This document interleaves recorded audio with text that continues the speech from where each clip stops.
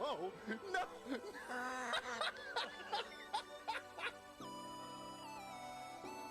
didn't do nothing. I didn't do nothing, he grabbed me. Oh my gosh, what the heck? I really wanted Wiz to kill you. I really wanted Wiz to kill you. You landed right in front of him again. What the heck, man? What the heck? Oh, what the heck?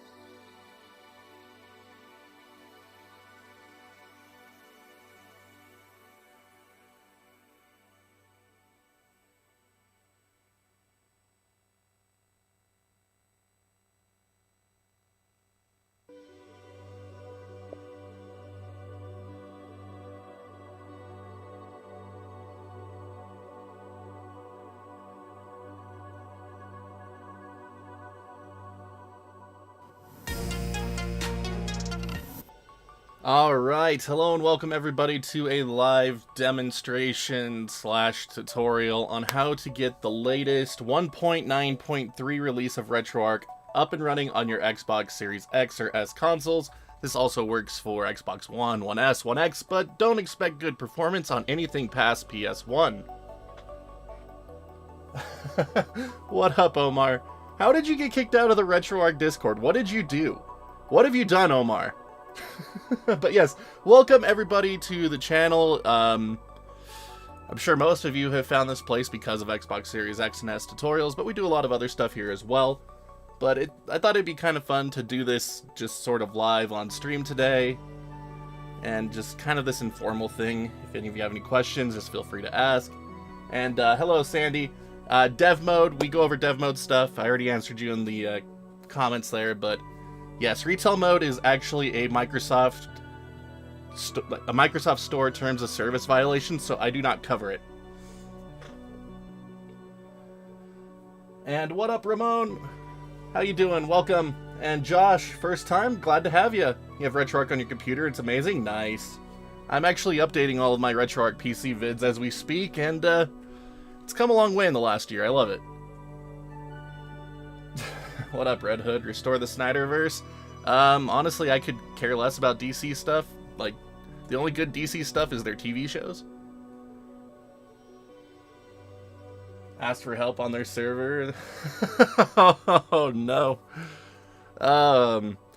Yeah, I never joined the RetroArch Discord. I can't even keep up with my own Discord server, so I don't join other Discord servers. Like, I just can't. I can't keep up with it. It takes too long.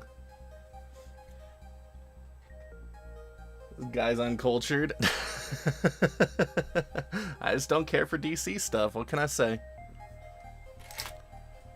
Just means I have a difference of opinion from you, sir. Anyway. So as you can see, I'm just in my retail mode right now. You do need to get dev mode set up, so if you need to get your dev mode license and all that hooked up, check out my original RetroArch vid for that. Because I'm not going over that. I can't reactivate my own license.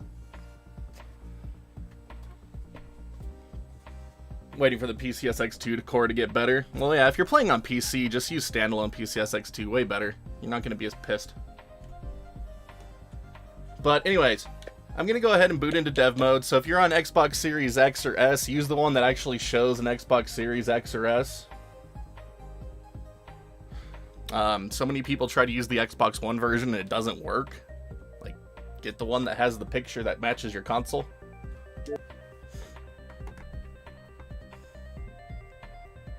Oak City! Welcome, buddy. You're on a Series S now? Dude, that's so sick.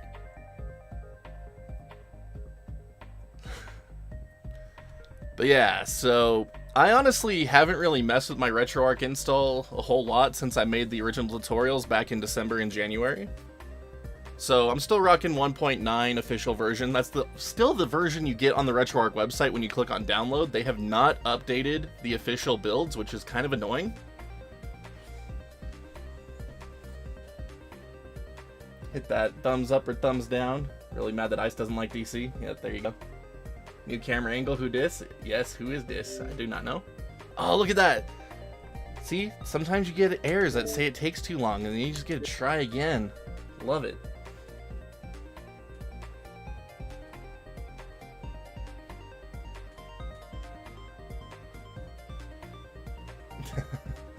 New camera angle. I thought you were here on Wednesday for the streamiversary, Wiz. Yeah, this is the new studio layout where I can actually move my arms from side to side without hitting things, and it's amazing.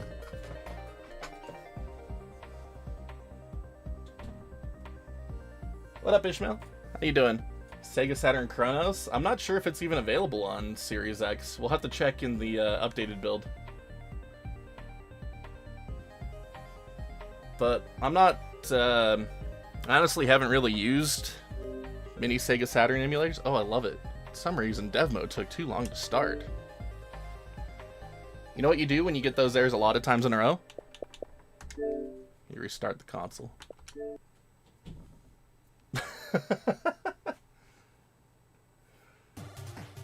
But yeah, we'll see if that is even a core option when we get to the actual install part. We need to get it to boot first. Love it. See, this is the stuff you don't see in the tutorial vids, all the restarts and all that good stuff.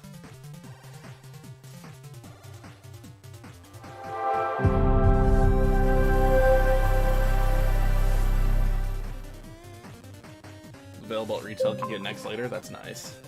Alright, anyway. Activate! Oh, I need to turn my controller back on. Derp. Have I tried hitting it? Not yet. We'll get there soon. Do you need to log out? Shouldn't.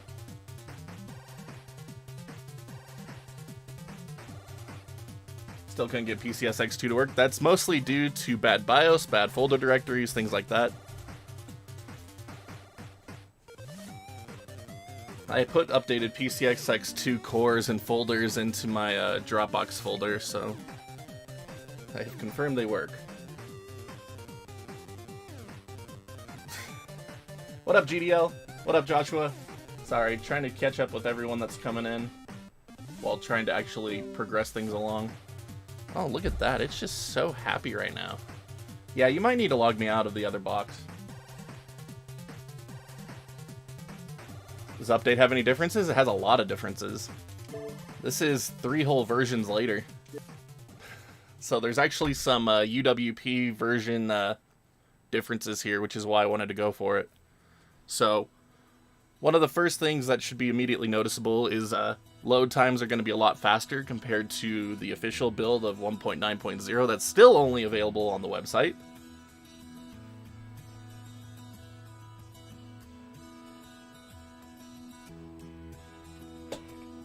I'm probably going to butcher this, but what's up? Is it Mosh? Really like the Retroarch on your Series X. Glad to hear it. Glad they could help. Is Xenia going to work on this? No. Xenia isn't a UWP app. It's not on Retroarch, it's not a UWP app, so no. Man. Here I am trying to get y'all to, like, show you the new install thing, and we're getting some angriness here. So good. So good. Alright, we're gonna uninstall it real quick. It's so good. All the troubleshooting that I get to go delete from the video timeline. No, I don't want to install it there. What am I doing? Oh, well, doesn't matter.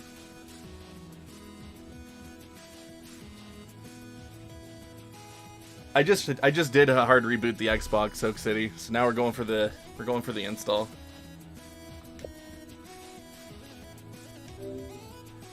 Install on internal storage.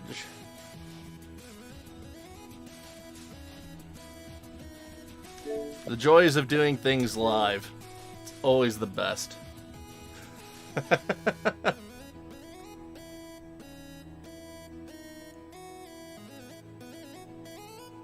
Forgot to change to the big scene, but that's alright. Do that. Turn the music back on though. Let's keep the tunes rolling.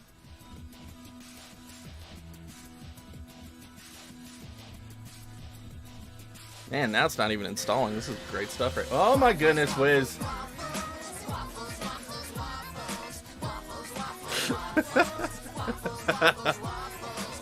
Bambi's mom deserved it.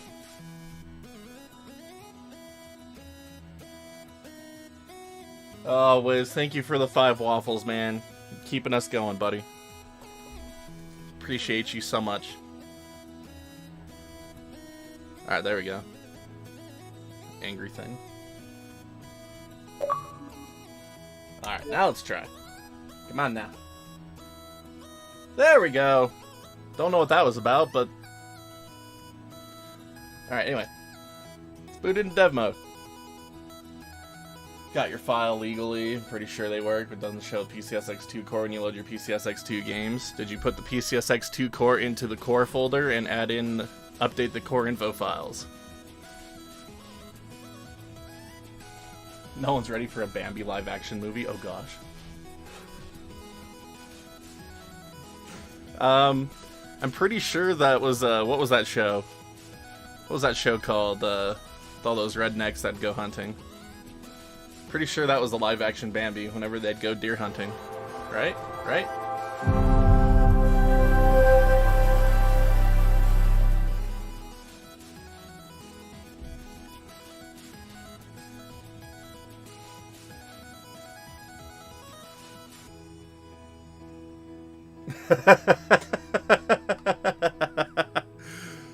Good. Good, Wiz, good. It's good that you let everyone know it while you were watching a freaking awesome movie. So the switch into dev mode takes a few minutes, so be patient with it. Ready for the Batman v Bambi movie? There we go, that's the crossover we never knew we wanted. What up, Zero Shot? It's not available on the Retroarch website. They're still only offering 1.9.0 for some reason, which is 3 builds old now. And they have all these UWP-specific fixes, but they're still not offering it officially. So, you have to compile it yourself, or our buddy Dominator01 has been compiling Retroarch builds for us. And he has compiled the latest 1.9.3 already, because he's a friggin' champ. So, you can get it from that Google link there.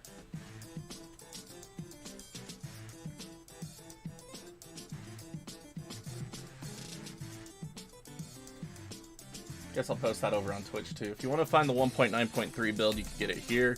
And this will have a bunch of updated cores and stuff, so... this one will have PCSX2 already in it as well, Red Hood.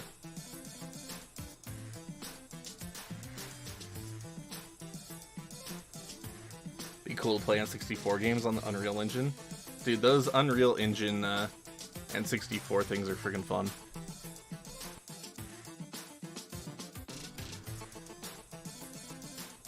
And what up, is it Cleo Pones? Say this works on 1X? Yes, it does work on 1X, but you can only get up to, like, PS1, and after that you get massive performance hits, because Xbox One consoles have garbage CPUs. Garbage Jaguar CPU, back when AMD made garbage. What up, DJ Stank Daddy? I love that name.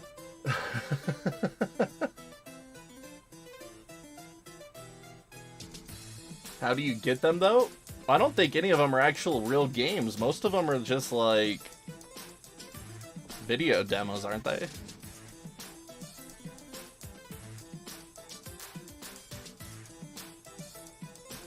Tell us how you really feel about the One X. I actually really enjoyed the Xbox One X as a console, but it was a pathetic piece of trash when it came to hardware horsepower, just like the PS4 was. They were both really crappy AMD CPUs.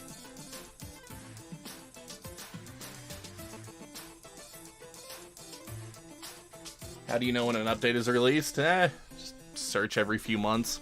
RetroArch puts out status updates on Twitter and stuff when they release new builds, so... I mean, that's one way to look for it, and then you can try to find a compiled version.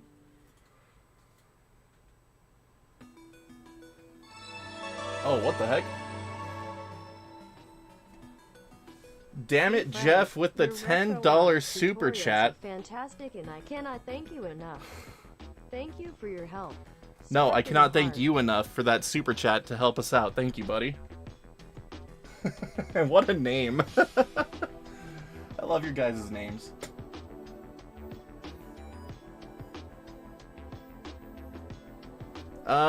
You should be okay now that I'm in dev mode. Sorry, we've been playing the Mass Effect Legendary Edition, and we made an Xbox in here, my home Xbox, so the Xbox that Modwife's trying to play on right now isn't the home Xbox, so she needs to be logged in as me to access the games.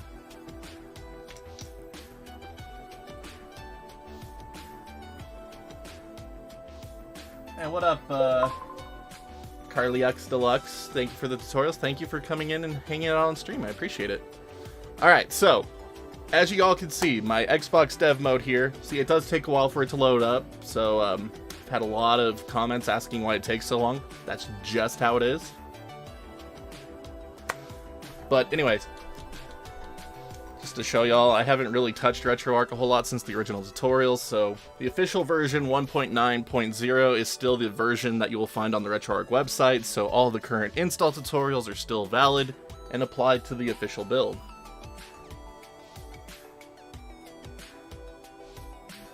So, there we go. A lot of my playlists won't actually work because I don't have a USB drive anymore, but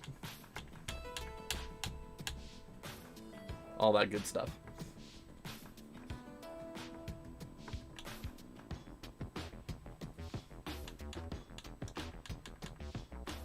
But anyway, we're going to go ahead and quit out of that. We don't need that anymore. But like I said, we're going to do a completely fresh install here. So I'm actually going to do all of this install guide. I'm going to do everything on the internal SSD. I have about 500 gigs free.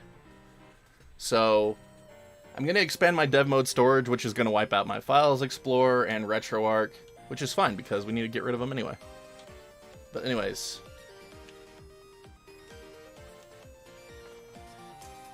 Sorry, I feel like I have something stuck in my throat.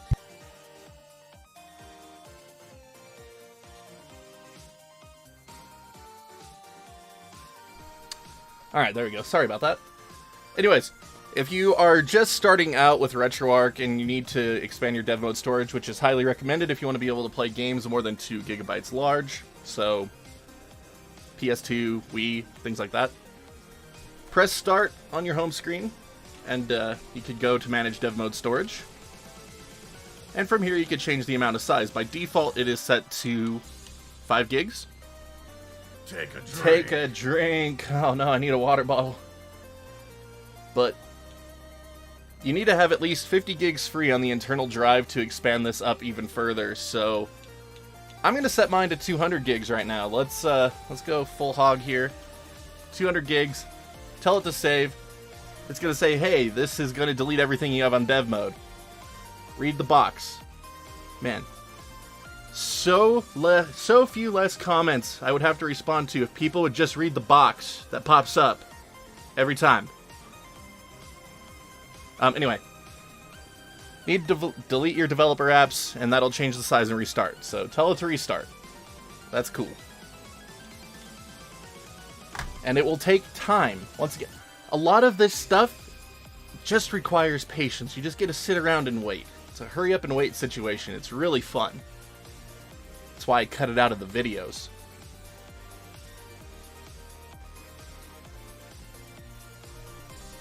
Oh man, it's not scrolling my chat. Great. What up, Jimmy Crane? It has been a while. Yeah, we've been great. Thanks for asking. Plug a PS3 or Wii U in the back, stream it to my PC and capture the window. Oh, nice. Yes, that's great. You have, yes. Love that. That was such a great way of doing things, too, Oak City. What up, Chris Plays? Thanks for the videos. I'm glad they could help you out, Chris. Install process, new version. All my settings uninstalled. Yes, you're going to lose everything. You have to uninstall everything to update, so back everything up with My Files Explorer or through your network if you have games on the internal that you want to back up. You're going to have to back everything up. I don't care that I lost everything just because I'm starting over, so I just deleted it all.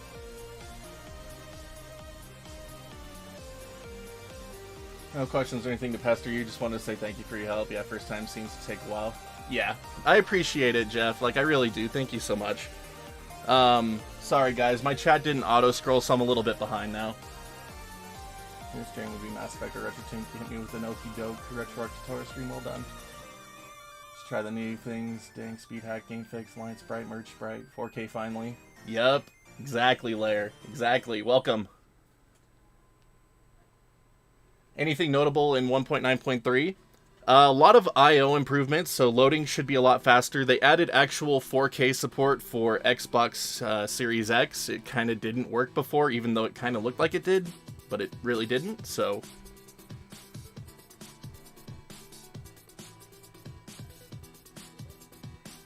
Read up what I wrote. Haven't used RetroArch in a while. Grabbing a water bottle should be part of my stream checklist. It should be. I'm not that smart yet. Painting better. Is this update worth getting? I think so. Just from reading all the update notes from the last 3 versions, it's going to be a lot better for Xbox. When does this new version come out? About 5 hours ago, actually.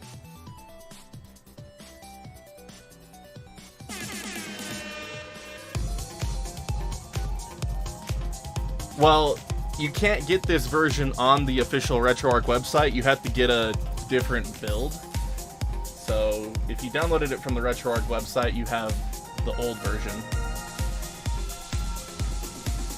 There's a link to the new version that I'm going to be showing you how to install right now.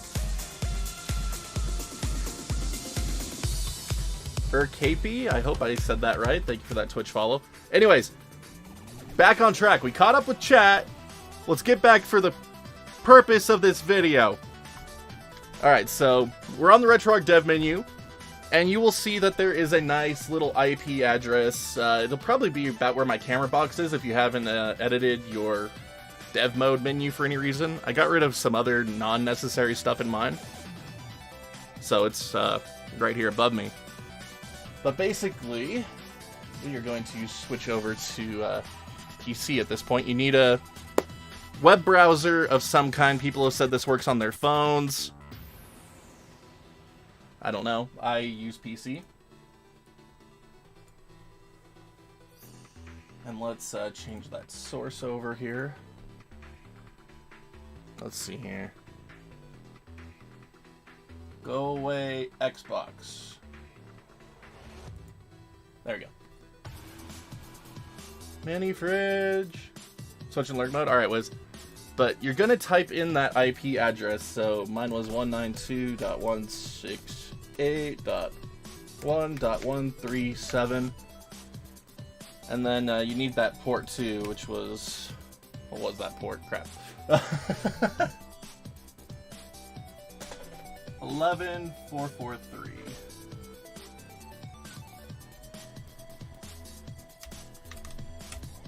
Alright, there we go.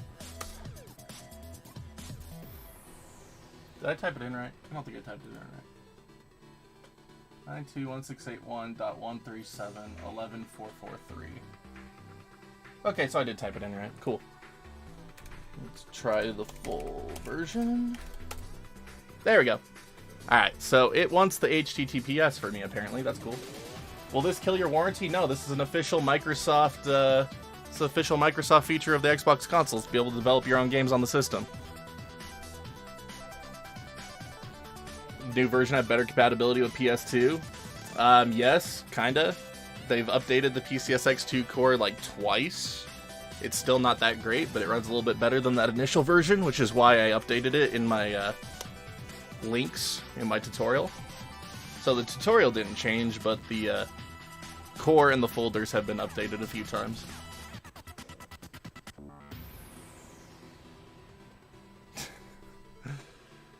Good night. Hi, good night from Spain. Well, I appreciate it. You have yourself a wonderful night. But anyways, you'll get a thing saying your connection isn't private. You hit advanced, tell it to continue anyway. And then I set up a username and password on mine so that way people couldn't log into my Xbox.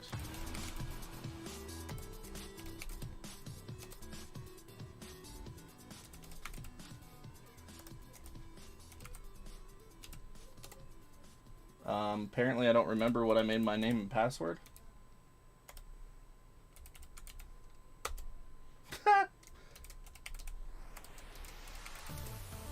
Oh, that's fantastic.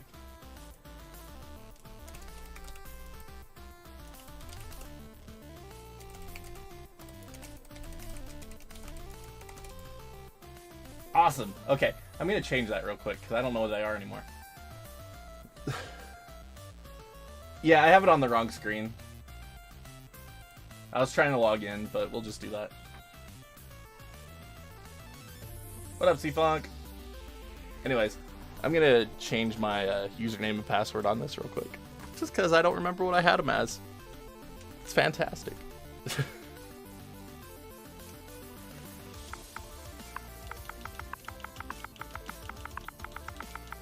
Told you, it's been a while since I've actually logged into this.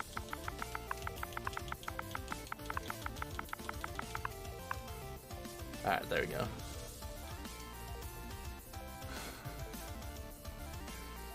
Freaking love it. Alright, there we go.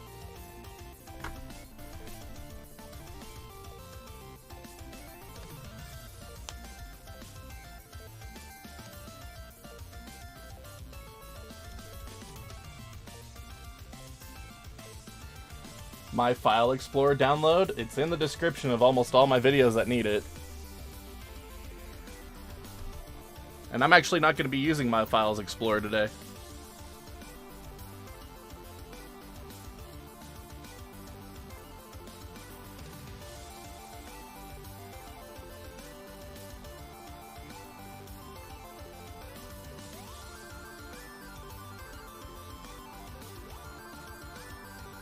Nightly build. What up, Spartan Kong? New build? Yup, new build today. So we're showing it off. Momentarily, that is. There we go. Hey, how about that?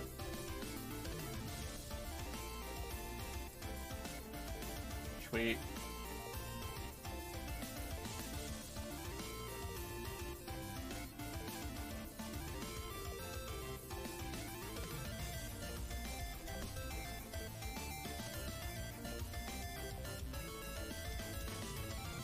Anyways. There we go. So, get signed into your Xbox device portal, and then installing Retroarch is just like it is every other time if you've done it before, if you haven't done it before. But you go to add, you need to first download the 1.93 build from Dominator01. I'll post the link for that again real quick. Here we go.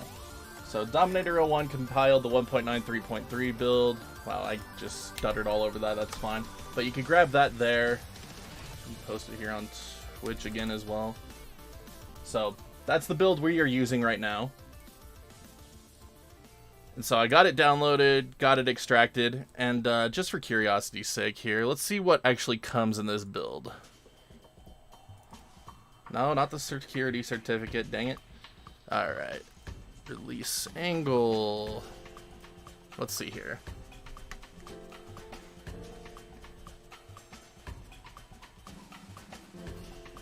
Alright, so in this new build, we are going to have access to, still got 3DO, Atari 800. BSNES HD Beta has been added since my tutorial videos, so if you want widescreen SNES games, that's going to be an option. We have updated Dolphin, I hope. They've added DOSBox Pure, so we don't have to manually add that anymore. Final Burn Neo. I wonder if that's going to be the 1.0.02 thing. Genesis plus GX widescreen version is now here.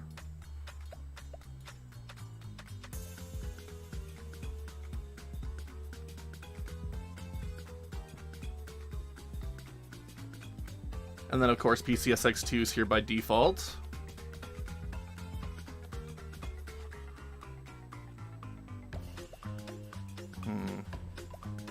The actual official Stella instead of just Stella 2014 is here. Cool.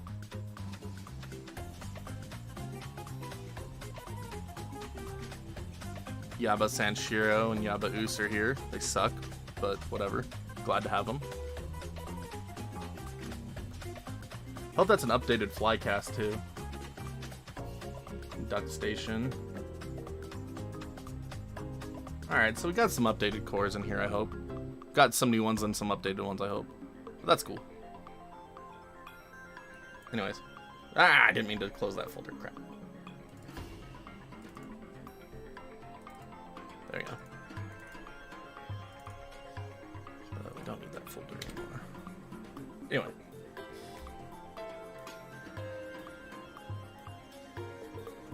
Ghost, you can't put Citra on Xbox. Citra has self-modifying code, which is not available on Xbox dev mode, so Citra is currently physically impossible to do.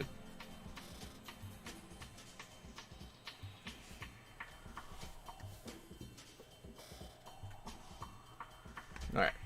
But anyways, to add, to install a new build of RetroArch, add. Choose a file or drag it here. I'm just going to do the drag option. So, drag it. Next, dependencies. There's a nice dependencies folder. Drag that in. Start.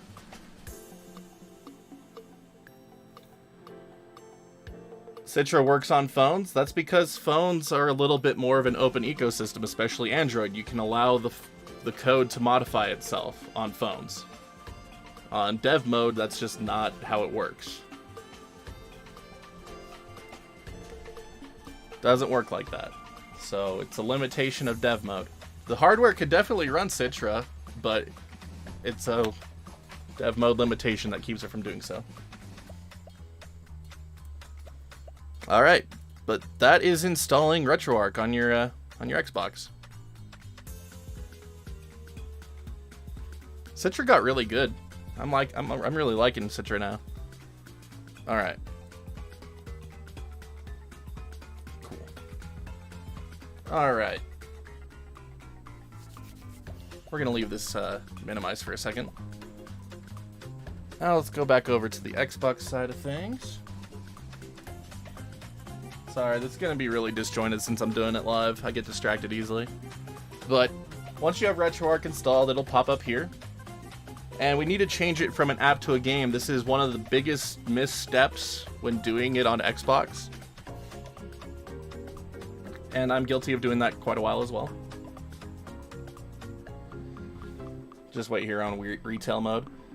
Yeah, I can't stand retail mode. And you need to change RetroArch from an app to a game. And then there's mixed reports on if you need to restart it or not. I don't believe you do, but I'd like to restart it anyway after doing that.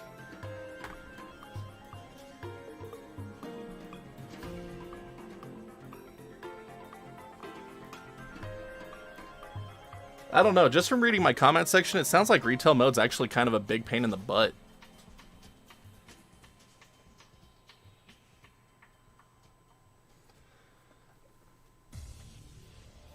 My Files Explorer is My Files Explorer. It hasn't changed.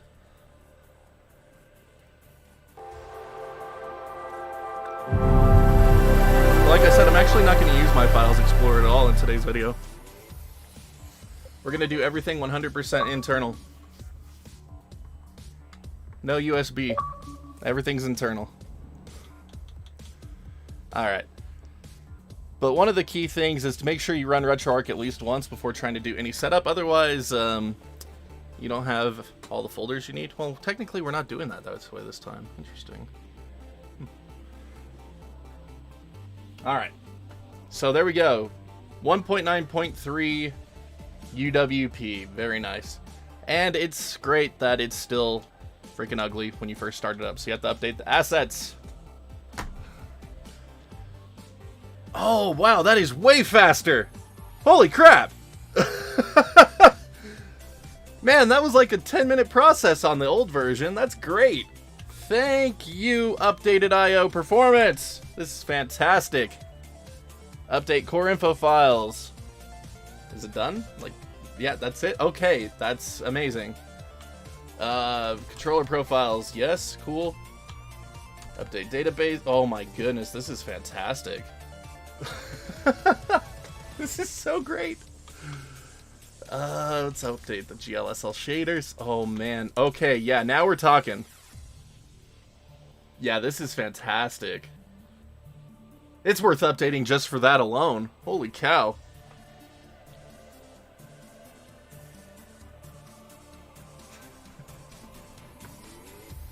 It's already fast on 1.9.2. Well, I haven't used it since the official build, so like I said. Anyways, that's awesome. Let's see here. It's already set to OpenGL by default now. Fantastic. Ozone. Yeah, that's great.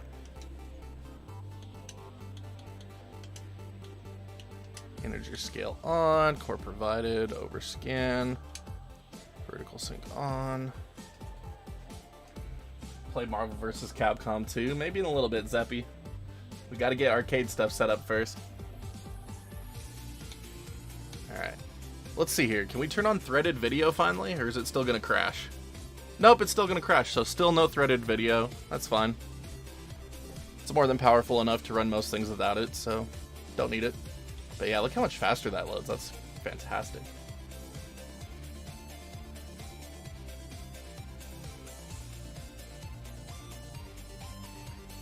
Oh yeah, this is a massive improvement over 1.9.0. This is fantastic. Still no threaded rendering though. Leave bilinear filtering off.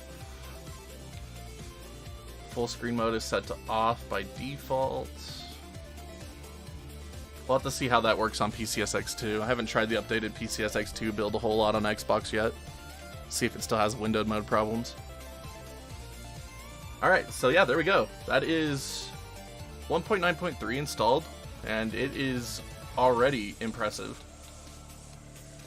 Let's get some games on here. Let's get everything set up.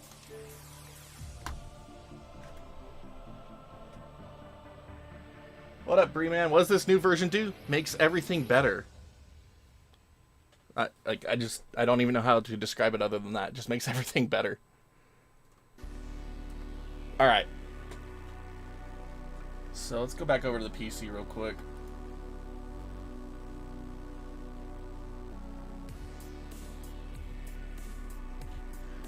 Yes, I'm on Ethernet. If you are using wireless, make sure that when you go into dev mode, you have your wireless network hooked up. Otherwise, you can't go to the Xbox device portal. That's just a thing.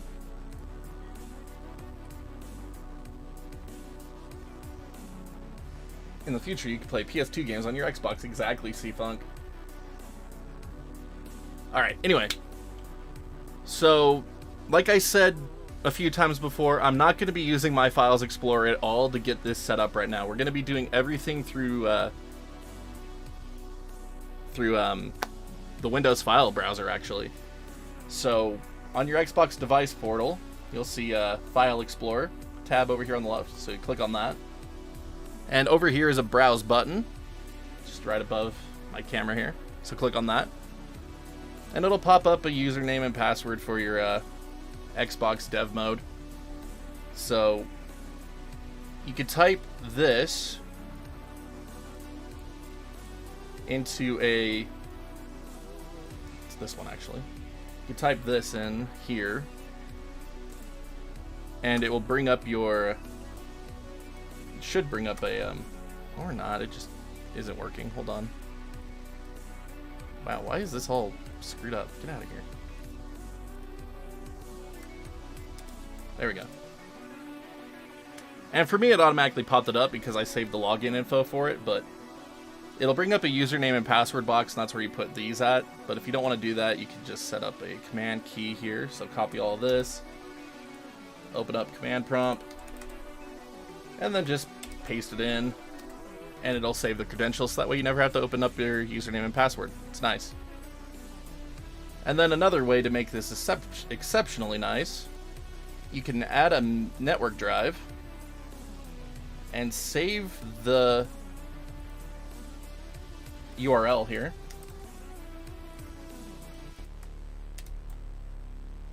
And then just set it as a drive letter. I've already done this, but then you click on finish. And so that way when you go into my PC, you have this wonderful development files thing here.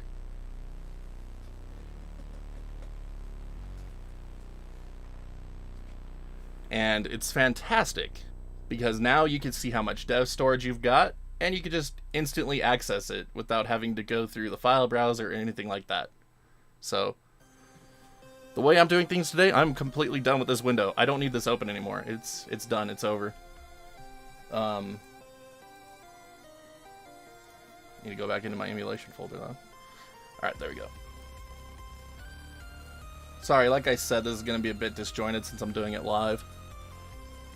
Alright, so Windows apps. And here we go. There is our Retroarch folder right here. 1.9.3 x64. Bam. So I'm going to make a new system folder in here. We're going to be doing things a little bit differently today. So I'm going to make a new system folder right there. And I'm actually going to make a new saves folder too. There we go. Now I'm going to open this up, and this is where I'm going to put all of my BIOS files. So I have tutorials on the channel on how to get a Sega CD BIOS, 3DS BIOS, Game Boy BIOS, Saturn BIOS, PS1 BIOS, and then the PSP folder, PCSX2 folder. I have a Dropbox link for the PCSX2, but for PSP, you just download the latest version of PPSSPP, take out the asset folder, rename it PPSSPP, and then same thing with Dolphin Emu. You take the system folder from the latest version, rename it Dolphin Emu, and then I have a Dreamcast tutorial as well on how to download that. I mean, not download it, dump it. That's the word I was looking for. but I'm just going to take all my BIOS files and put them in this new system folder. Network transfer speeds, go! Welcome, Dr. Ayuna. Amazing. Hello from Argentina. Welcome. Zero Shot, just back up your saves and your BIOS folder. Don't keep any of the settings and stuff because they're just gonna not, if you're on 1.9.0, like, it's gonna default you back to the XMB as some other old settings, so it's just be better just to start from scratch. So back up your saves. What up, Ghostface? Welcome.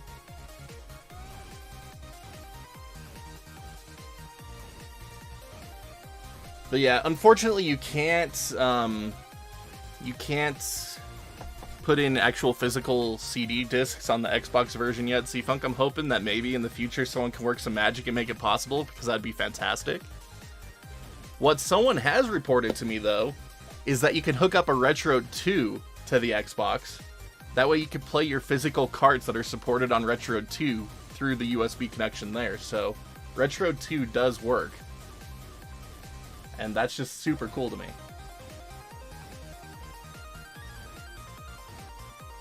Can I have two versions at the same time? Don't want erasing and everything. No, unfortunately not. They're named the same thing, like it's recognized as the same program, so it overwrites it. So you are gonna want to back things up.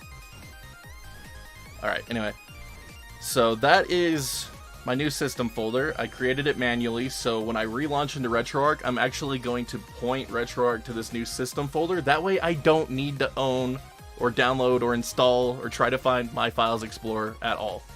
I just, no, not dealing with it. Okay, and now we need to move our games over, so I'm actually going to put that here. I'm going to make a new folder. Retroarch games. And this is where I'm just going to dump all of my ROM files. This is going to take forever. It's going to be so great. Yeah, look at that. Let's just, should we go full hog? Go for all of them? All 155 gigs? That would take like an hour. Alright, screw it. Let's just, let's grab some arcade. Grab GameCube. Grab PS2. Alright, let's start with those. Arcade, GameCube, and PS2. It's gonna take forever. 11 minutes, okay. Okay, that's not so bad. It's not so bad. Gonna get an Xbox Series S soon. Nice, Steven. Welcome to the stream, by the way. We're in Utah.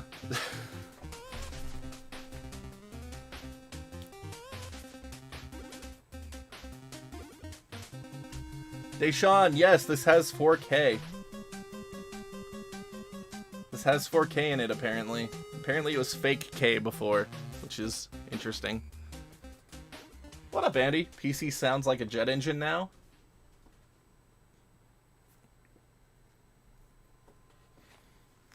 Not my PC. My graphics card's going a little loud, actually. Dang summertime. Oh.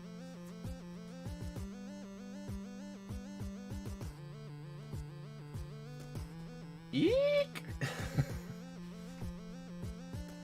We're in detail mode? No, we're in dev mode, Darth. Retail mode is technically a Microsoft Store term of service violation, so I don't touch it or cover it because why put your account at risk?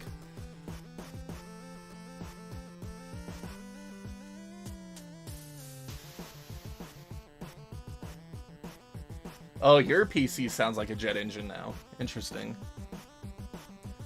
It's funny, I was gonna overclock this PC, but I never got around to it. Wonder what kind of performance I could get out of it. I don't know. It's on air, so...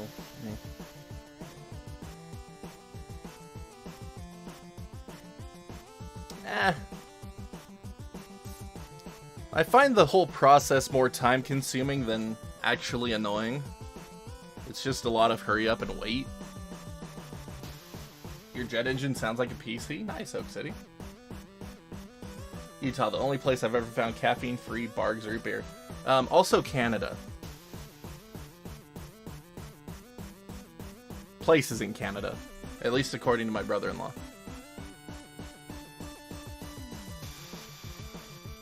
Alright, so...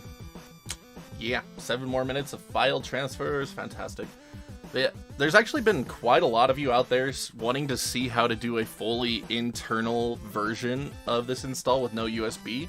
So that's basically what this video is going to serve. This is completely internal, no My Files Explorer, no USB drives, just straight up everything done on the computer.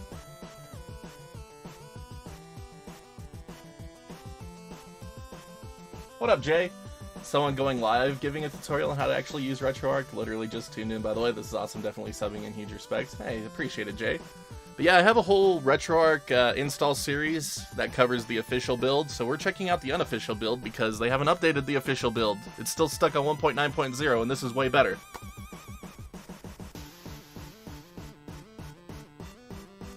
We should make a squirt that caffeinates things. Oh gosh. What's coming up next? Well, we're gonna look at some arcade games, GameCube games, and then PS2 games real quick. We're just gonna slowly add everything that you see here into the build and see how it runs. Thanks for that USB and Arcades Games channel. But yeah, I'm sorry this is going to be kind of boring while we wait for file transfers and stuff. I apologize for that. That is just the name of the game. That's just what we're dealing with. I got a 4K capture card? Yeah, I got a 4K capture card. Oh yeah. I splurged for that tail end of 2019, early 2020. I can't really remember which. Just throw out Minesweeper in the meantime. There we go. Andy's the man with the plan.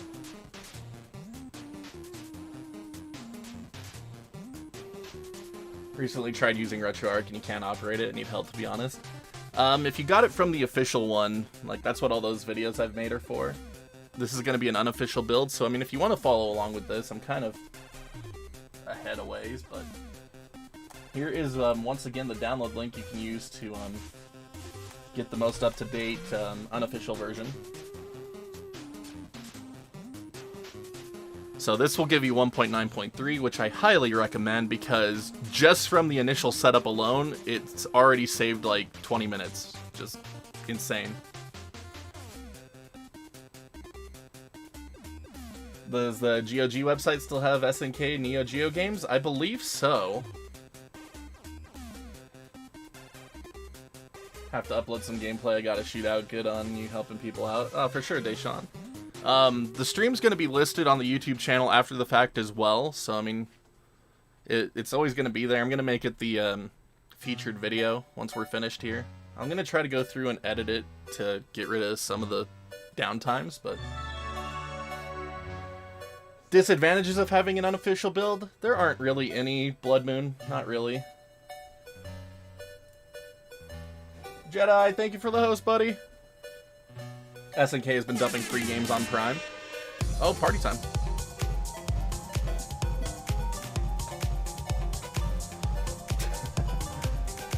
So the problem with the free Prime game versions, Andy, is that they're actually they're not. They made them native PC ports, if that makes sense. The old versions of the SNK games that you can install from like GOG, they're actually, let's see here, I think I installed them in program files. Let's see here, yeah. So the Neo Geo 25th anniversary games that you could get back in the day, they're actually just emulation front ends, and they have the actual MAME arcade games inside them, and the BIOS files as well. So if you can find these versions, you can get a crap ton of Neo Geo games legit with BIOS files, and it's just great.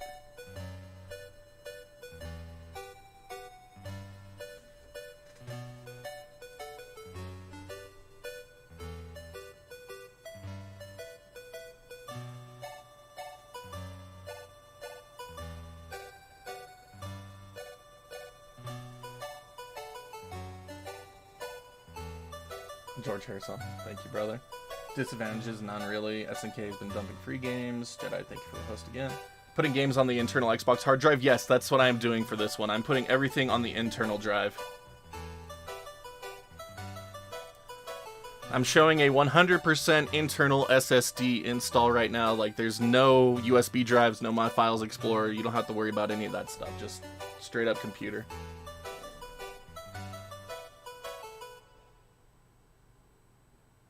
Do you think RetroArch runs GameCube better than Dolphin? No, Chuck. RetroArch actually is really crap for GameCube and Wii. I hate it. Get standalone Dolphin if you're on PC. Just save yourself the headache. Like, RetroArch is so crap for it.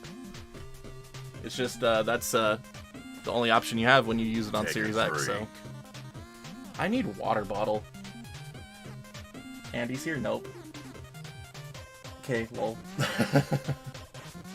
You done taking pictures of Garrus? Nope. Barely even started. In the pink armor? Yes. You got Doom 64 for Switch? Nice. Got it on your PC now? Cool. Yeah, Chuck. Honestly, if you're emulating things on a PC, the standalone versions of emulators are going to be way better so much more of the time. Supplies RetroArch threw up that 3DS build. I haven't had luck with that. 3DS emulation's weird. It's finally getting a lot more streamlined. You don't need as many system files dumped to get it to work as you needed before. And I'm hoping that the 3DS core in RetroArch gets updated soon. Bought it for N64 the same day? Nice. Ooh, water bottle delivered, courtesy of Modwife. Thank you, Modwife. Alright, take a drink. We had that like 3 times now, so...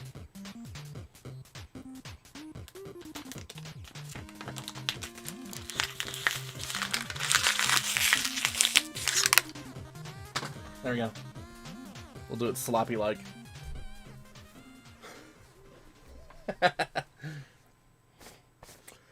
Very sloppy-like.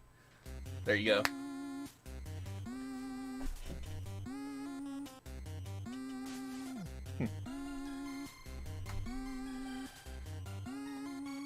Don't make him chug them back to back like before. He'll stop streaming for months like last time. Take a drink.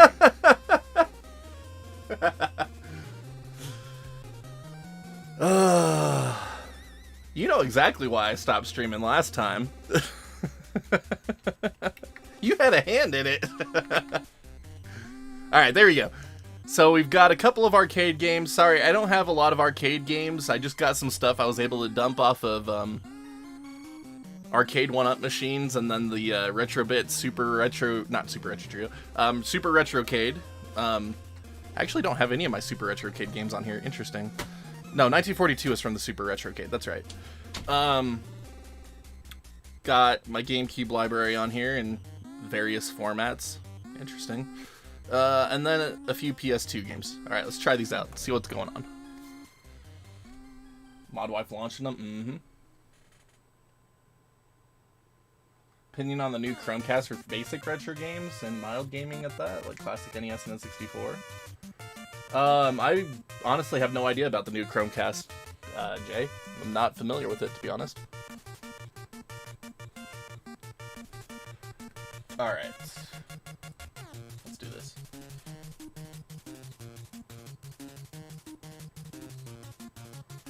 Heard the devs behind PS Vita emulation completely abandoned it. I hope PS Vita emulation development doesn't stay quiet forever. It won't, Blood Moon. There are too many people that love that platform for it to ever die. I mean, we're getting new updates for PS2 stuff still, so nah, Vita won't die.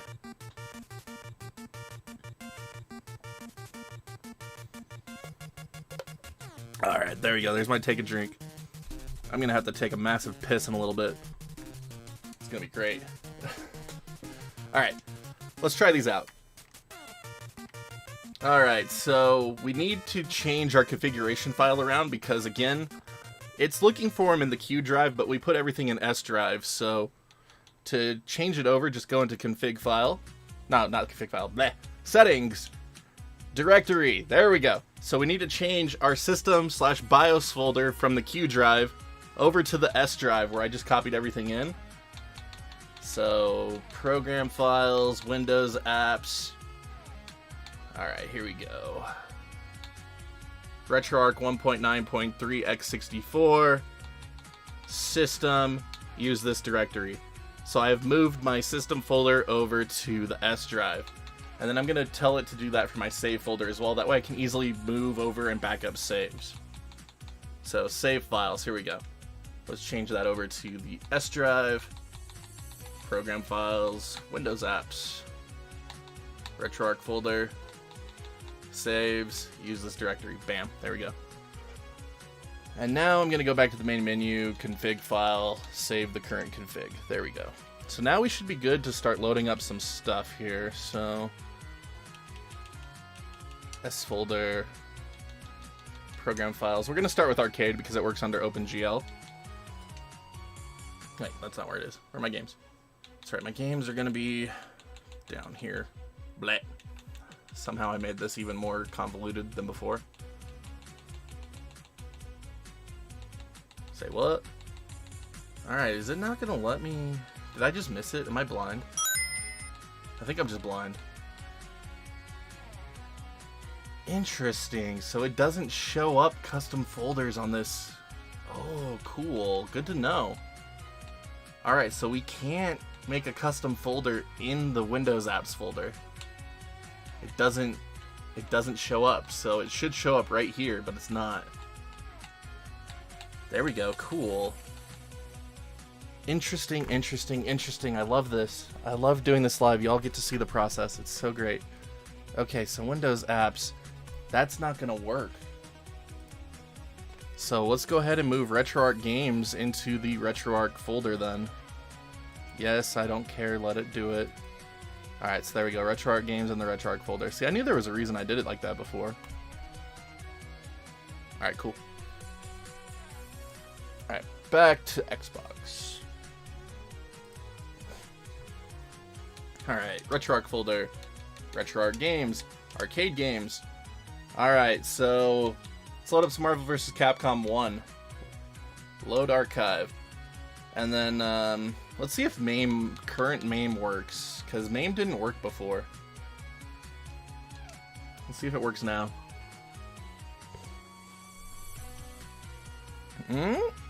Maybe?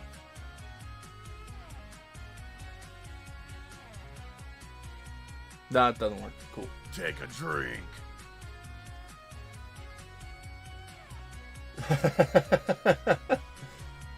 It's exactly how it should be, Modwife.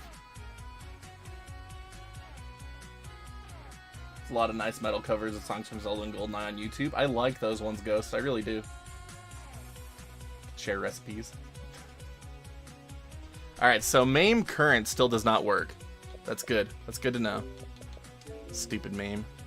It's... MAME on Xbox is really picky to begin with. Like, it's...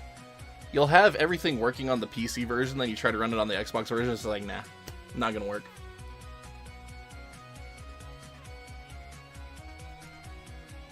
Alright, so that's fine. Screw you, MAME. I hate MAME. I actually rather despise arcade emulation in general. Just because it's too convoluted to get set up for a lot of people, and I just don't like it. But hey, what are you gonna do? Alright, Marvel vs. Capcom. Alright, so let's go back to MAME 2016. Nope. Okay, that's fine. What? MAME not working on the first try? I'm shocked, I know, right? Alright. Third time's the charm. Program files, Windows apps. Why don't I make a freaking playlist? Oh yeah, because I want to know which core works first. Durr.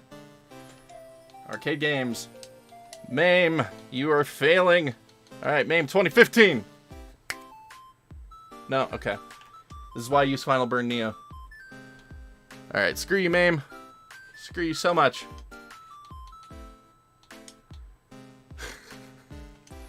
Bad data files. Oh my gosh.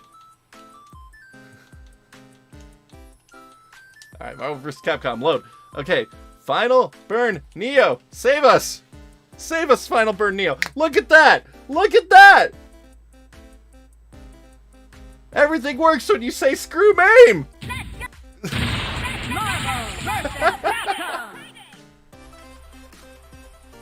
Oh, man. We had a main machine arcade in the office to require like 2 or 3 reboots to actually run. Oldest emulation because all the told me about 50 years, 5 hours later. Yeah, almost 50 years. But yeah, I hate MAME.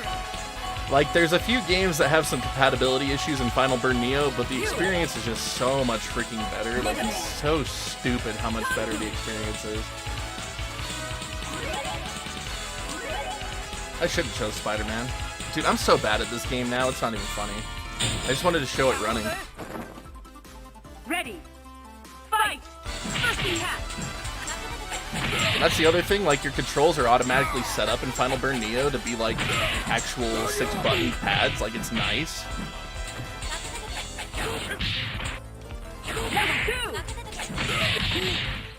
How do I do things? I don't remember how to do things!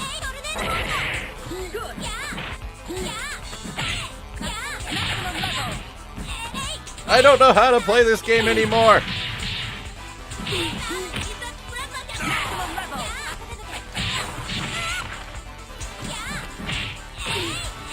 Alright, so that's Buster Shot, cool. Eat some Buster! Yeah, we're just trying out some arcade emulation real quick. It gave us a little bit of grief with MAME because MAME is garbage. It's funny, I'm all about emulation accuracy, which is what MAME is really going for. Like, Final Burn Neo is more of a usability system instead of accuracy, but it's like, my goodness, when your accuracy is that detrimental to the actual experience at hand, like, oh my goodness, I'll take the usability sometimes. It's like, I go so far out of my way to get accurate N64 emulation and all these other systems, it's like, MAME, nah, screw it. Just make it work. Alright, so Final Burn Neo is still working great. CPS1 games look great. I freaking love this system. Fight!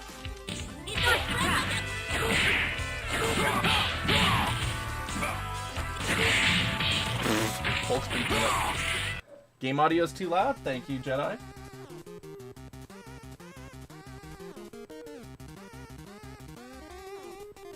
There we go. Oh, look at that. It actually pauses the emulation when you go into the Xbox guide. That's cool. That's new. Didn't do that before. Oh, it's because I didn't set those system options. Herpaderp. Alright, that's going to be a problem with multi-disc games. We'll have to fix that later.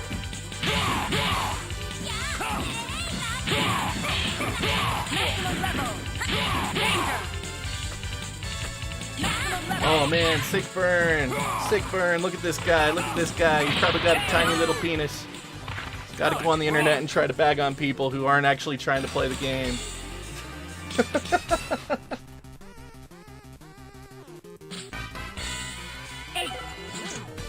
7, 6, 5, 4, 3, 2, 1, 0.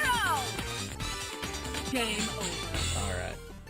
Cool. Well, for sure got MAME work or arcade games working. Nice. There we go. Alright. Wrong button. Oh, we didn't set up a Retroarch, oops, wrong button. We didn't set up a Retroarch hotkey button. Derp. Forgetting all the basic stuff that you need to do on Xbox. It's so fun. I haven't used it on Xbox in a while. I forgot all this basic stuff we need to do. Settings, inputs, hotkeys, menu toggle controller combo. Let's do hold down start for 2 seconds. That's actually, I like that a lot since doing the PS2 version. There we go.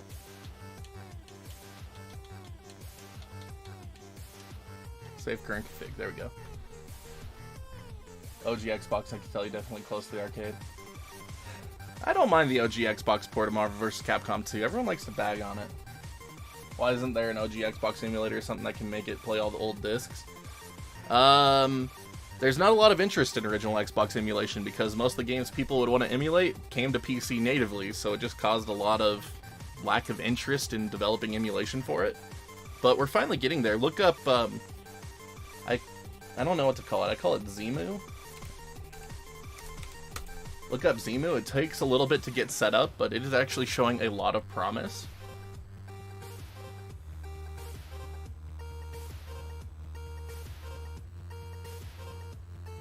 Promise of the Polymega. Yeah, I want Polymega to come out. But we want Blinks. I know, we do want Blinks. It's true. Good thing. Blinks is back compat, isn't it?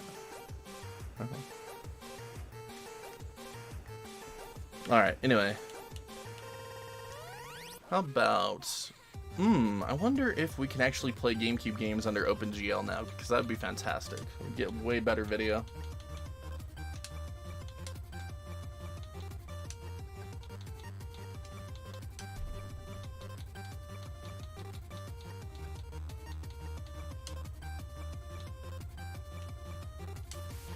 Let's see.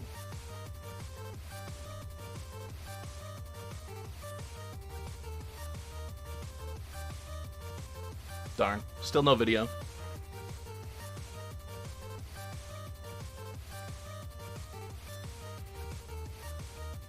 So, no video output under OpenGL for GameCube. Alright, cool. So we still have to switch, we still have to make a Direct3D 11 config file to get GameCube games to run. So settings, drivers, video, change this to Direct3D 11. Everything else stays the same. Then we'll save it as its own new config file, save new config, there we go. And then I'm going to change this back over to OpenGL for the default config. There we go. And then you tell it to load a new config, and you load up the new one right here. And it switched over to Direct3D 11. And as you can see, Direct3D 11 breaks everything because it's lame. So good. Love it. But now, we can at least load up GameCube games. Let's see here. Daniela, thank you for the YouTube sub. Nikki, thank you for the YouTube sub. Appreciate you both. Alright. It looks like it brought over the new bug where it doesn't show the side menu right, though, when you switch video drivers. That's unfortunate. Alright, anyway. Let's do this again.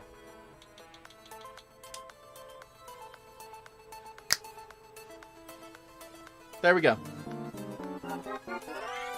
Oh my goodness, McClaws with the 12-month resub over on Twitch. Thank you, buddy. Appreciate it. Thank you for keeping us going. Alright, so there we go. GameCube. We'll need a... Well, what the... Oh. Derp. I held start. Oh, jeez. What button is what? GameCube. We're on Nintendo. I forgot.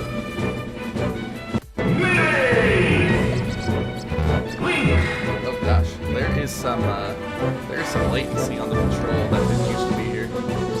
Interesting. Captain Falcon Beach, Ice Climber. That is funny.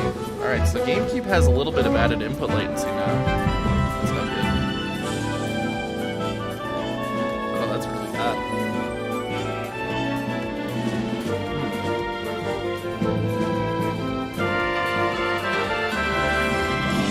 Well, I have it at -18. What the crap? What the heck is up with the audio?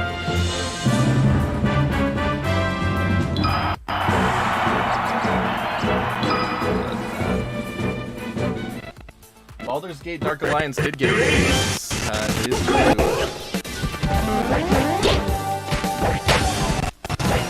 Alright, so shader stutter. Alright, anyway. Let's look at some core options. Alright, native, scale, right stick. I'm curious if they have updated it so Uber shaders work. Shader compilation mode, here we go. Let's do async Uber shaders. Let's go ahead and close the content, and then we'll reload it. No, it's gonna crash. It's gonna outright crash, it's fine. Crazy Stutter. Yeah, Andy, using Dolphin in RetroArch is like using Dolphin from 5 years ago. It's really bad. Like, Uber shaders and all these other things really made Dolphin shine in recent years, but the RetroArch build just can't do it. It's annoying.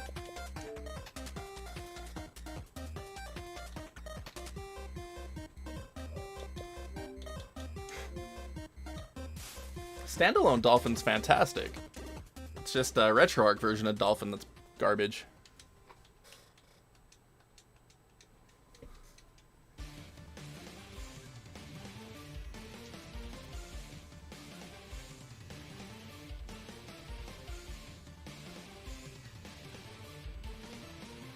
You've only ever used it through RetroArch? Yeah, don't do that. It's just gonna give you a bad time. Like, super bad time. It's ridiculous how bad it is in RetroArch.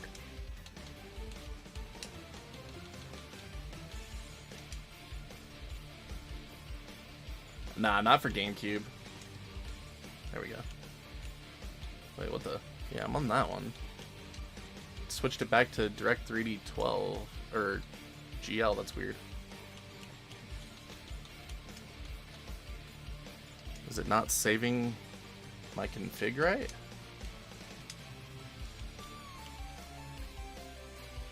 Okay, that's weird. See, I hate when it doesn't let you auto-switch the config files around. It messes things up. Alright, so now let's load it up. Come on, give me my Direct3D 11. There we go. Good boy.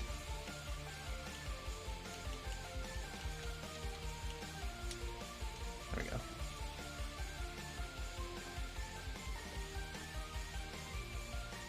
Nah, no one would be bold enough to do that. There's too much money. It'd take too much money.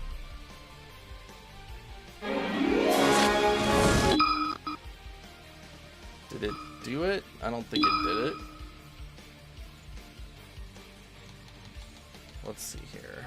Did it save my async? It did. Okay, cool. So it did save my async Uber shaders. Doesn't seem like it's working though, just like before. Do we have precompile shaders? There we go. Wait for shaders before starting. Close the contents. And that's the other thing about RetroArch on Xbox. It's just so buggy. And it doesn't look like that's changed it in the least. Great. Yeah, this is RetroArch GameCube on Xbox. Xbox X3 times 3. Nah, Sony doesn't give a crap about back compat though, Oak City. I just saw your earlier comment. Now, Sony hates back compat. Their new CEO hates old games. And has gone on record many times saying old games are dumb. Which is why they botched the PS Classic. I know it's a conspiracy theory, but it's one I will take to the grave on that. They intentionally screwed the pooch with the PS Classic. The hardware in it is good enough to run anything PS1 related, and then the software was intentionally botched.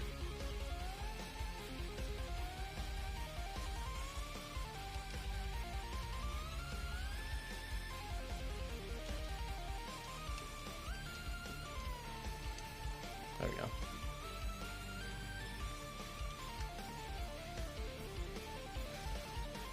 But yeah, as you can see, the stability of RetroArch doesn't seem to be that much improved for certain cores, which is fine. Good job. I already expected it.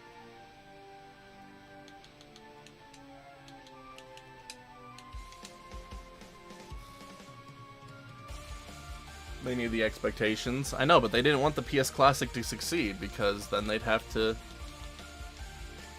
I don't know. I don't know why they didn't want it to succeed, then they'd have to acknowledge their history. It's like, if it wasn't for Astro's Playroom on PS5, like, I don't feel like we'd see anything acknowledging PS1, 2, or 3 going forward.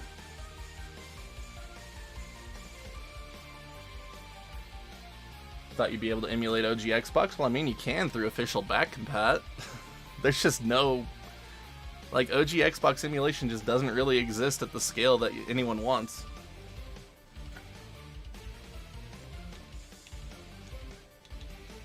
getting annoying that it's not saving my config file, though.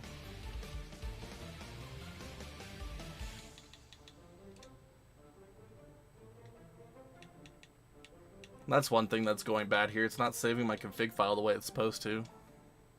Maybe because I need to actually just exit out of Retroarch instead of force closing it. Let's try that. See if it actually saves it this time.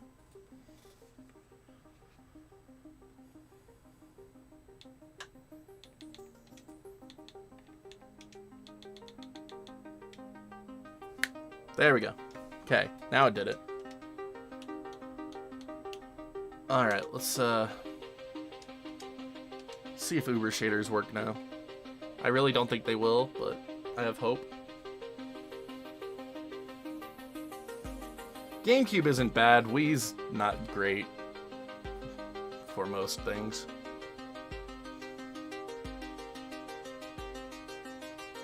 Microsoft half-acts. I'm just wanting them to add more games to the back compat list on Xbox. Now that the new Xbox is out, they should be focusing on that, but they're focusing on like FPS boost and things like that, which is fine. Alright, take it easy, Jedi. I appreciate you coming in saying hey. Thanks again for the host. Alright, so it's compiling the shaders right now, which is why we're sitting on a black screen. You just gotta be patient with it.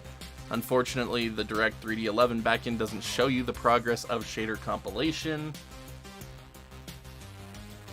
So you just kind of have to sit around and wait and hope it starts up. And honestly, it might not start up. I don't know. It's just how it be.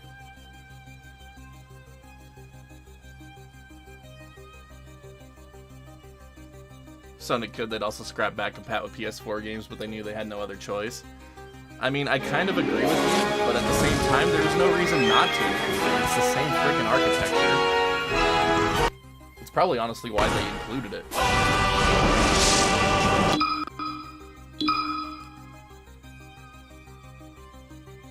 Whoa, okay. So, let's see if this works a little bit better. Link. Sauce. Hey, the input delay seems to be gone, that's good. Fox. Link. Mario. Yeah, there we go, that's cool. I don't know what changed, but the input delay's gone. So I'll take it.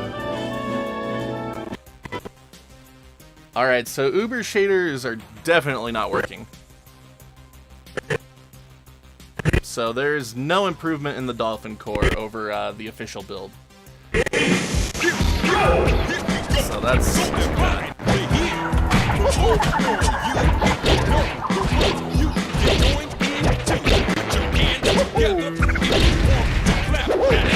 No difference in the official build.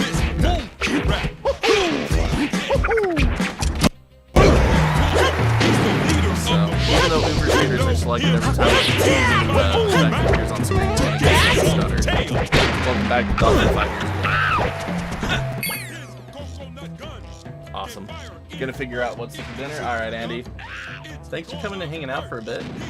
I'm sure we'll hop on some Apex later, yeah? Alright, anyway. How far can we push up res?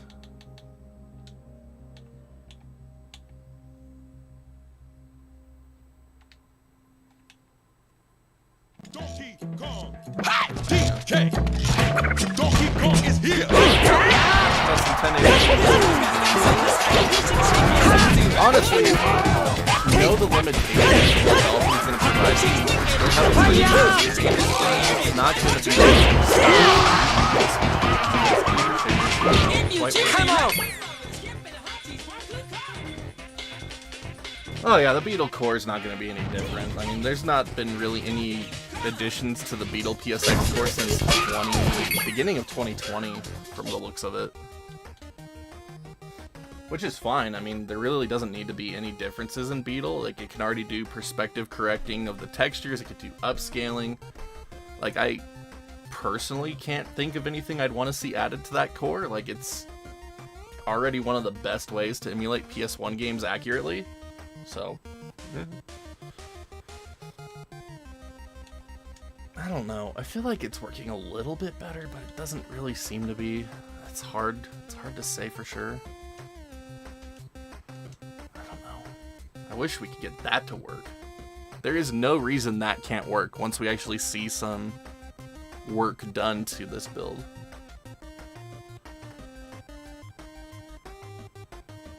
I don't know. They need Mortal Kombat Shaolin Monks and Burnout 3 official back compat. Interestingly enough, Ghost, you can still buy Burnout 3 on 360. So, I mean, they still have the licenses for that game, so there's no reason it can't be made back compat. It's still for sale.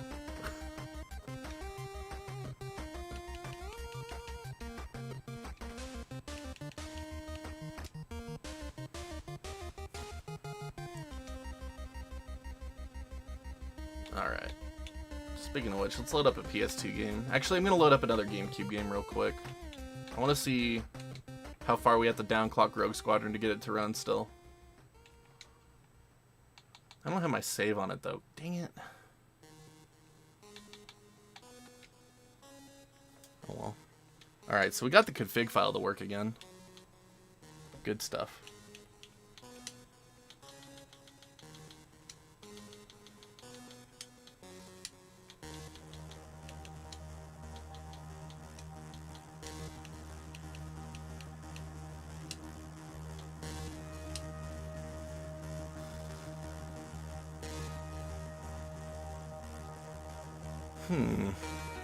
That was fast. Where is the shader compilation there?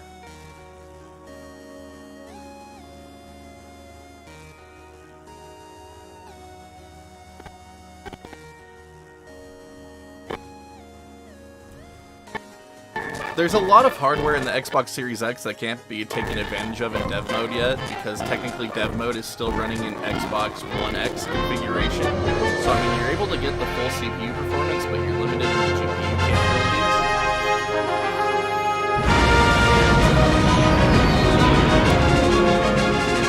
Interesting. That didn't there it is. Alright, Uber shaders might actually be working a little bit more than they did before. Ever so slightly. At least they don't make it worse like they did before, but they're definitely not good.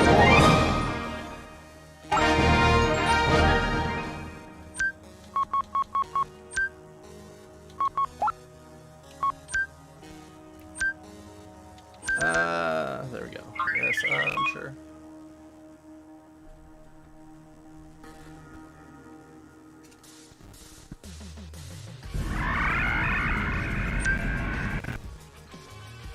I have my keyboard hooked up. Maybe we could fast forward the intro. Hopefully this is running it fast enough that we can fast forward. So that's one great thing about the Xbox. You can hook up your mouse and keyboard. Oh, good. We do have fast forward. Good. So, yeah. Spacebar is the hotkey that toggle fast forward mode in Retroarch. Take a drink.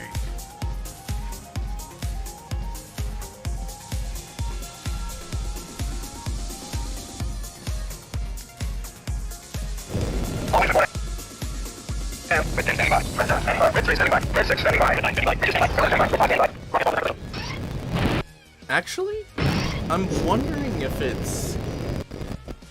I don't know, I need to explore this a little bit more. It's not quite shader stutter anymore. It looks more like I/O performance stutter still. Red leader, we've got you covered. I'm going after the tower's cover. Every time one of those lasers goes off, if it was normal shader compilation, it would start freezing.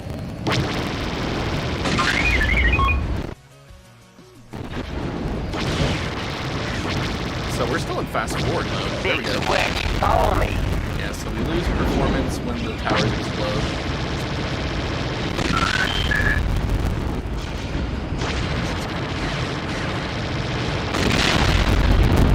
Yeah, okay.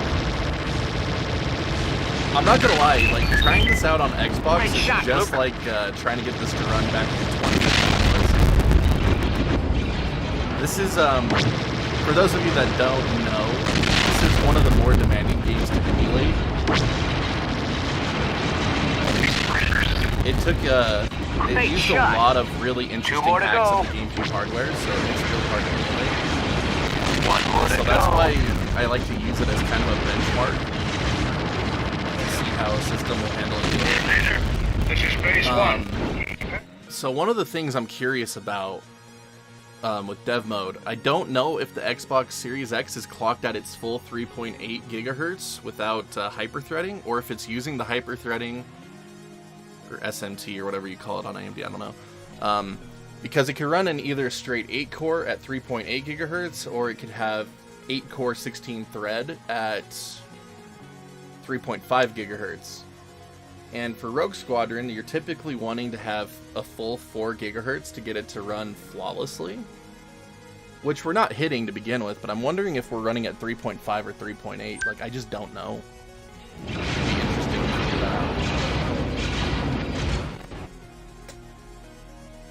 What up, Rodrigo? There will never be 3DS on Xbox unless they fundamentally change the way dev mode works.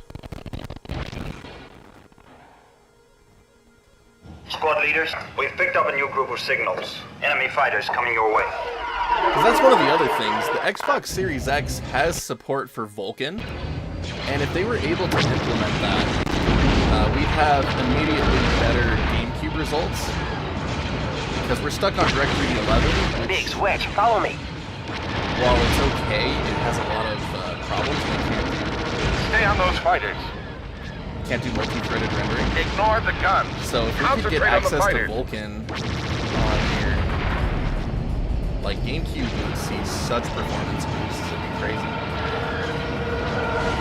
But again, that's not. I don't think that's available on Xbox One, which is what they're always based on. So the Series X is better than that. The Series X specific dev mode, which I just don't think is gonna happen.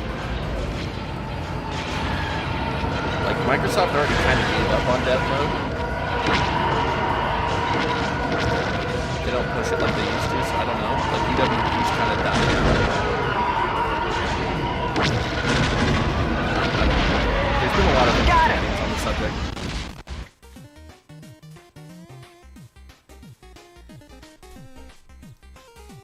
Why is the game audio so high? I have it like basically turned off at this point. That makes no sense.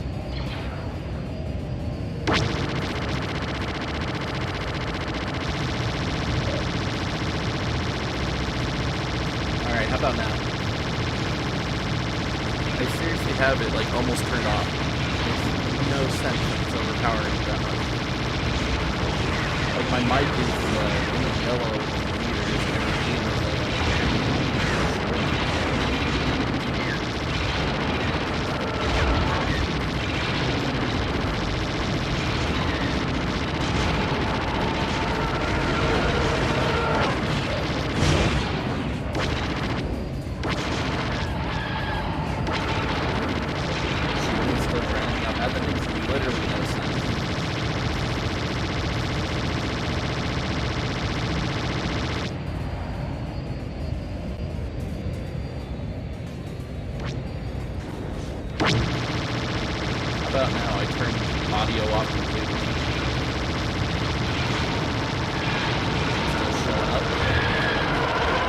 Ignore the guns.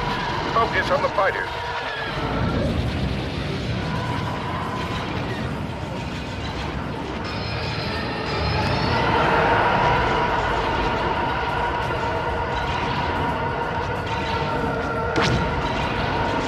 How is it still way louder than me? I turned it off. Like, there is literally no game audio being transmitted now. Like, I legit muted it. That makes no sense.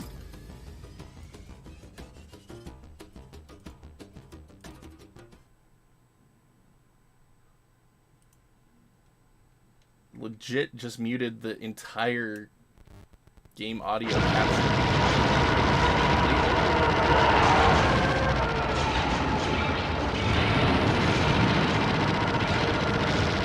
That's why Streamlabs is a terrible program, everybody. Don't ever use it.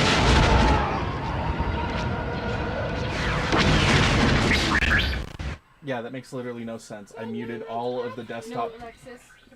I have muted all of my game capture.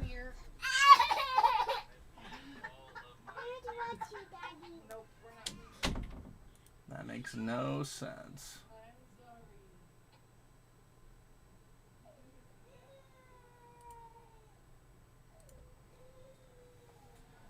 That's so dumb. That is so beyond dumb. What the heck? That makes no sense.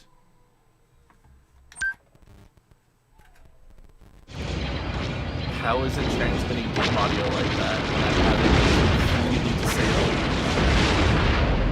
in the capture software? That's so weird. All right. That's weird. All right. Give me 1 minute.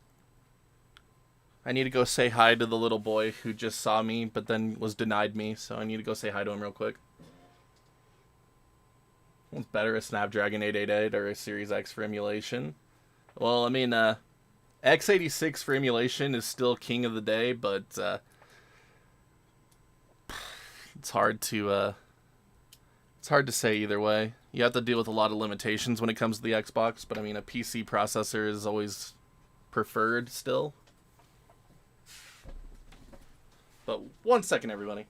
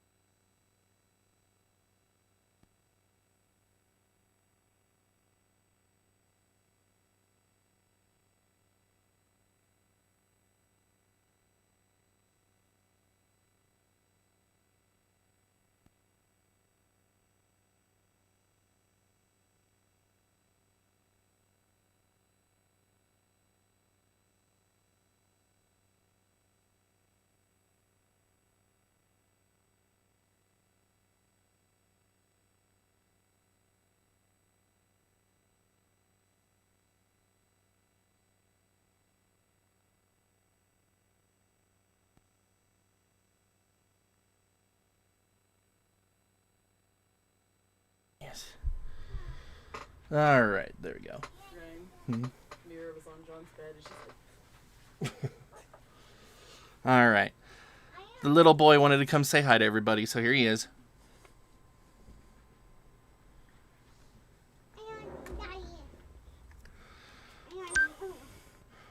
Come sit down, Alexis. Go sit on the bed. There you go. Here she is, the other little girl. She's gonna come say hi to everybody. I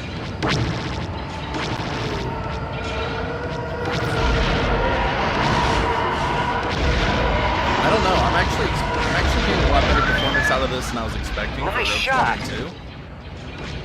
Like, the hardware still isn't powerful enough to run at full speed without downclocking the CPU, but I don't know. It seems like computer shaders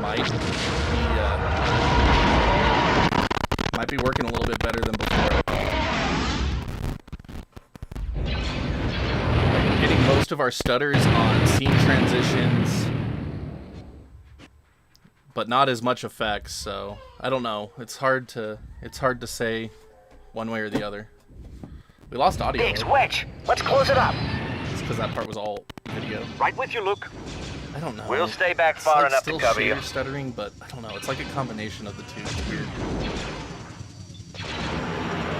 Oh dear. Input latency. Here's back. That's weird. We didn't have this a second ago. Now we do. That's really weird. because I went into cockpit. It is because I went into cockpit. Why would there be more of a delay? No.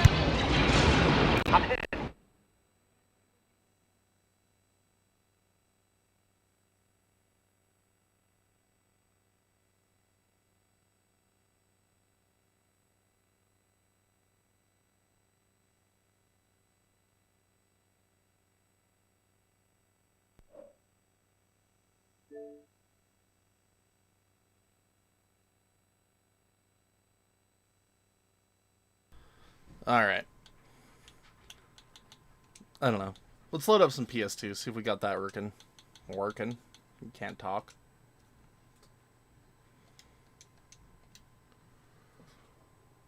There we go. Alright. Load content.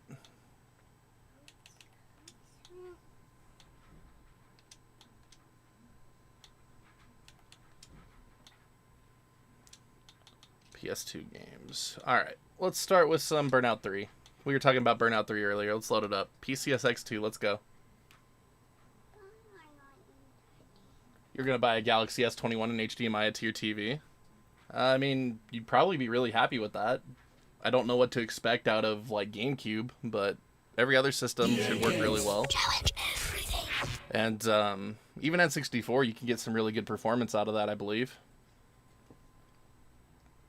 I just wouldn't know what to expect from GameCube and things like that. You can't get PS2. Alright, so PS2 games still have scaling issues, even with the newest build, which is unfortunate. Not wholly unexpected, but you can either have access to the Retroarch quick menu, or you could deal with scaling issues. So I'm gonna choose to not have access to the menu. I don't care. I'd rather things work. There we go. I don't know, maybe the quick menu does work. Oh, quick menu does work now in full screen mode. Good. Okay, cool. Best of both worlds. In that case,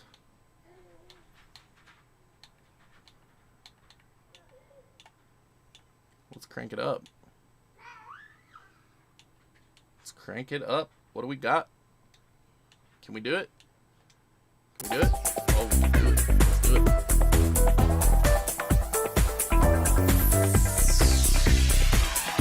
It's not crazy.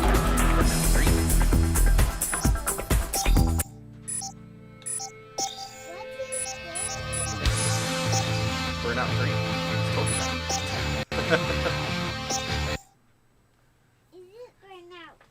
Okay. Yeah, I'm Apart happy with from how Burnout PS2 Racing, you can also works, take part in the Burnout Trash now. Championship. There's still a lot of Here's everything glitches you and need stuff to you know. have Brought to deal you with, by but me. I'm Striker it's got a right here great on start. Crash FM. Burnout is all about risk And and it doesn't reward. require as much power to emulate as GameCube. Well, here's the ultimate risk and the ultimate reward. Hammer your way into these busy traffic junctions and slam into as much traffic as possible. Oh, that's so good. I'm so happy we have access to the quick menu now.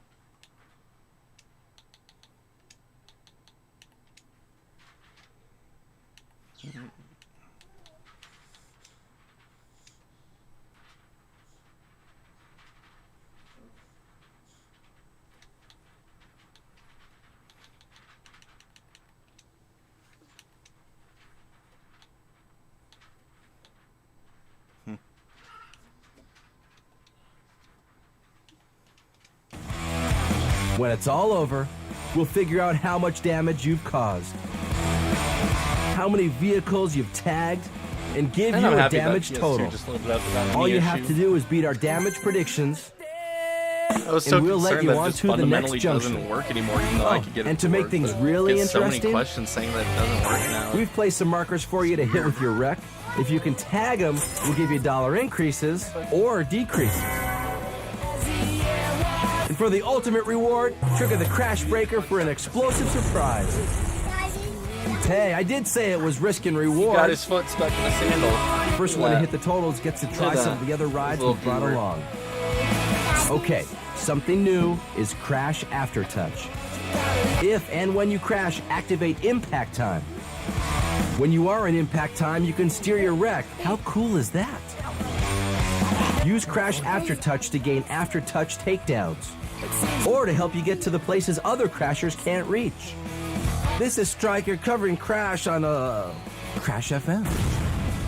Alright. Let's see what some actual gameplay looks like at 1440p, shall we?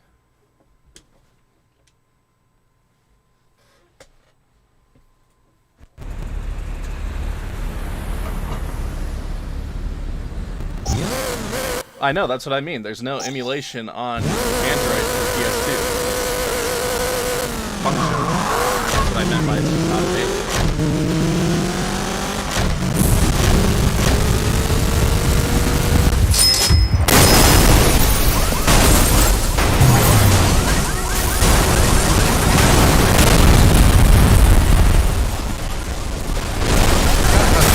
Time. That was fantastic. Alright, so we still have the Infinite Rumble glitch to deal with. That's fantastic.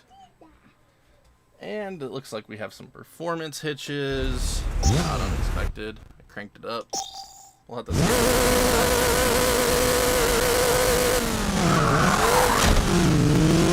controls for the PS2 version of this game aren't the same as they are there.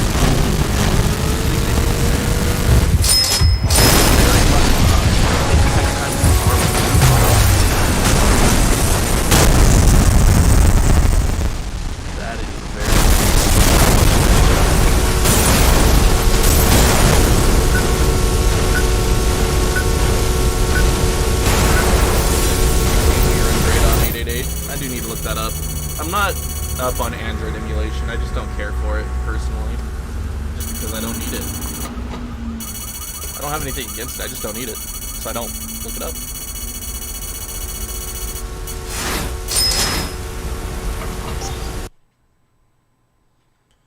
All right, let's try turning that down. I'm curious. I am curious if I turned it up too high.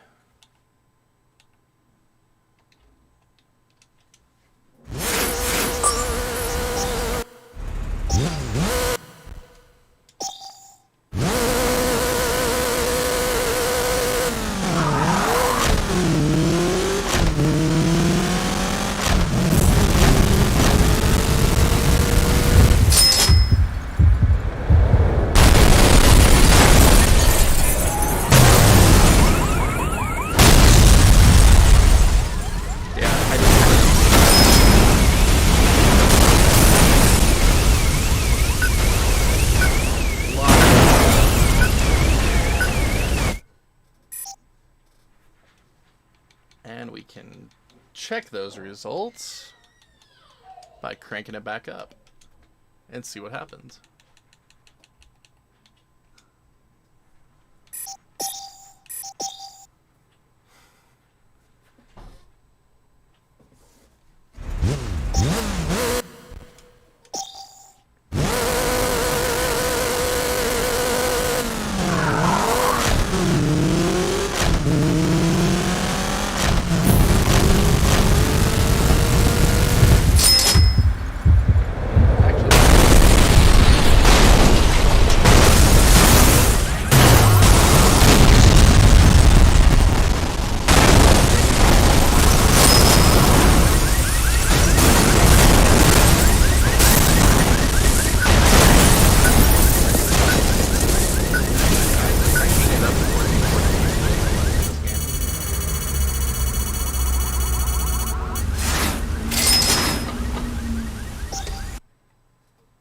Love it.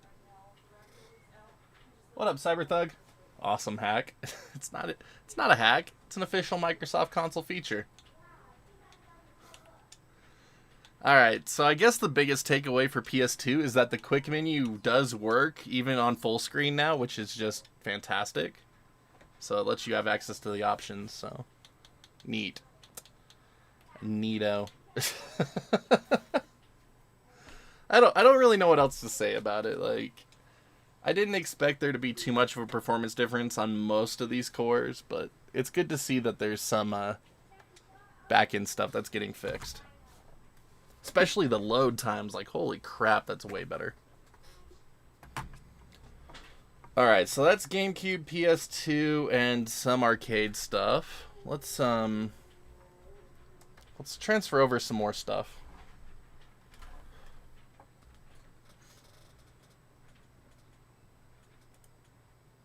Alright, there we go. I'm curious about N64 and Dreamcast. Those had some interesting glitches that I want to see if they've fixed. Oh, that's right, I disabled my keyboard. Derp. Moved it over to the Xbox, that is. Rather. Alright, hold on. Plug it back into my computer.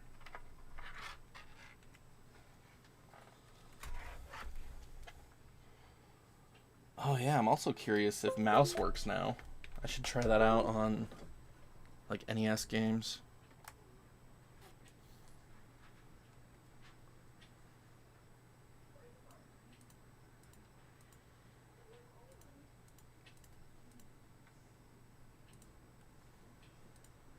Let's do these first.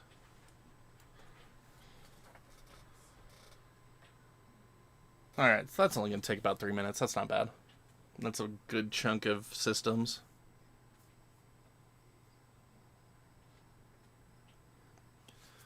Again, a lot of hurry up and wait with this install process. But what do you all think about there being no need for My Files Explorer? Doing it through this method. I don't know. My Files Explorer has turned into a way bigger headache for me than I ever thought it would. But I'm glad to see that this method does work.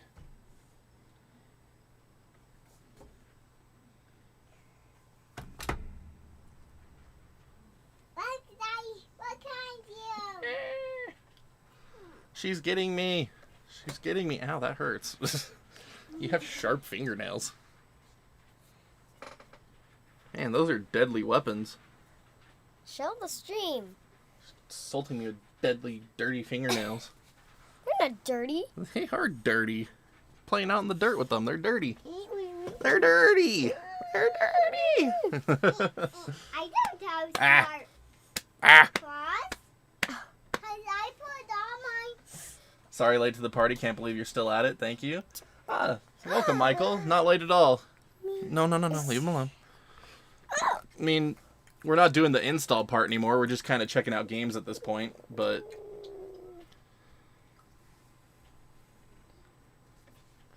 Am I going to do videos on this new update? Maybe Vanilla was taken.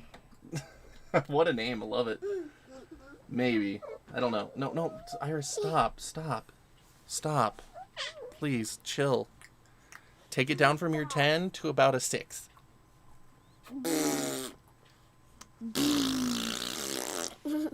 Just spit in my mouth.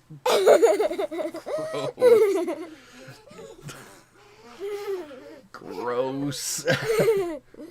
How old is she now? She's 8. 8, 6, and 4. And then Roddy is 18 months. Hey. I need this hand. No.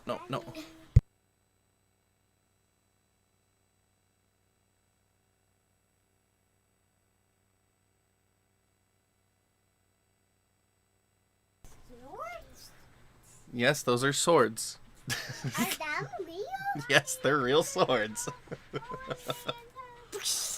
John, do not lean against the window screen like that. You could fall out.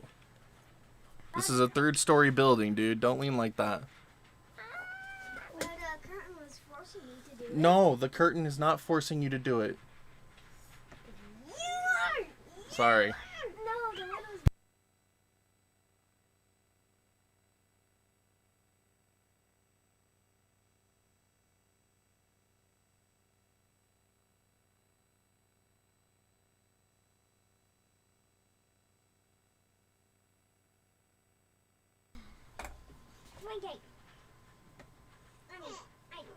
I need it because I'm more colder. Mystical Ninja starring Goemon. I think I might have that one on here. We'll see. I don't know if I have it. Like, I know I have it. I just don't think I have it in this folder. Yeah, I don't have it in this folder. Hold on.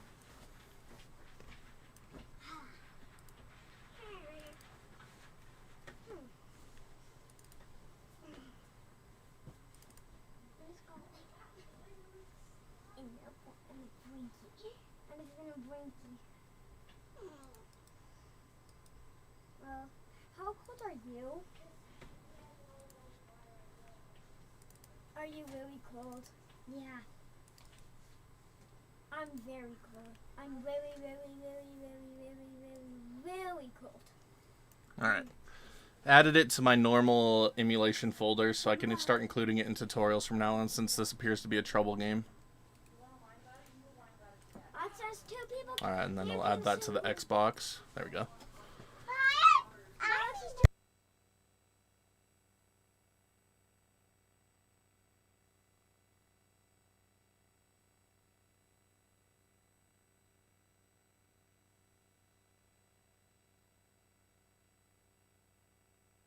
Alright, so added that.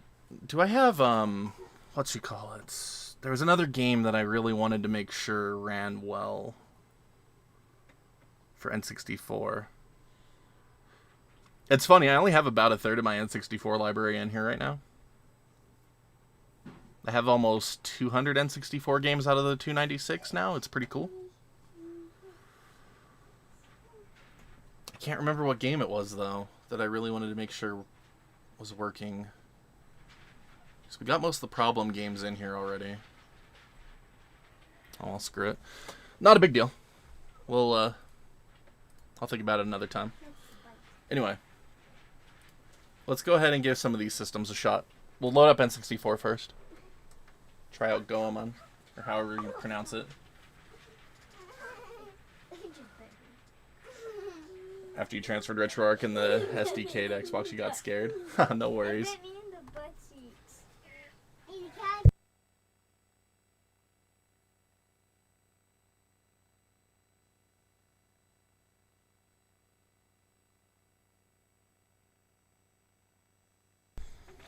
Sorry, I had to kick the kids out. They were being way too distracting. I get super easily distracted by a lot of things. So, I like having them in here, but they start making any noise, and I'm just like, I lose all focus. It's unfortunate, really. Alright. N64 games. Let's see what those are up to these days. Program files, Windows apps. Retroarch is up here. Roddy closed my door for me. Alright, N64. Mystical Ninja. Here we go. Let's see what this does. Konami. Speed looks good. At least for the title screen.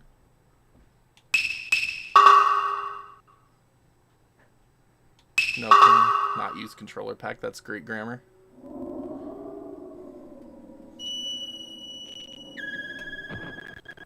Alright, so we do have some performance hitches going on.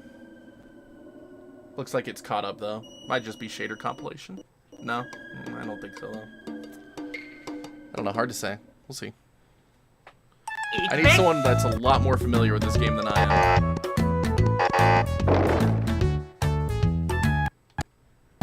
Definitely some performance issues. Only slight itching, though. I don't know. What do you think?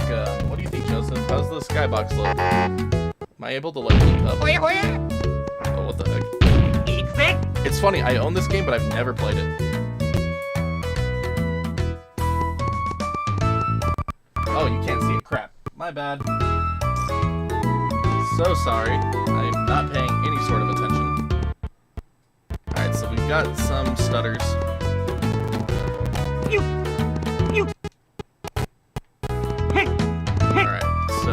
That honestly does look like shader compilation. Boy, it's stuttering.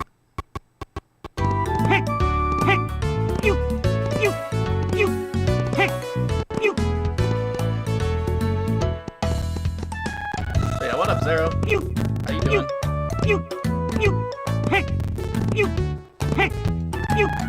Alright, so definitely shader compilation stutter. Let's see here. Can we... We're still stuck with Glide 64 because we don't have access to Vulkan. Oh yeah, there's definitely lag. Is GameCube more stable? Not at all. Not at all, Tyrone. It's still pretty bad. Alright, we can try doing the threaded renderer on N64. That should work. Maybe. I don't know. I just don't know if the Xbox supports actual threaded rendering. Yeah, we're still getting lag though.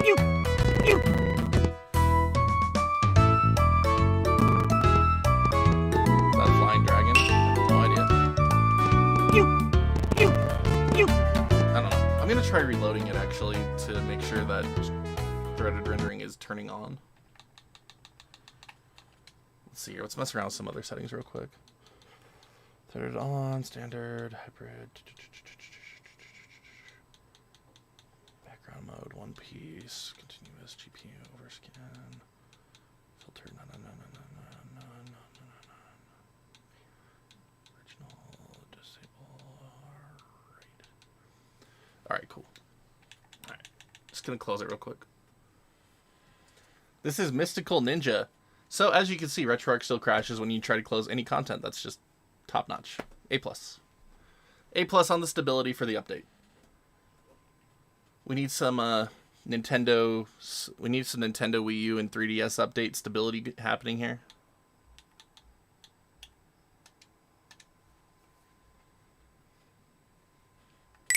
All right.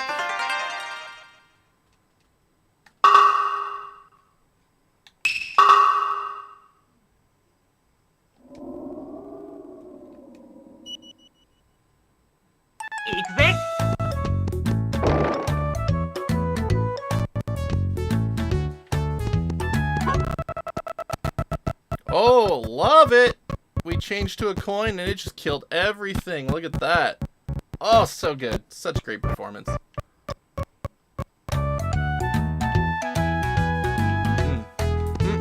That wonderful shader compilation. Just the best. I guess I turned on the map and the coin at the same time, so it just was a double whammy. Fantastic.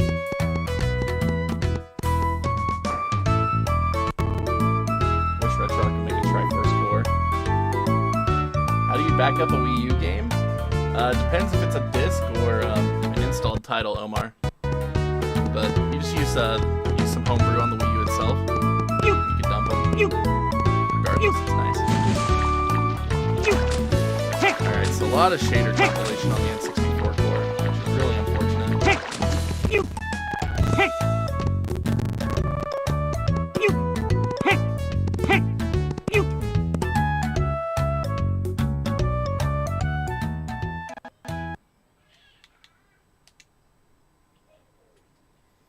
You have a Wii U game but no Wii U? Well, nothing you could do with it then.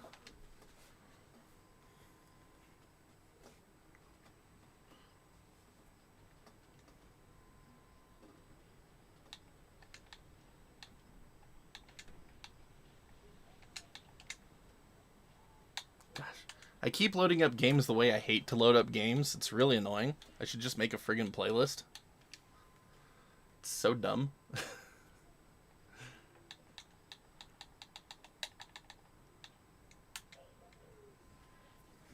Alright. Let's see here. We'll see which version we're actually running here. If we don't have problems with the background, we are on a more updated version, which will be great.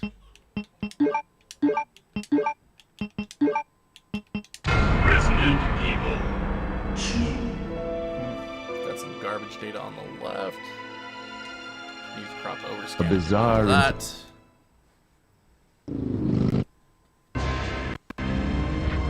Oh, yeah, nope. Okay, we are on a... Actually, it might just be because it's the OpenGL version. If we were on Vulkan, this would actually be running really good. Alright, so unfortunately, we still have to...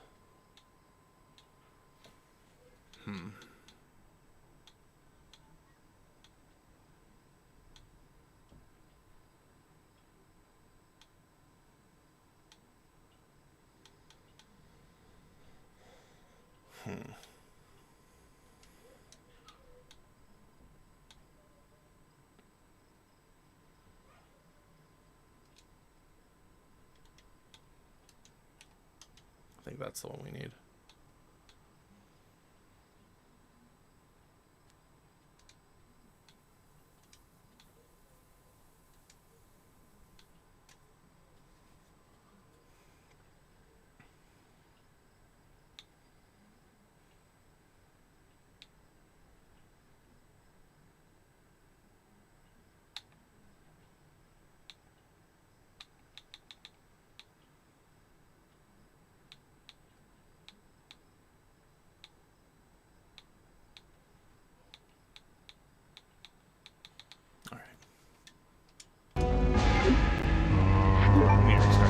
It's not going to show up until I restart.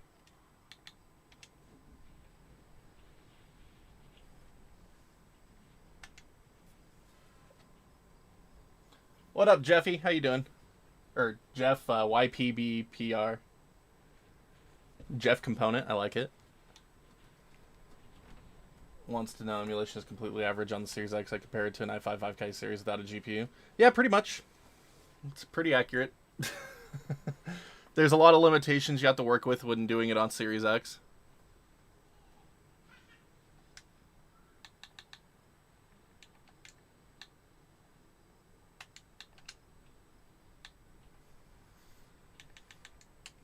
The biggest downfall is that you can't access Vulkan settings on it yet.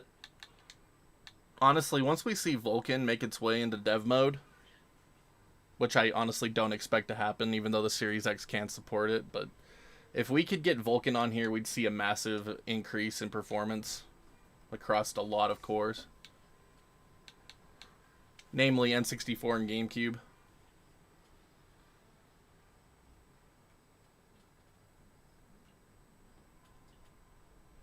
I haven't done any shaders yet.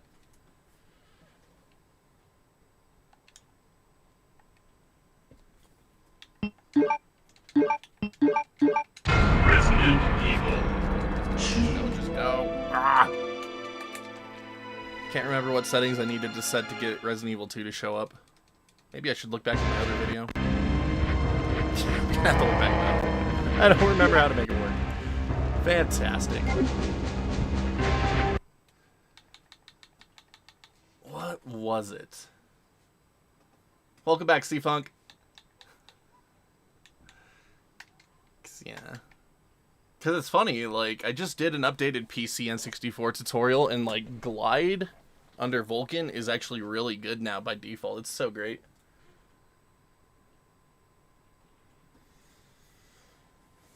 Nah, shaders aren't that bad on Xbox.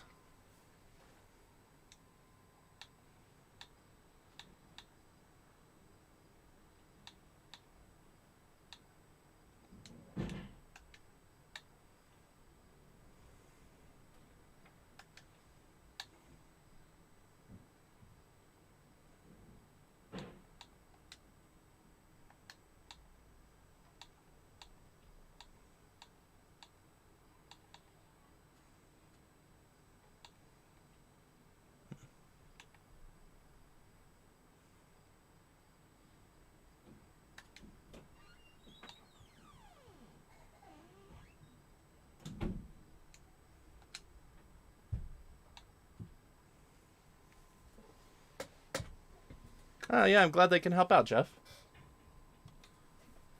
That's the whole point. I just want people to be able to do it. It made me upset when all these people are releasing videos. They're like, hey, look at this cool thing I could do, but I'll never tell you how to do it. It's like, no, I'll show you how to do it. Just don't expect anything cool out of it.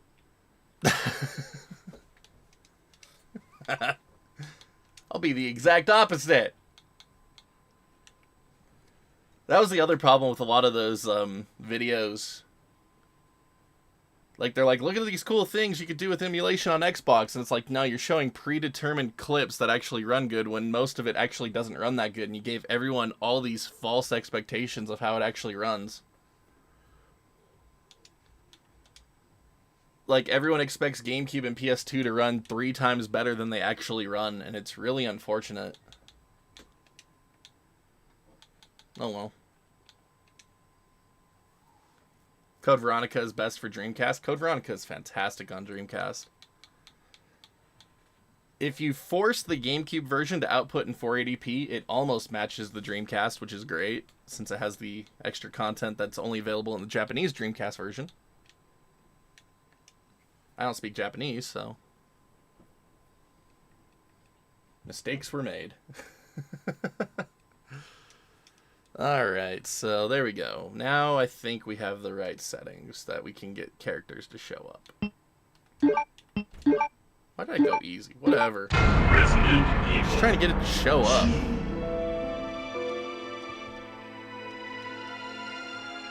We also need to try to make sure the flickering is gone. There we go. Now we're talking.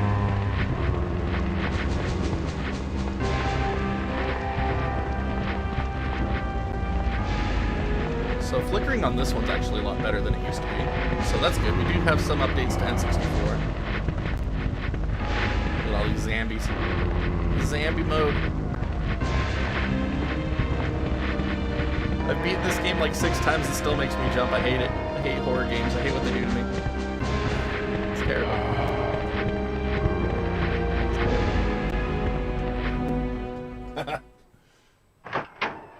Been streaming GameCube games on Amazon Fire Tablet. Bought 2 weeks ago at Best Buy. Nice. Freeze! Who are you? What are you doing here? Hold your fire! Good news. I'm a we human. can get most N64 games to run again. Alright, let's try out Majora's Mask. Because that had a lot of flickering textures, and I want to see if that's gone with these settings.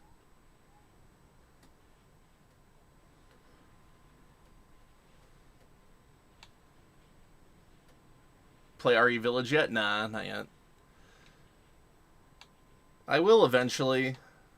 I'm still trying to work through RE2 and 3 remakes. But again, aforementioned Pansy syndrome makes me not do horror games very well. So. Alright, Majora's Mask.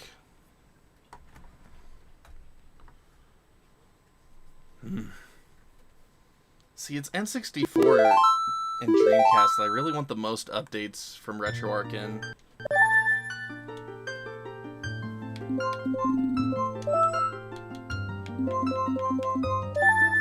Yeah, it's just gonna be L. We're just L today. We're not Link, we're L. That's what this core will be if it doesn't have if it has the flickering texture still. Big fat L. Fast forward mode.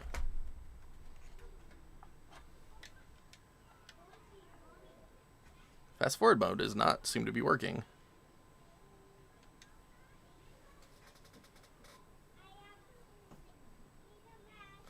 I have my setup so I easily switch my PC between a monitor for mouse and keyboard and editing and a TV mounted on my wall for controller games, watching movies. Nice, C-Funk. Had my shortcut on Steam with it loading a game already to get the controller working well. That sucks. Yeah, so we're not getting fast forward mode for this, which is unfortunate. Really hoping we would. Oh well. Man, look at all these bots. I feel bad for all the poor saps that get conned by them.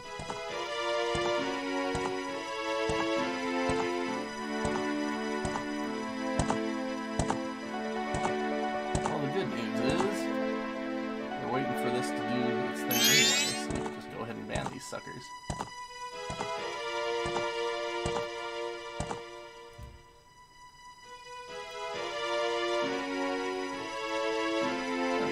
Goodbye, suckers.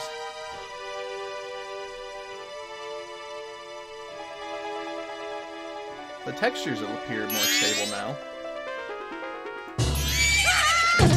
That's good.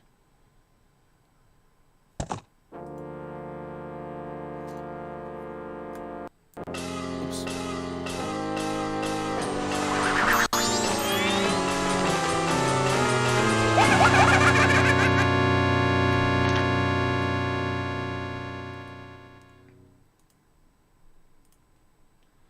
1.9.3, this update came out with Xbox.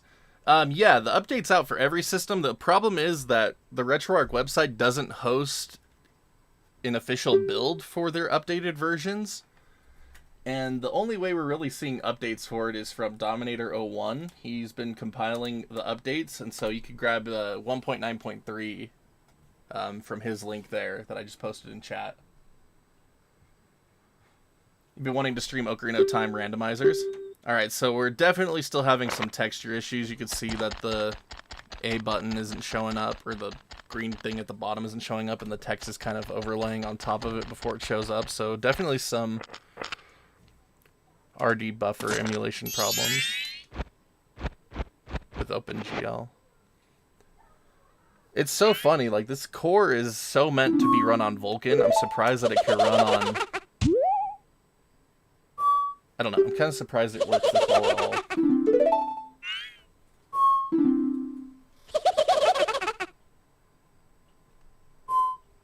Alright, there we go. POS integrated graphics on a laptop will do a better job at emulation.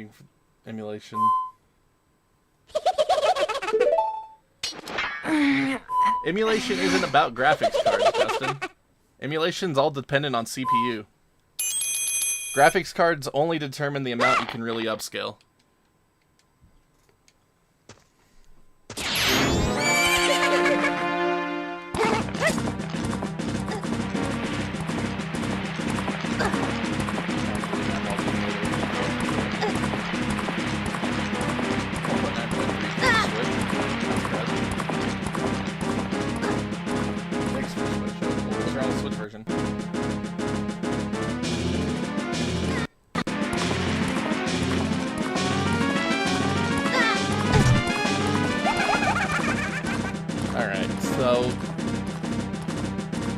We have some different types of texture glitches going on in N64 games now, but for the most part it looks like it solved the flickering issue. We'll get to Clocktown to be sure.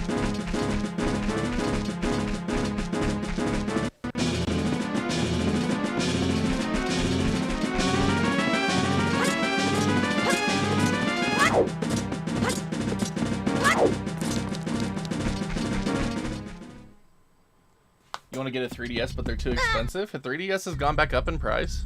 Because I mean, you could get a 2DS XL for like $99 for a while there. I already know the answer is no, but on the off chance, is anyone aware of a way to get any USB, GameCube, N64, Dreamcast copy controllers to work on an Xbox Series X and S with Retroarch?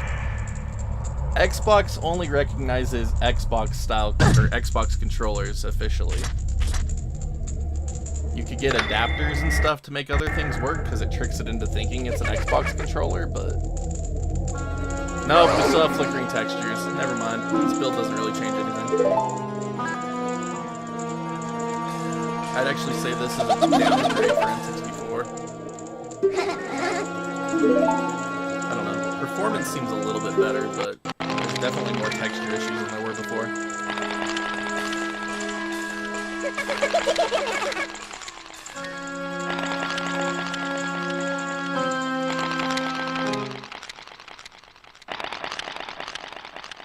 Brother got an overdrive. Still nice to have good graphics cards for 4K upscales. Yeah, but even then, like, you don't need...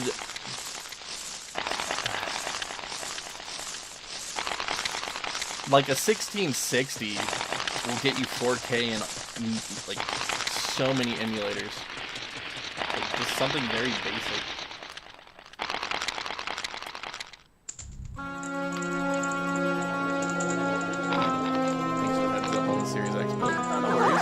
Like a fun thing to mess around with today. I was curious.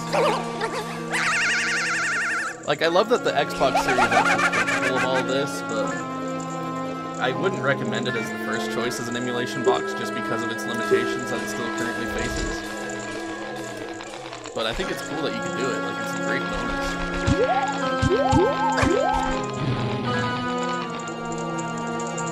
See if that was still the case. Love your work, by the way. No worries, Nick.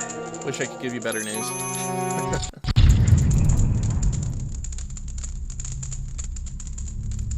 Can you transfer your saves from Retroarch to an EverDrive? Not easily, C-Funk. Retroarch saves N64 games as SRAM, which includes various different types of N64 saves as well as a controller pack save. So you have to get like conversion programs to convert it back into its individual save types, and The whole process is kind of obnoxious, if that makes sense. Like, it's possible, but it's not as straightforward as you'd expect it to be. Finally, we'll do this tomorrow. What up, Soft Landing? Welcome to the stream. But yeah, so...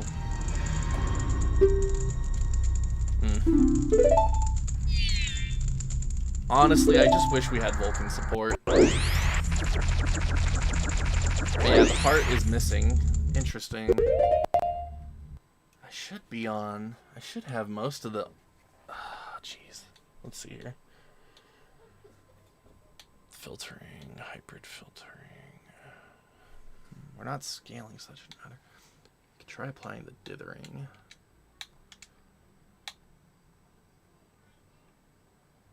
Bigger. Level detail on, frame buffer on. RDRAM. Fixes game artifacts. We'll turn that one on. Color buffer, double buffer. Yeah, we don't want to go higher. Depth buffer, stripped. Try to optimize that. No. Yes, yes. Okay, texture cache size. No. Okay. Okay. There we go. Save the state. Close the content.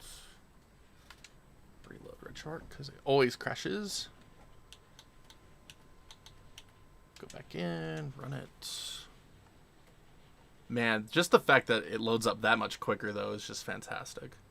With the new build. Like, it loads so fast now. That... Okay. We fixed the hearts, but I think we've caused a number of other issues here. Oh, no, there it goes. Okay. There we go. Oh, man, that just tanked performance like none other, though. Woo! Accuracy settings for the win! It caught up. It caught up. Never mind. It might be okay. We still have the flickering, unfortunately, but we were able to get our hearts back. So going full-on accuracy mode is a little bit better. There we go.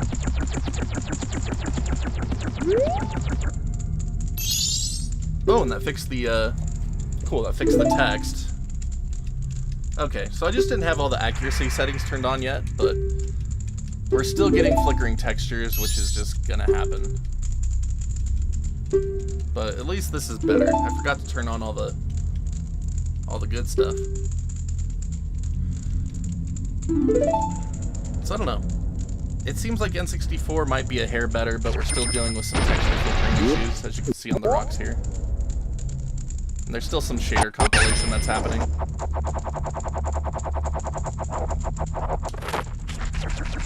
So, not quite there for N64, unfortunately.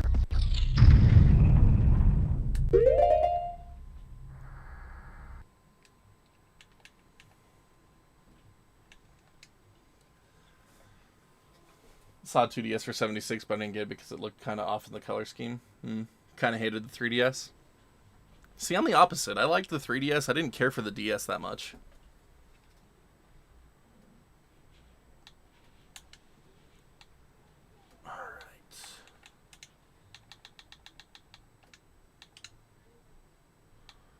Alright. Time for one of my favorite cores.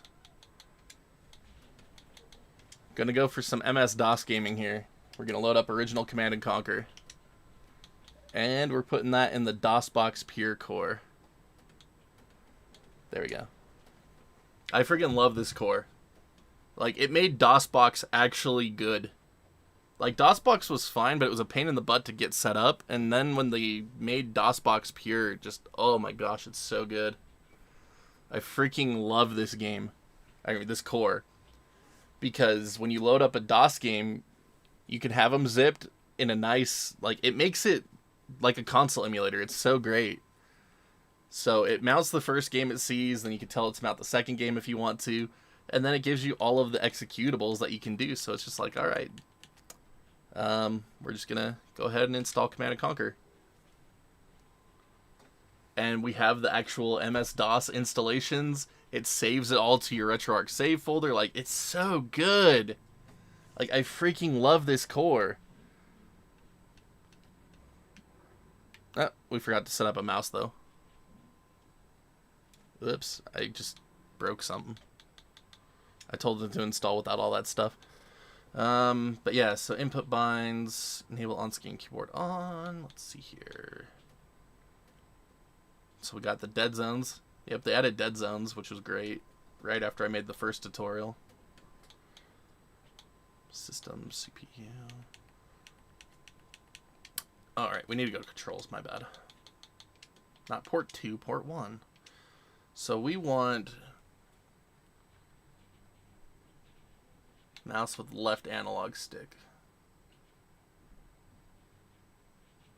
Oh, they added a lot more to this. We have custom keyboards with mouse on left stick now. Fantastic. I haven't checked out DOSBox Pure in a while. Like, this is great.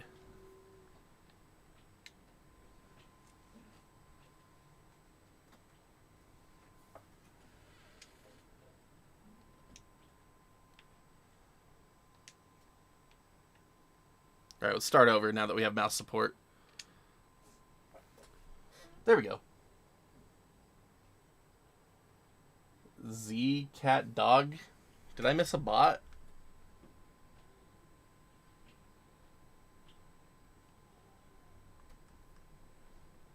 Did I miss a bot?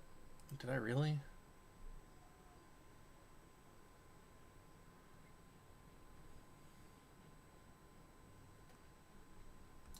I don't see it. I don't see who you're referring to. Oh well, forget it. Not gonna worry about it right now. Alright, auto detect. Test sound.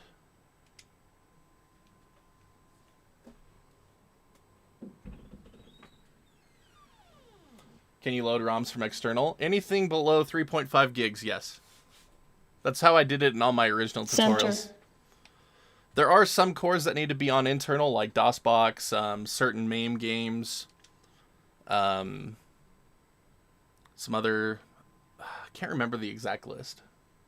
But there are some games that can't be run from external. Sound hardware initialized.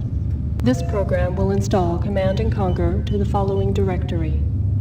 If you wish to install to another directory and/or drive, please type it in below.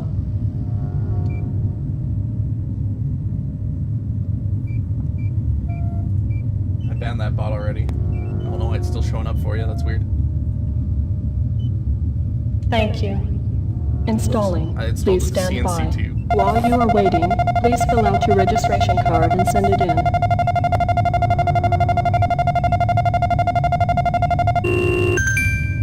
For last-minute changes and notes, please examine the README file. All right, there we go.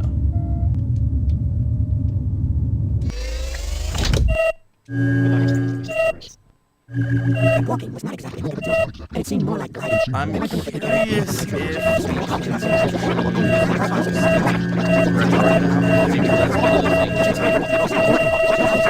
I don't know why it's getting loud. I have audio completely disabled. Installation complete. I don't understand why it is outputting audio for you. Like, there should be no audio output at all.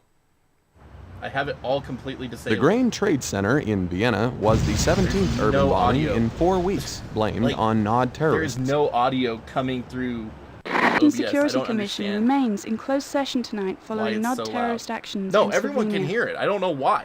Like, I literally have every audio source disabled, other than my microphone, and it's not coming. It's not coming through that. Unforgiving wilderness. Get it. New Tiberium harvesting methods instituted by the Brotherhood of Nod increase profitability by 49%.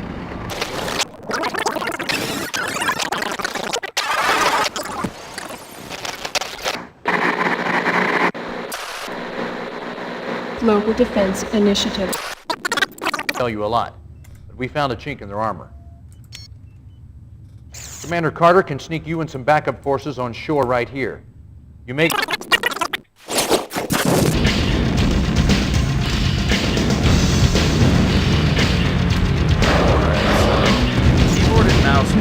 Reinforcements have arrived. Keyboard works. Let's see if the mouse works. Let's see if we can get mouse to work. I still don't think mice work on my Xbox.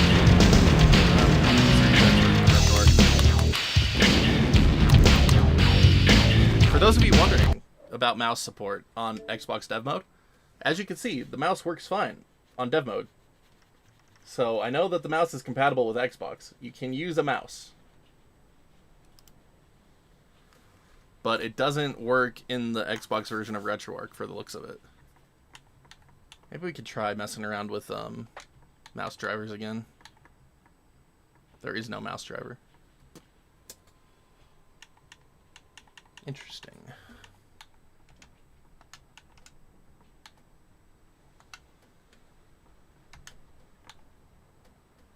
Is that Bluetooth? No, it's not Bluetooth. It's just a it's a 2.4 gigahertz Lightspeed receiver for Logitech. I don't know. Maybe there's something I'm just not aware of that you need to do to enable it.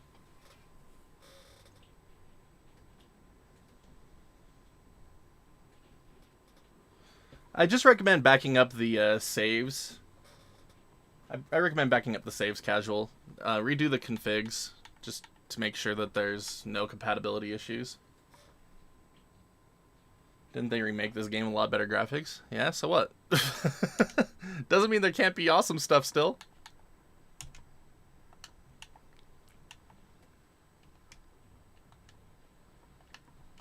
Here we go, mouse index. Maybe we can get it to work if we set the mouse index.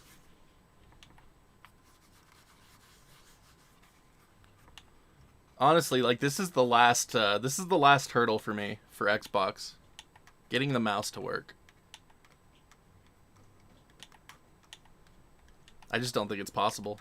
Not yet. I don't know.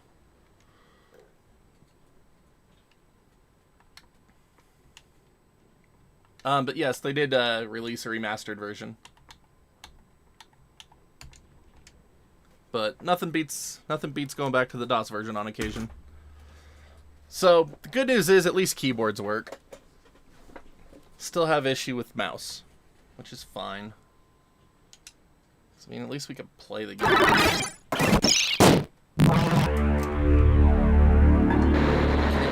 Global Defense Initiative selected.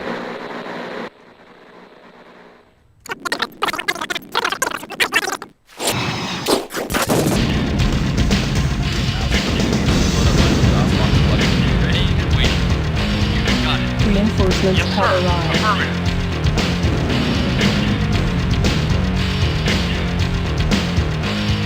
Honestly, DOSBox gear makes the DOS experience so good. Reinforcements have arrived. New construction options. Reinforcements have arrived. Building. Construction complete. Reinforcements have arrived. Building.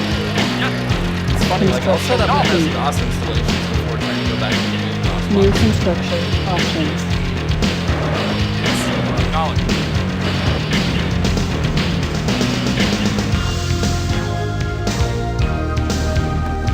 DOSBox here has fantastic word ratings for this system. Unit lost. Yes, sir.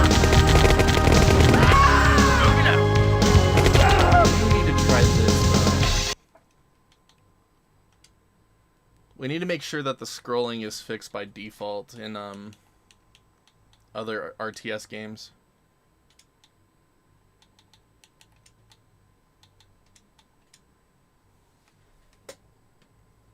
I know, I don't understand what the audio issue is. Like, I've literally disabled it all. Like, I don't understand why it is being such a butt face. Like, I don't understand how it is still outputting audio when I've literally disabled the audio. Oh, CommandAndConquer music is fantastic. Okay, so there we go. I've literally turned it off twice now. Maybe we can finally be rid of it and its friggin' problems. Like, I just don't understand why it's doing that. Alright, Warcraft 2. DOSBox Pure. I don't know, we'll see. We'll see. Like, there's literally nothing coming through now.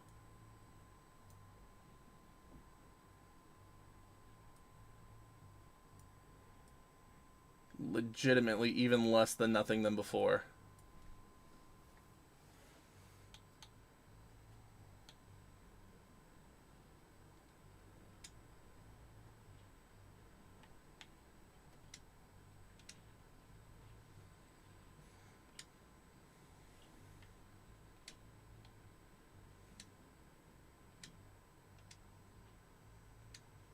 We'll trust it.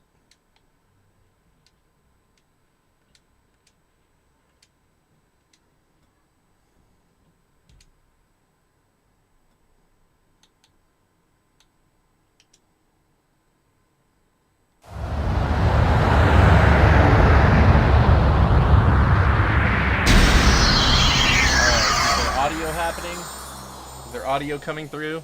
Because there shouldn't be.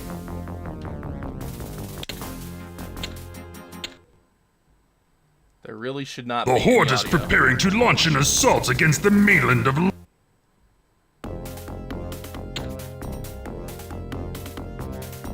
Nope. That's still on by default. Okay, that's fine. Only the loudest audio in the world? Oh my gosh. I don't understand.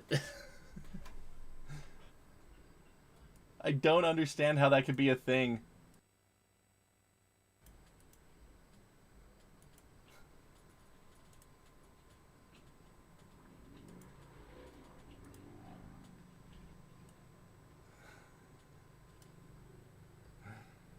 Oh my gosh, this is so dumb. Okay, like, y'all need to see how dumb this is. Like, this is so beyond stupid. So, we'll turn that off. So, here we go. Streamlabs OBS, right here. Here's my audio mixer. I have literally disabled all desktop audio. That's the fail command audio, which isn't doing anything. I've disabled a capture card that isn't even connected to this computer. That's the other computer. And then I've disabled the audio from the capture card that we're getting our sound from. So I don't understand how it is outputting audio to all of you for the game, let alone at the levels that it is, when I've literally turned it all off. Like, the only thing on is the microphone. Like, it makes no sense. I don't get it. Like, it just makes no sense at all. Like, I'm sorry. It makes no sense that it is doing that. Like, it's so beyond dumb.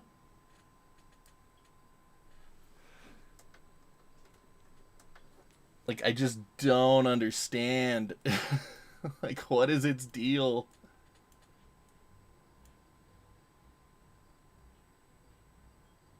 So I apologize. Like, I am so sorry. Like, I'm just gonna turn off audio in Retroarch at this point. Maybe that'll get rid of it, finally. Then we can all actually enjoy it. Audio. Mute audio. There we go. Alright. Now there is literally no audio even coming through in the game. Like, maybe it finally works. Like, maybe y'all won't be deafened anymore.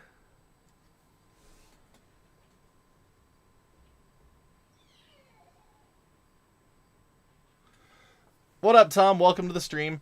No, it's still just as buggy. There's still a lot of bugs, but there are some cores that work a lot better. But the biggest improvement on 1.9.3 for Xbox is just the UI loads up a lot faster. Apparently that came around in 1.9.2, but I never tried that one. So definitely recommend upgrading to it just for the improved UI performance, but there's still a lot of bugs in the cores. The cores haven't been updated. No audio! Yes, finally! Finally, we are here! No more audio! Maybe we could turn the chip tunes back on. We could turn the music back on then. Like, let's go. Like, there we go. Now we can have music. Don't have to worry about game audio deafening everybody. Turn music back on. Fantastic. Alright, options. Advanced options.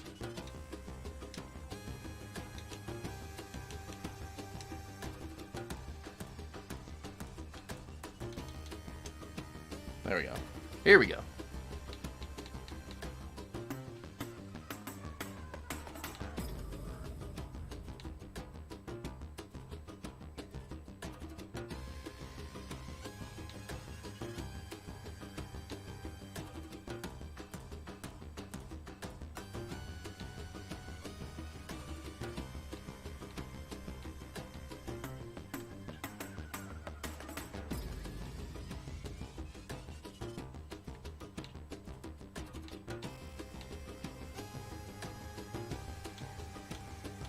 I don't remember which setting I needed to change to make it so it doesn't fly across the screen. Whoops.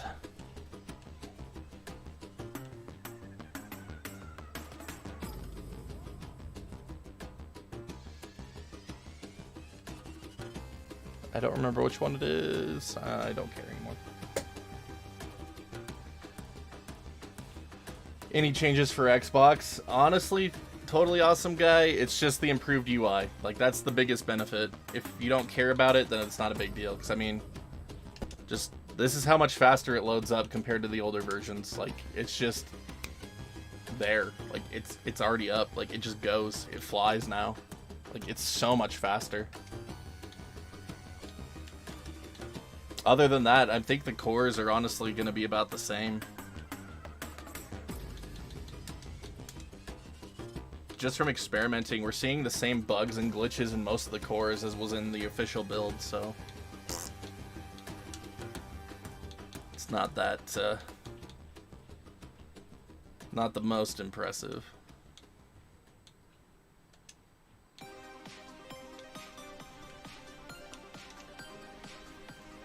hoping that there might be snow, but there's definitely no improvements on Dreamcast.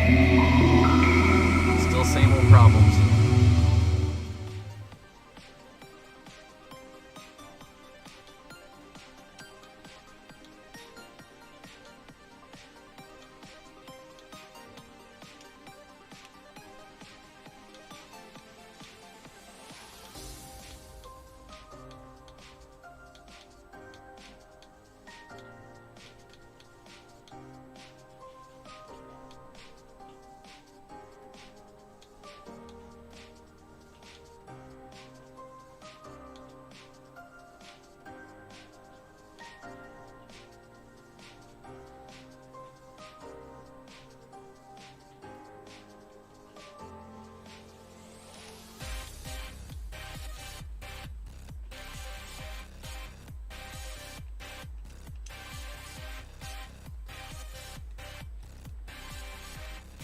Game am I gonna try now? Just turn on episode 1 Racer. No, these aren't on the PC version of Retroarch. This is some of the limitations you get from doing it on Xbox.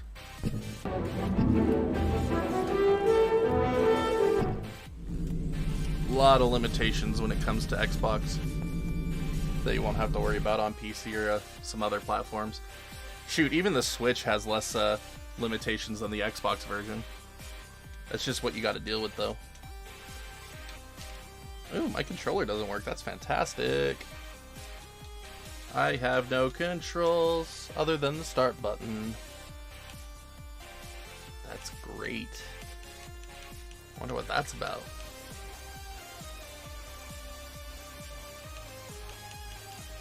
Alright, so not sure.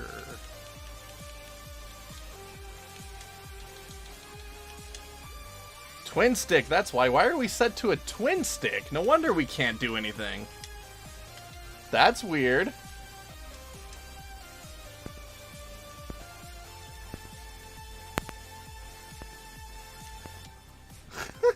Everything is broken.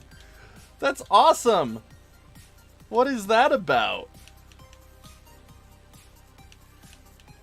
The That makes no sense.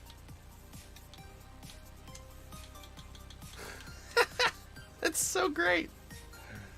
Alright, controller. We good? We good, controller?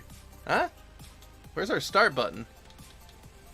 Alright, it's mapped to start, so I don't know why we can't press start. Whatever. We'll just restart. I don't care. Let's do this right.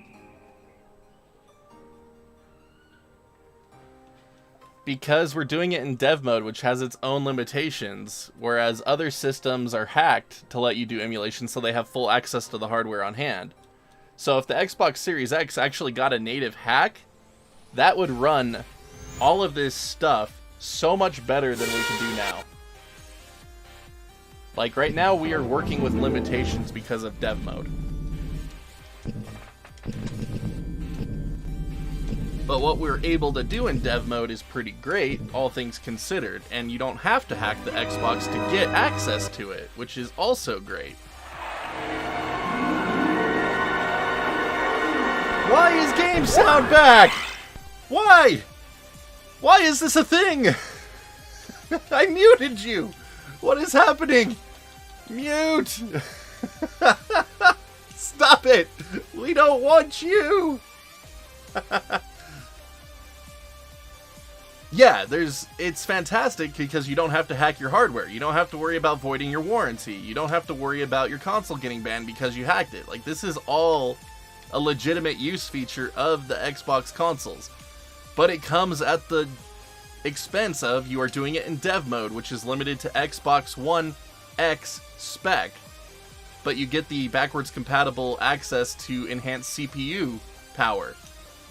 So, I mean, technically, we're not even running the Xbox Series X's native CPU in this emulation. It's running on Xbox One X back compat.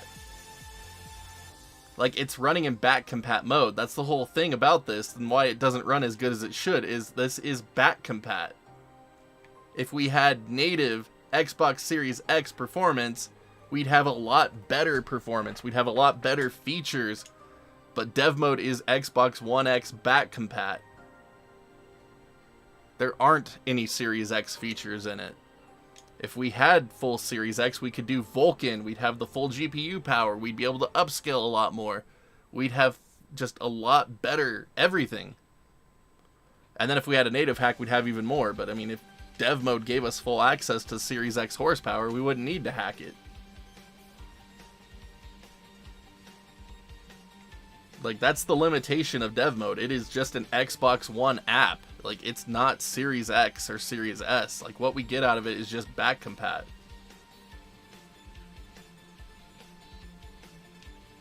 But we're able to get quite a bit out of it. Like, it's nothing to scoff at what it can do. It's just severely limited compared to a PC. But, I mean, you're not going to get PS2 emulation on Switch for who knows how long. Like, you can't even get PS2 emulation on phones. Like, you can't get that on anything but x86 processors. That's freaking cool that it's able to work on this at all. You can install in retail mode. Retail mode still has the same limitations. It's still a back compat game. It's a violation of Microsoft Terms of Service, so you're more at risk of getting your console banned by doing retail mode, so not really worth it in my opinion. Not to mention all the setup hurdles that everyone keeps commenting at me for when I don't cover retail mode. Retail mode sounds like a big butt munch headache.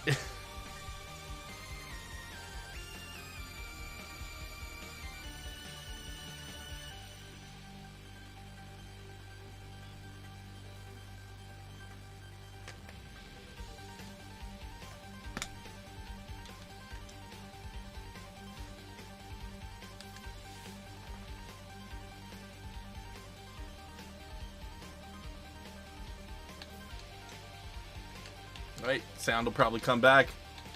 Mute. Alright, there we go. Let's try, did I copy over any of my Sega games?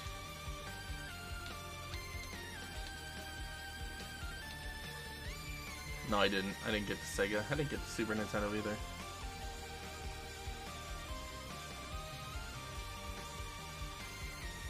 Dev mode wouldn't be any issue for you if it didn't take 20 minutes to get into dev mode. It doesn't take 20 minutes to get into dev mode. It takes like 5.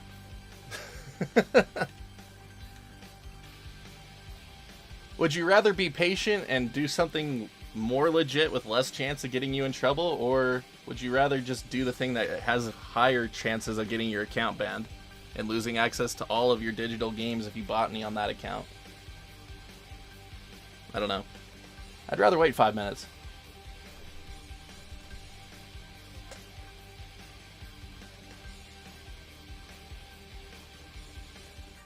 I have no interest in learning about dev mode, to be honest, Colin. Like, I have no interest in setting it up. I know how to do it. You just gotta go to Dominator's Discord, get him to add you to his whitelist, but it's still a massive Microsoft Terms of Service violation. Like, I'm not gonna do it.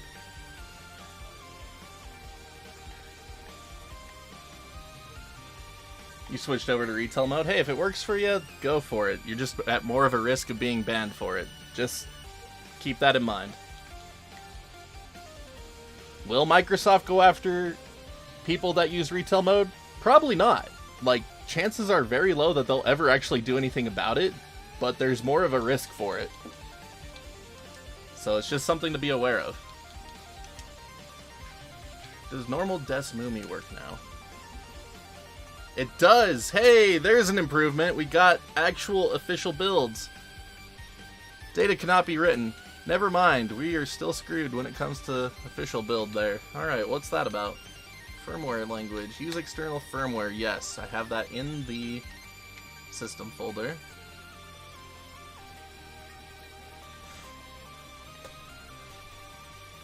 Microsoft has banned all emulation from its official store. I don't remember the exact terminology they used, but what people are using to get dev mode is a workaround. That's why it's not available in the store. So technically it's not in the store, but they whitelist it for you so you can download it. But that alone comes with a lot of gray areas, but the fact that you are doing it through their official retail mode, there's just there's a lot of since Microsoft banned that stuff from retail, it puts you at more risk. Like I said, are they going to go after you? Most likely not. But it puts you at more risk. There's risk of doing it in dev mode too. But since dev mode was built and designed to be testing and sideloading and doing all this other stuff, it's a lot less defined, if that makes sense. Honestly, neither option is 100% safe, but I'll take my chances with dev mode over retail mode any day. And the more people keep telling me about the limitations of retail mode, I don't see the appeal of it all that much anyway.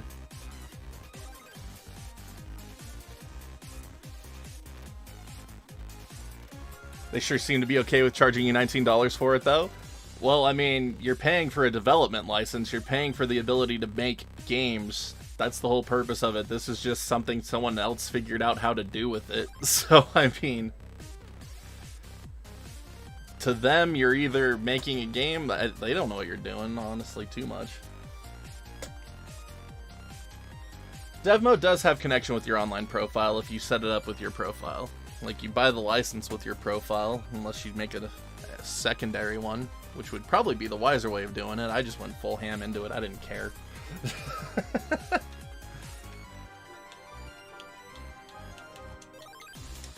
Like I said, are they going to ever take action against it? Probably not. But one is a clearly defined terms of service violation, one is more of a gray area. I don't know, OmniZero. Like, I don't know for sure, but it seems like a lot more people have issues with storage in retail mode. Like, I get comments on that all the time that they have more storage issues. I get comments on things that work in dev mode that don't work in retail mode. I get comments to the reverse as well. I mean, technically, theoretically, they should be exactly the same. So I don't know. I'm just going off the comments I get about retail mode because I will not install retail mode. There we go. Jay just said there's a storage limit. There we go.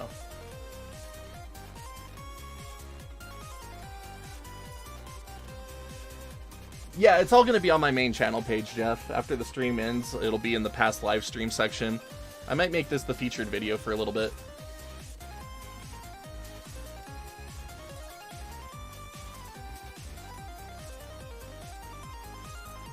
You simply can't put more than 16 gigs, really. So is that the hard limitation on retail mode is 16 gigs?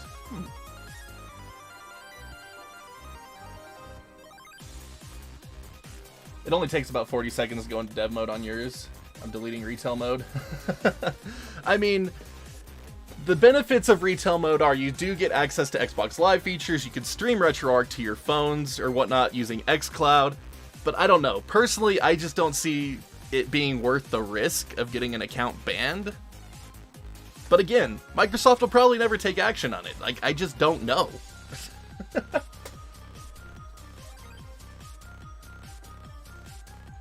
But yeah, like, it's just not the whole purpose of my channel. Like, I've covered emulation for a number of years now. Like, this channel got started almost 7 years ago because of emulation. Rogue Squadron 2 emulation is what started it. And the whole purpose of this is to want to show people how to do it and how to do it the right way. So retail mode is kind of a violation of that to me, so I don't cover it. I don't care if people use it, but I just won't use it. I won't cover it. Like, that's why I try to show you guys how to back up your console BIOS files, like how to back up your games when I can. Like, that's the whole point of that. Like, it's about doing it in the most legal way possible. If you don't want to do it that way, I don't give a crap. But the amount of people that are like, oh, give us download links, I'm like, nah, suck it, dude. I ain't giving you download links. Go dump your N64 collection like I did. Go dump 200 N64 games using a Game Shark. That doesn't take a month.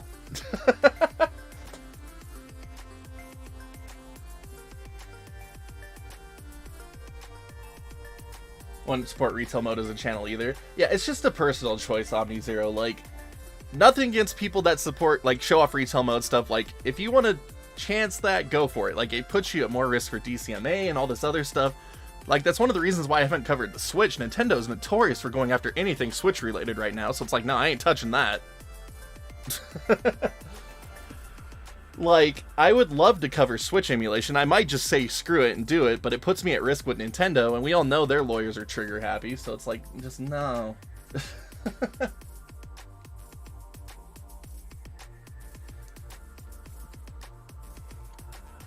Automatic updates, yeah, that is one nice thing about retail mode.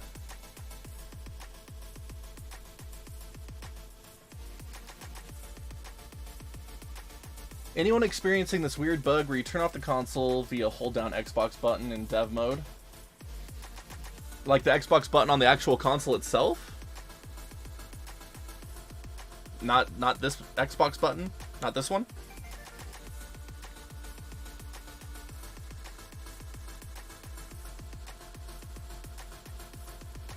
Yeah, like, the whole process of switching between retail and dev mode isn't a big enough of a deal breaker to me. Personally.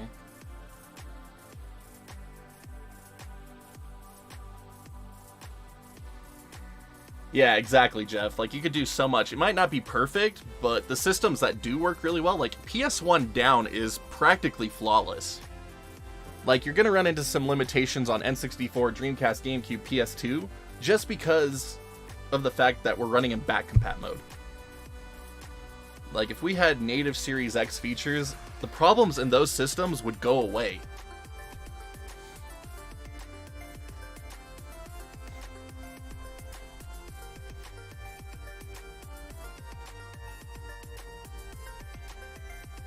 On the controller? Okay, let's try it out. Let's see. Turn off console. I think I didn't turn off the console. I think I did something else. What did I do? Did I turn on narrator or something? No, I didn't. Alright. Turn off console.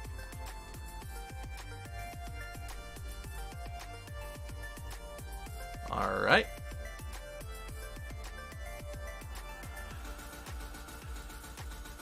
Alright, console's off. It is not turning itself back on, so that might be a weird bug on your end. Technology, man. It doesn't behave the way you think it behaved. Even though everyone's Xbox Series X should technically be the same, they are different. So, Yeah, that's not something I am experiencing.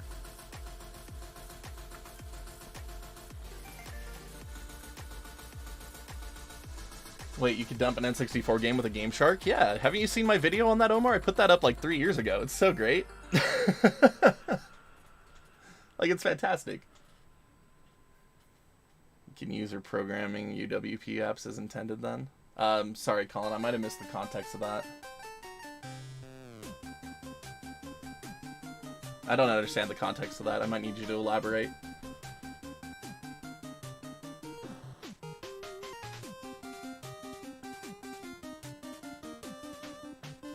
Wish Sony would step it up, man. Tons of people still love playing their older games. Yup, exactly, Jeff. Sony doesn't care. Some PS1 games that don't play, but they're so bad of a game that there's no point in playing them. Is it simple to do all this and play GameCube games without ruining my Xbox? Nah, this won't ruin your Xbox, Derek.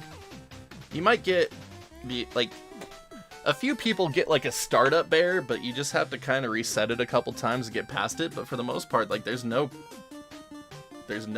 danger in doing it. The only danger comes when you don't read.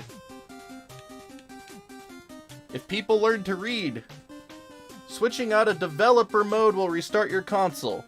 Okay, hey, there's a check mark here. Delete sideloaded games and apps. Oh, maybe I should uncheck that. So that way when I go to retail mode, it doesn't delete all my crap. Sorry, the amount of, all my stuff got deleted. Yeah, because you didn't read. Like, I'm sorry. Learn to read. Sorry, welcome to my one pet peeve of this tutorial series that I've done. People don't read.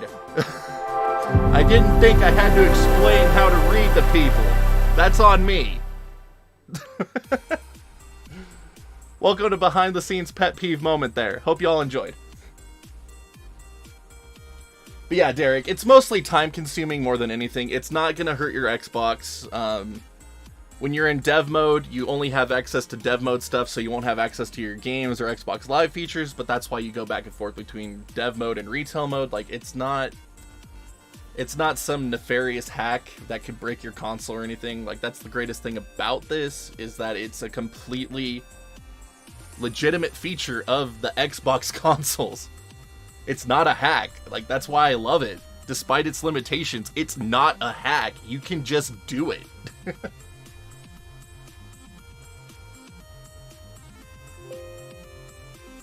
Still work at Game Tyrant? Not as much. I mean, I own it, but I'm not putting up as much stuff on it as I used to.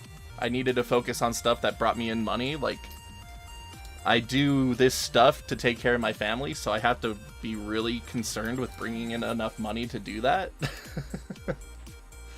So Game Tyrant's kind of on a back end because I don't get paid doing that. Like, it brings in enough money to pay for itself, and that's it. So it will go forever, but it would take a lot more work than I could put into it to make it profitable, if that makes sense. Game Shark video doesn't play for you? That's weird. Thanks for testing on my TV, it's fine, but when it's connected to my LG ultra-wide screen, it auto-restarts. That might be an HDMI CEC thing, Nick. You might, it might be trying to turn on the box because your monitor's on. I don't know. Like, I don't know for sure, but you could try going into the TV settings and, disabling, like, CEC features, HDMI features.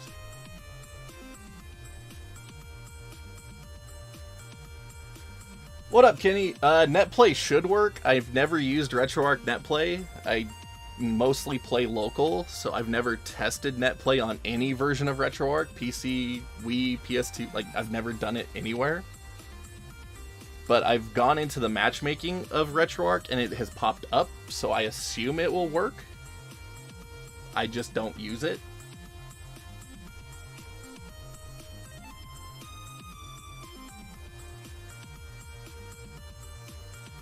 Takes about 3 minutes to boot back to XMB dash though. Yeah, switching modes is the only thing. Like, again, it's not that big of a deal to me that I don't mind doing it. Because it's like, I'll tell it to switch and then go make something or get a drink or something and then come back and it's up. And I can just start playing Apex or something. Next video on Hacksaws the Nintendo. I will never show a video on how to hack consoles for the most part. I did one on PS1 back in the day to show how to dump a PS1 BIOS. But outside of that, I just don't want to cover how to actually hack the systems because that's a lot more troubleshooting than I want to deal with. The Retroarch vids have proven to be my limit as far as troubleshooting goes for what I want to handle and be able to spend time with my family. Sorry.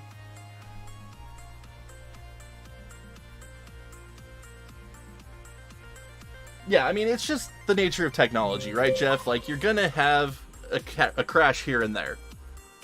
Like, you get crashes just from playing games. I was playing Mass Effect Legendary Edition with my wife last night, and my game crashed like 6 times. Like, it's just the nature of technology. But look, just like that, I'm back in retail mode. Like, no biggie. It's all good. For those of you that were here at the beginning of the stream, you saw that I had issues with the dev mode activation thing. That was interesting. I hadn't had that happen before, but, I mean, just reinstalled it and it went fine. Like, I don't know what that was about, but... Ice's next video will be learn how to read. I almost made a YouTube short being like, read! I'll tell you what my #1 comments on YouTube are right now. How do I get my Files Explorer? If only there was a little button that said read description. Expand dev mode storage / my Files Explorer in most videos. Oh, look, link. Okay, there we go. Read. For the love of everything good in this world, read. And all my stuff got deleted when I went back to retail mode. Read. All of your solutions would come from read.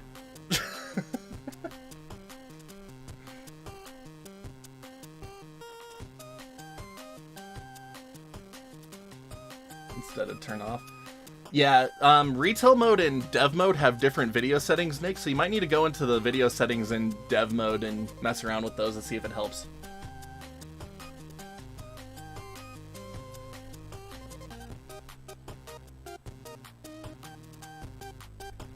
PS2 core won't show up when you pick the games. Download 1.9.3 Red Hood. I think that'll just solve all of your issues.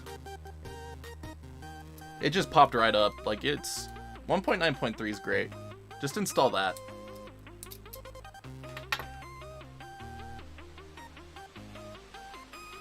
Amount of people on the ROMs subreddit asking for links to ROMs is ridiculous. Yeah, it's unfortunate. People think that just because something is old and out of print means that they are entitled to have it, when that just isn't the case. Like, I love game preservation, but the amount of people that just want to pirate stuff is pretty crazy.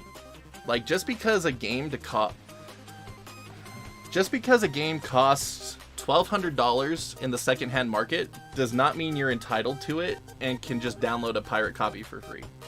Like, I don't care if you do it. I'm just saying that just because something is expensive secondhand doesn't mean you're entitled to it. Like, that's just not how it works. But just because this stuff can be gotten digitally, people think that is how it works. Like, it's still very much illegal to download ROMs. Unless those ROMs have been completely abandoned by their IP holders and have been made public domain. There are quite a few of those, actually.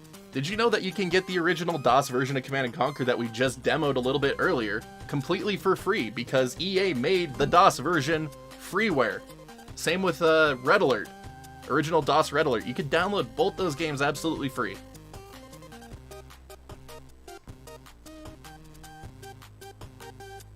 Worst part about dev mode is it wipes the quick resume queue every time. Yeah, that is unfortunate.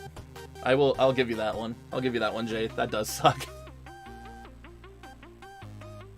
Can you download the games without a USB drive on Mac? Yes, Derek. You can do everything through a web browser or File Explorer. That's honestly how I did this video today. We didn't use a USB drive or my Files Explorer at all. There's none of that.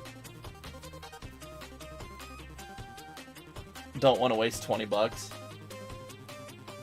Well, honestly, if you have a good PC, Derek, like, how old's your Mac? Like, if you have a relatively new Mac, like, you could get pretty similar experience as what you'll get on the Xbox. If it's like from 2017 onward, I bet.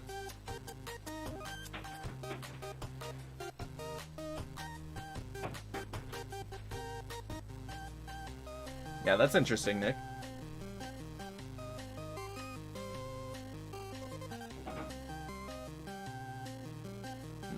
Interesting, Omar.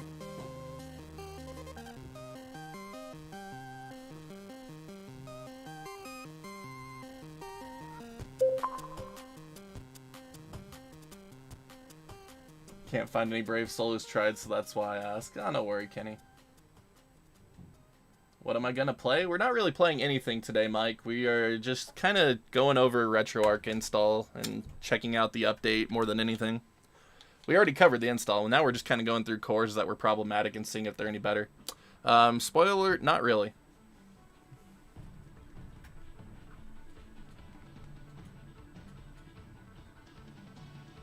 Any PS1 games that are free? I don't know, Omar. I really haven't looked into it a whole lot.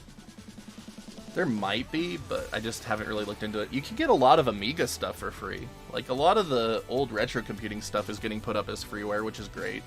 You just need to be sure that it's actually freeware and not just someone saying it's freeware. Like, that's the problem. Now I want to see if Marathon works on the Series X. Well, I mean, technically Marathon 2's on Series X with back compat. How do you pronounce your name? Archades? Yes, it's Archades. I know I spelled it a weird way. I think that was subconsciously done because of Final Fantasy XII, even though I'm not a big fan of Final Fantasy XII. But the whole inspiration behind the name came from Neo Arcadia from MegaManZero. And I think the spelling came subconsciously because of Final Fantasy XII.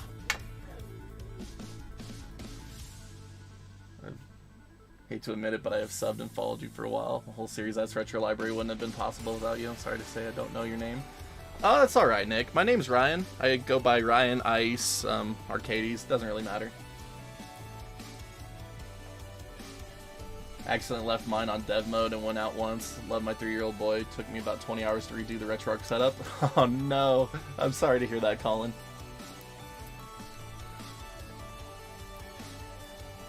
Can't get my Series X to play any of the CD console ROMs. What up, FaZe? You just need to make sure that the folder structure and BIOS files are placed correctly for CD games. Actually, let's, I haven't loaded up really any of my CD games other than 3DO.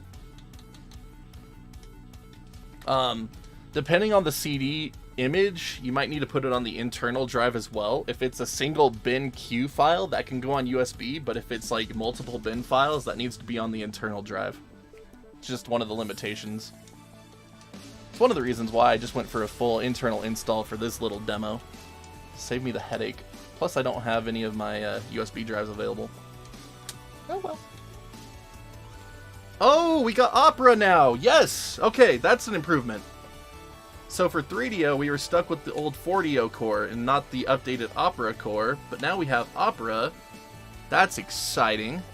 Sorry, I don't think anyone else gives a crap about 3DO, but that's exciting to me. I like 3DO. It's a weird system. Very fantastic history there. Look it up. It's fantastic. Any advice on how to get Sega CD games to play on the Series X? You just need to make sure to have the BIOS file placed correctly, and then if it has multi-bin and Q files, you need to make sure that those are on the internal drive, as just said. Sorry, kind of behind on chat. Apologize to everybody. Alright, so why are we on these weird controllers by default instead of like the actual controllers? Like, it's so funky.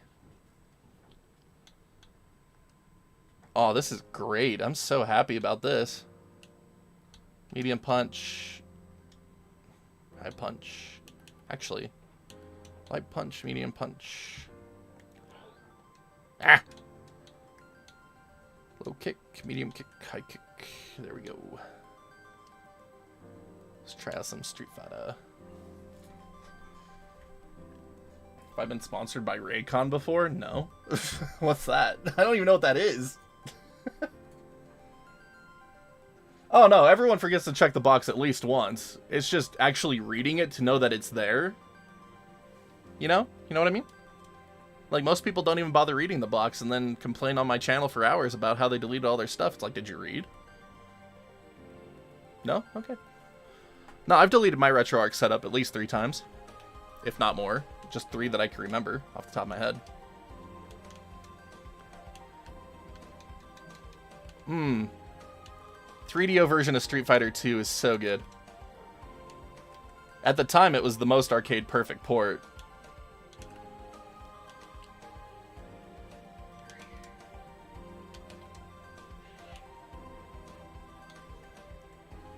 I wish we could listen to Guile's theme.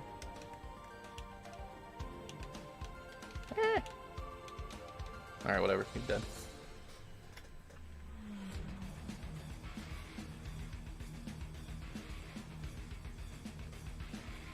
On the PS2 add to existing Retroarch build, I've added a few comments to your videos. I only got it to work when I used a slightly updated core file. Yeah, the core file should be up to date in my links now. It was pretty old for a while, but I updated it maybe a month or two ago. Whoops, wrong button.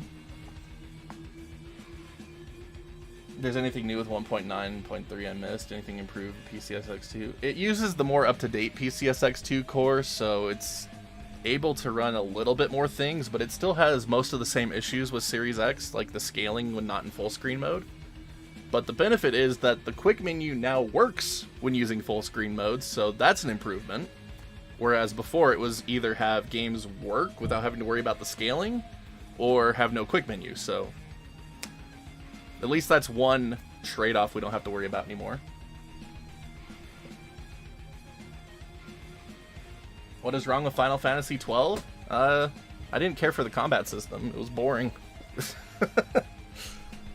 I don't like that fake real-time battle where you don't actually control your characters. It's World of Warcraft. Like, that's why I didn't care for World of Warcraft all that much. Like, you just cue in commands and they play out in real time, but you're not actually in control all that much. The only game that I was able to do that in was Knights of the Old Republic, and that was more than enough. Can the Xbox Series X play Commodore CD-TV? I have no idea. Is that a RetroArch core? Because if it is a RetroArch core, maybe it can. I just don't know that much about Commodore. Raycon or wireless earphones? Nah, I haven't. I hate that default yes option when leaving dev mode. Right? Let's face it, PCSX2 is still rubbish. Yes, it is. It's an alpha core. That's why I hate videos. Like, don't get me wrong, I love Modern Vintage Gamer and Linus Tech Tips. I love both of them to death. But I hate that they show off all of this stuff saying, look how great this is. Oh my goodness, it's so fantastic. Look what we could do. And it just sets up this massively false expectation of what it is actually capable of. So it's like, no, it does not work that good. It is not that awesome yet. It is an alpha core. It doesn't work for most things. And then I get comments being like, hey, so-and-so showed this off and it said it ran really good. Then I tried it and I got past that part they showed off and it runs like crap. Like, yeah, because they cherry-picked the part they showed. Blood Moon, thank you for the YouTube sub.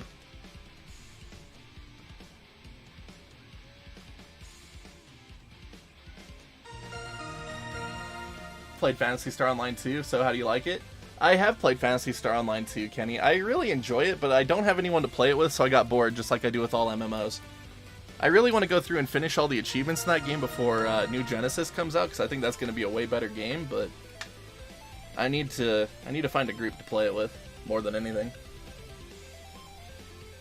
How do you stream RetroArch on Series X? What do you mean, FaZe? Like, how am I streaming this window to you? Because I have a capture card. If you mean, like, Project X Cloud streaming and stuff like that, you can't. Unless you have retail mode.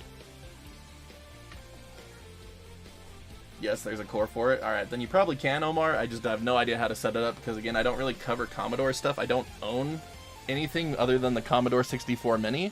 That's why I covered Commodore 64. That's why you're here to make it all realistic. I mean, I've been guilty of it too, Oak City. I showed off some games in my GameCube setup guide that ran great for me, but then all of a sudden you get past those parts, all of a sudden they're not working as good, and I felt bad about that. Like TwilightPrincess is an example.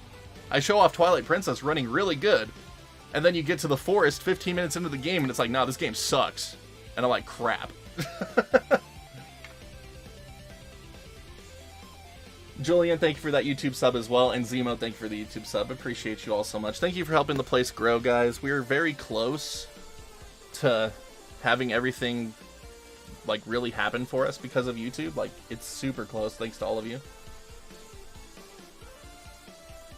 If it makes you feel any better, I'm making a video about Retroarch on dev mode soon. I'm fully sending all attention to your channel. Really hope it helps with the sub goals of yours. I appreciate it, Jeff. Minus tech tips glorify how easy emulation is. It's not. No, it's very much not an easy process. You would if you had it on Xbox. It is crossplay. You can play it on PC and Xbox together. Like, it is crossplay. I actually have my account on Steam and Xbox. I set that up.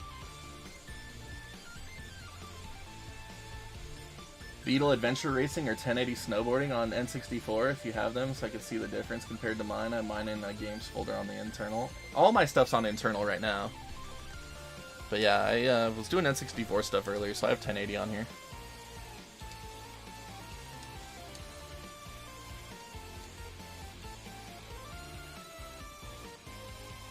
Not in television.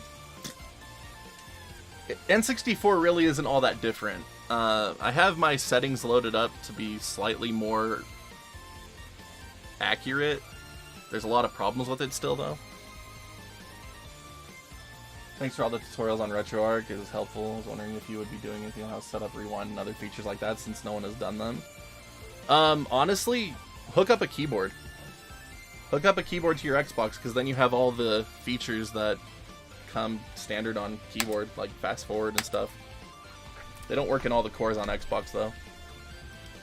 I honestly haven't ever set up rewind, though. Like, I've never set it up, so I'm not sure how to. Alright, so there's quite a few glitches in this game still.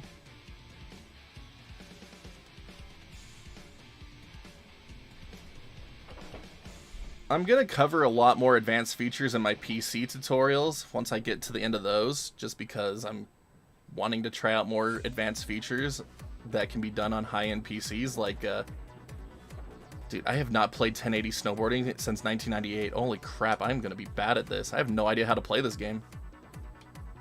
I don't mind if I'm bad at games, like, I show off a ton of bad gameplay all the time, but I legit have no idea how to even play this game. Like, that's weird. I have no idea what I'm doing. Doesn't look half bad, though, actually, when you're in gameplay. There's a few upscaling issues going on, which shouldn't be there, because I'm not even upscaling, but it's interesting. It's interesting stuff. Performance on this one seems pretty smooth. I don't have audio on right now, so I can't be sure if there's some dips here and there. Audio crackle is the main indicator for emulation slowdown, because the audio isn't able to stay synced to the video because of slowdown, and that's why it crackles.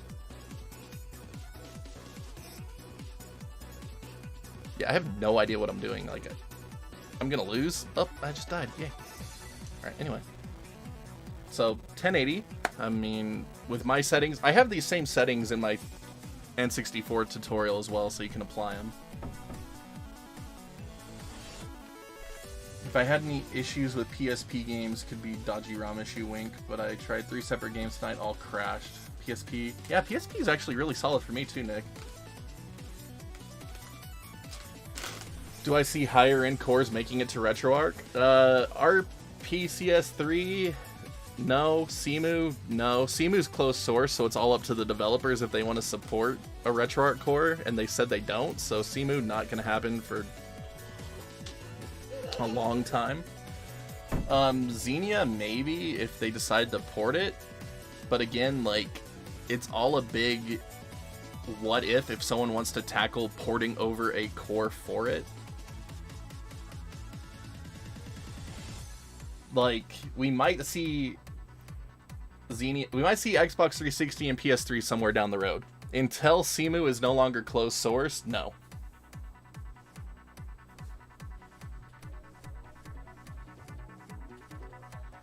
Nintendo Switch. Oh, Switch emulation is actually really impressive. Like, I was actually blown away by how well Switch handled a lot of things. Because Switch can do some stuff. Switch can do N64 better than the Series X here, right now. It's really funny. Like, I was able to do way more with Switch N64 emulation than this. You need to overclock the Switch to make it happen, though. If you don't overclock the Switch, it's not as good, but then you have the whole heat versus overheating versus... Bleh. Here, let me load up PSP stuff. I don't have those transferred over yet. Let's go ahead and do that real quick. I'm gonna finish transferring over my games. An error occurred, yeah, because we kind of closed it. Alright, here we go. So what do we copy over to? We got Nintendo DS games. Alright, so Wii, PC Engine, PS1. Here we go. Let's get the Sega stuff too. My keyboard isn't plugged in. Dang it. I forgot. Alright, well, we'll just do it like that then. We'll do it the slow way. Fine. It's fine. Oh gosh, 16 minutes. Oh, alright, what do you guys want to talk about? At least we have some rockin' tunes still. Take a drink. Oh, take a drink. Okay, let's do it. Let's do it. Take a drink. I don't know how many of those I've been missing with the volume down.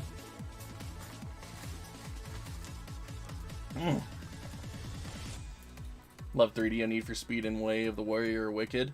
Dude, Colin, I didn't get a 3DO until about 2016, but then I researched the system and I just absolutely adore it. Like, the concept of what they were trying to do with the 3DO is just amazing. And it's what Steam tried to do with Steam machines. Like, you're gonna offer hardware at full cost, but games are gonna be dirt cheap comparatively to the other systems because of the licensing fees aren't gonna be as enormous. Like, it was great. Unfortunately, it cost $700 at launch. No one wanted it. The world was not ready for the 3DO. Say thank you for your channel. The videos have been great. Question can, if not all. Yeah, honestly, Kenny, I tried to answer everything I could, but it just started getting so repetitive and redundant when the answers are right there that I had to take a step back from some comments. Like, I still try to help most people, but it's like, if the question has been answered 700 times in the comment section, it's like, just go read. Go frickin' read. That's the moral of today's story. Go frickin' read. Take a drink. Oh my gosh! Take a drink. Take a drink. Good job. There! Took a drink! Pretty nice content. Unreal Retroarch on 3DS. I'm planning on doing that for the updated PC tutorials that are coming. I'm planning on doing 3DS for PC. Well, only one Xenia for GoldenEye Remastered. Ain't that the truth? Offer thank you. Wish I could support the channel. Just watch the videos, Kenny. It really helps out more than you'd know. Like, appreciate you just watching the videos and hanging out and stream. Like, it really helps. Helps a ton. How do you get games from a Mac to your Xbox? That would involve... I don't know how Mac networking works. Like, I don't know. Basically, you just file browser into your Xbox dev mode address, and it will bring you to a folder that looks not like that. Stop it. It'll say Windows apps, and then when you go in, you should have folders like this. But it's just file transfers. Like, it's just networking file transfers. That's all it is. I don't know how that works on Mac. I barely know how it works on Windows. I hate networking. Like, I've always been a big PC and hardware guy, but it's like networking is more complicated than it needs to be. Like, it was invented in the freaking early 80s and hasn't really changed at all in that entire time. Like, we can make it so much better! Oh well. If I recall, they won't even ever go open source until they deem the project dead or can no longer contribute to it. So yeah, exactly, Jeff. It's just not gonna happen. And honestly, I think they're using some like official Nintendo code too, so they need to keep it closed source so they don't get sued. Because that emulator became way too good, way too fast. like, without using official Nintendo codes somewhere in the line. Switch is a good piece of hardware. Nah, don't copy games over with the flash drive, because then that puts it in the Q drive, which runs into the dev mode storage limit of 20 gigs. That's what retail mode has a limit of, apparently, as has been said in chat today. So when you put games over through USB, you're gonna set yourself up for failure, whereas if you do it on the internal drive doing the folder storage like this, you only have the limit of how much storage you put into dev mode in the first place. So as you've seen, I set mine to 200 gigs. I have 155 gigs worth of ROMs here, and they're all gonna go over just fine. Drank. Maybe we could get the kids to run through the room again. That was hilarious.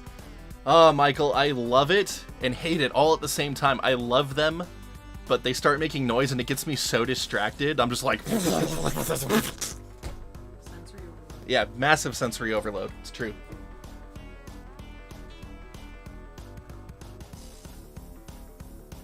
PSP was Crazy Taxi Fare Wars that constantly crashed.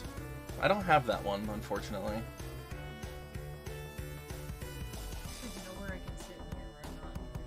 Nope. You're always in view.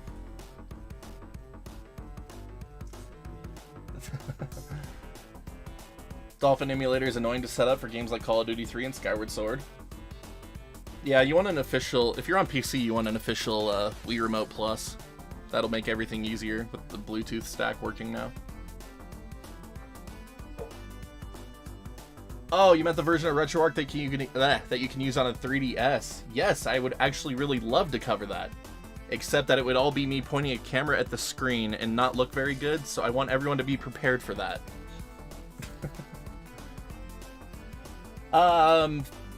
It was asked before phase, but I don't mind saying it again. NetPlay should work on Series X. I don't use NetPlay personally, so I can't verify that, but I mean, I've seen that it shows matchmaking options and it's able to detect other people's games. I just haven't actually tried to play it. Networking into the SSD doesn't seem to work on Mac from what you've tried, sadly. Well, that's interesting, Jeff. Welcome, Robin, Legends of Masters. Hello. Welcome to stream. Sorry, we're in the downtime right here, which lets me catch up on chat, which is good. Install an NTFS read-write program such as Mounty, then you can browse the network drives on Xbox. Man, wouldn't it just be so much easier to use a virtual system then? Just download VirtualBox and put a temp Windows install on there. You'll save yourself a ton of headaches, it sounds like. I'm sorry to say this for everyone that loves Macs. Your system is not meant for hobbyist projects. Macs are meant for very specific purposes, which do not line up with almost every single hobbyist project. It's just, unfortunately, how it is.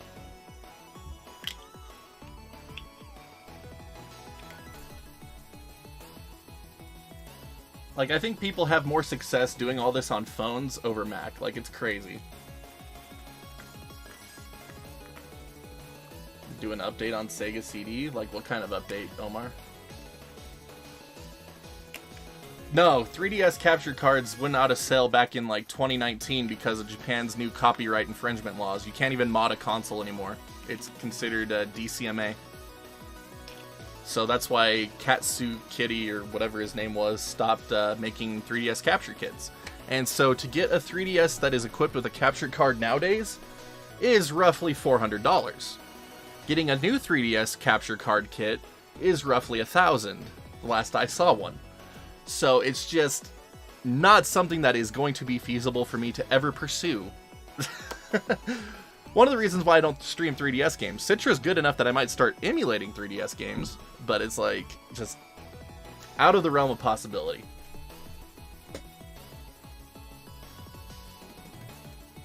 Can't wait to see Nintendo Game & Watch games in full 4K goodness. Yes, Colin, I love it.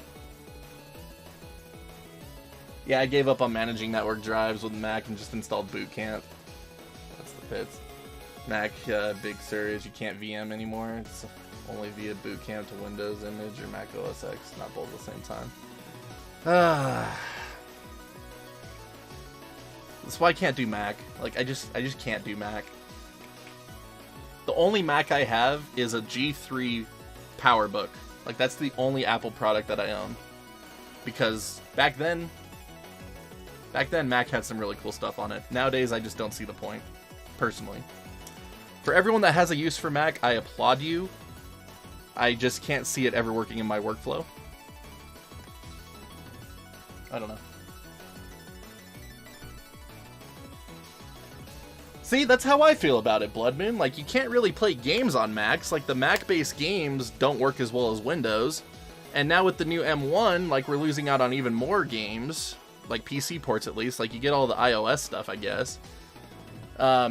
Most people buy Macs for editing purposes, but, like, the #1 editing program is Adobe, so you're paying an arm and a leg for a lower-performing platform for Premiere compared to what you could get for the same price point in PC hardware. Like, I just don't get it. Like, you get a much more stable OS, sure, but I don't know. The trade-offs are really extreme. I don't get it. Like, again, I don't... That's just me. I don't get it. For everyone that loves their Macs, awesome.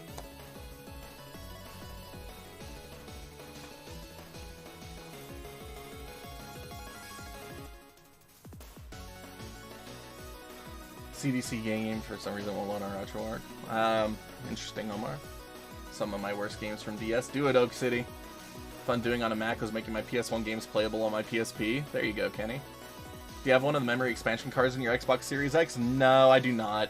I was lucky enough to afford the Series X in the first place. Like, I technically didn't afford it until I made the Retroarch videos, and that kind of paid it off. So, thank you all for that.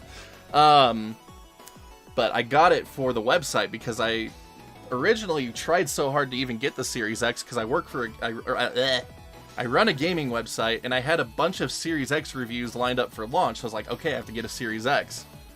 So I fought to get one, and I got one, and all of my reviews got delayed and then eventually canceled. So it's like, okay, well, that sucks. But then the RetroArch thing happened. I was like, okay, there we go. We justified owning the hardware. I don't know. Little behind-the-scenes stuff there for you. Back then it was good, G3. Dude, I love the G3s. Like, up until they stopped making the colorful all-in-one iMacs, like, I really like that gen of Apple hardware and prior. Like, everything from there and before. After that, I didn't see the point. Like, it just didn't see the point anymore. Why is retail version so glitchy? Because UWP version of RetroArch is glitchy. It doesn't matter if you're on retail or dev, it's glitchy. It's got problems. Andre, it's got problems.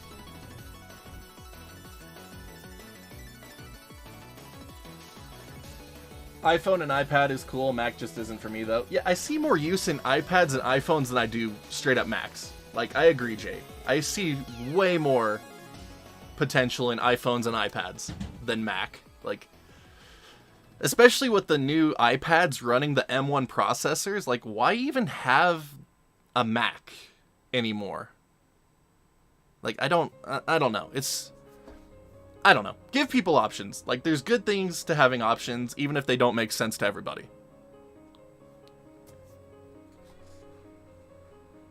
Stopped using it after that. Yeah, it's not much better. Final Cut Pro, that's the only reason you're still there. There you go. So you have a reason for it. You think you have a G5? Nice. See, I want to get a G5 just because it's the last PowerPC Mac. Like, I would like that. I think that would be cool. I see them pop up on sale in local groups every now and then for around $100. One of these days I might just say screw it and get one. I don't know where I'd put it. My closet is already full of a bunch of vintage computer hardware. Like, that's packed. I don't know where I'd put a G5 tower. Oh, speaking of Macs, look at that Apple Studio display box I got right there. Too bad the thing fried on me after a month and is sitting right here at my lap being a paperweight. I apparently need to install this in there, a new flyback transformer, and that would make it work, but I'm too scared to open the sucker up because I don't want it to kill me.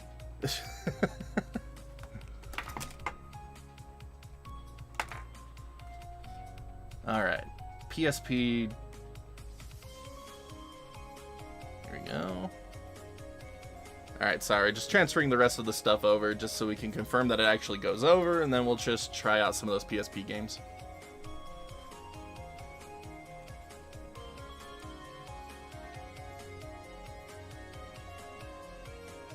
I know you have a bunch of Apple Oak City, and it's awesome. Get about apps free on iPad. Apple M1 now bundled with the M1 Grand. Have Macintosh, a G1, a G4 or 5, iMac. None of them work anymore, really? That sucks. Sure they would, but time and money, yeah, that's always the thing. Gen 1 iPro Bluetooth one works. Happy to just to see how they run and compare my settings with your N64 tutorials later. Oh, for sure, Colin.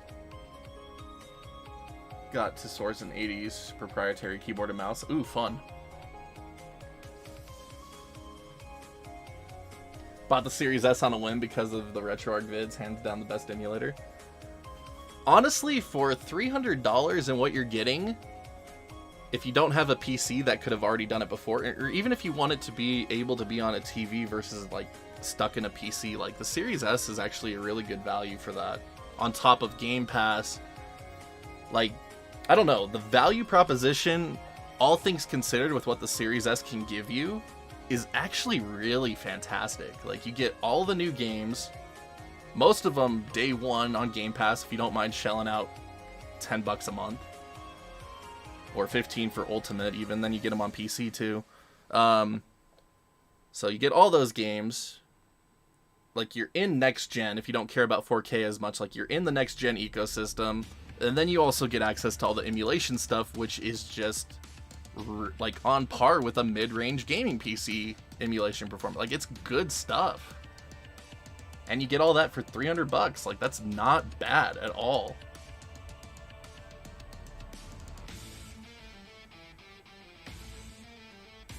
You have an iPad Pro 2020? Nice, Oak City. Even an Amazon Fire tablet has more usage than a Mac. Oh gosh, I don't know if I'd go that far.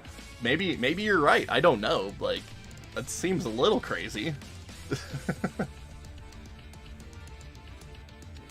Yeah, it's true, Santiago. You are in the walled garden. That's one of the biggest problems I've always had with the Apple ecosystem and why I always go Android. Because if I want to, I can install whatever I want. Like, I kind of left that scene a few years ago. Like, back around 2013, I was diehard into, like, the custom bootloaders, custom ROMs, custom OSs for Android devices. And then I just kind of burned out on it and stopped doing it. And really haven't used my phone for as much since. Like, it's really funny. Like, I used to be all about that, and then just not anymore.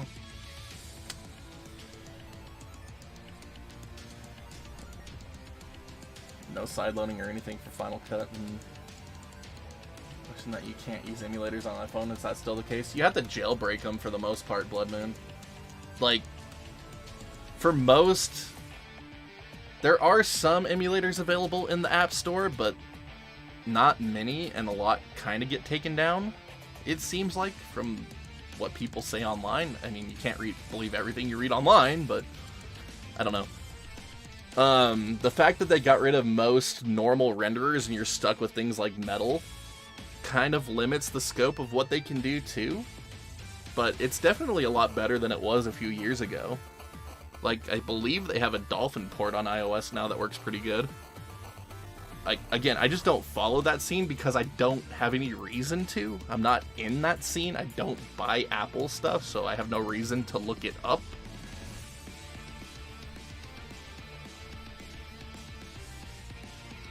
Only nice thing about my Mac is the 27-inch 5K screen. I definitely wouldn't complain about that. Gonna get a MacBook or an iMac, them juicy colors. I would love to get an iBook. Like, I don't want to get the all-in-one just because I don't have room for it. This is a very small room, and I have cramped way more than enough in here as it is. That's why I had to kind of turn it into a game store and put everything on the freaking walls just to get things to fit and have my arms be able to stretch out again. For those of you new to the channel, I used to not be able to move my arms past this point because I'd hit something. So I spent the last month, like, wall mounting everything I could that's possible.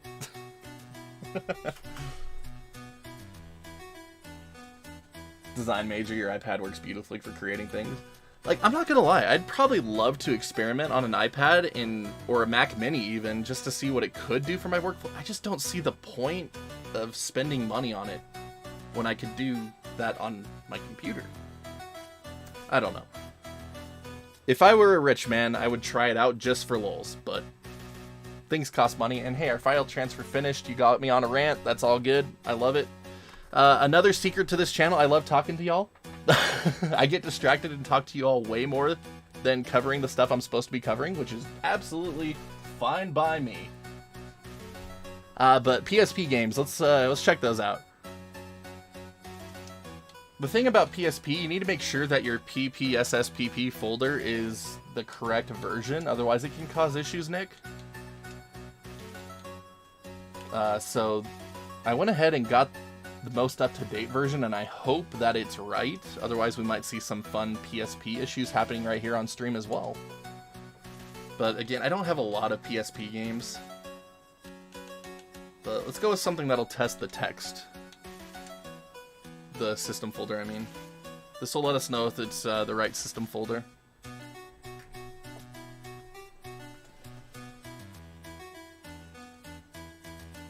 People aren't looking to buy iPads to install whatever you want. It's true. People that buy iPads want it to do what iPads do. Pretty sure they released Retroarch for iOS. I'm pretty sure you're right, Jay. Standalone Redream for Series X on dev mode would be nice. I'd actually buy it then. Yeah, Flycast gives a lot better performance than Redream can, but you can't beat Redream's high-level emulation BIOS, which requires absolutely no setup. It's fantastic. And I honestly...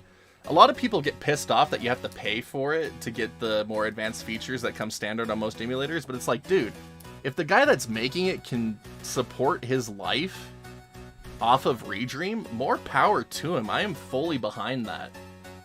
Does it mean I'll buy it? Nah, I get better performance out of Flycast. I get Windows CE games of Flycast. Nah, does Redream support CE games yet? It might now. I don't remember.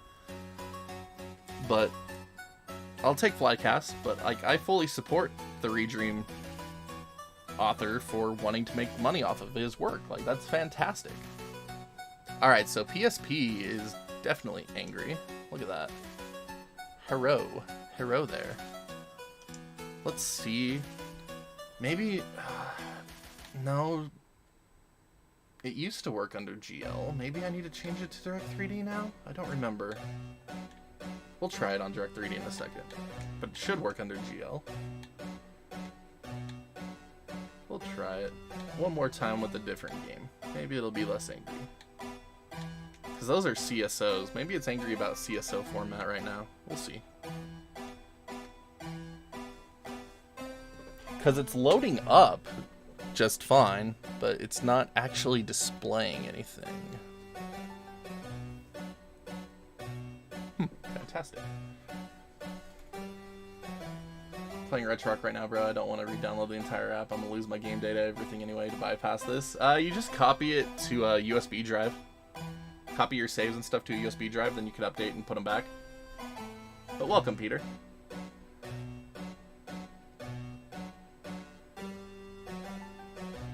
You could afford the Series X, you just never found one in stock. You have one now, though. Nice, Blood Moon. Dell All-in-One, a Dell Cantosh. See, that's the other option for Macs. You can make a Hackintosh. Like, those are actually pretty easy to make nowadays. Nice touchscreen, i7 is actually good. Dude, nice, Oak City. If it has an i7, that's pretty solid. Series S on Black Friday is gonna do mad numbers. Value is wild. Yeah. Now you got next. Sorry, I still need to catch up on chat. I just get so distracted by something else you guys put, and then I get even further behind. I apologize. Getting closer to an X every day. Disconnect. I had to relearn mouse and keys.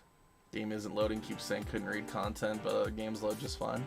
If you get a can't read content error, it means it's not able to detect files it needs to run. As an FYI, Peter. Gonna be Gaming Monster. If more can be done to make things better, this might be a very exciting generation of gaming. Being able to play all of gaming on one box. Yeah, exactly, Kenny. There's so much potential to it. It's just if it happens. But I don't think dev mode is as much of a priority to Microsoft anymore, so I doubt we'll ever see a native Series X dev mode, which will definitely limit the scope, but I don't know. I still think there's quite a bit that could be done to make this freaking shine.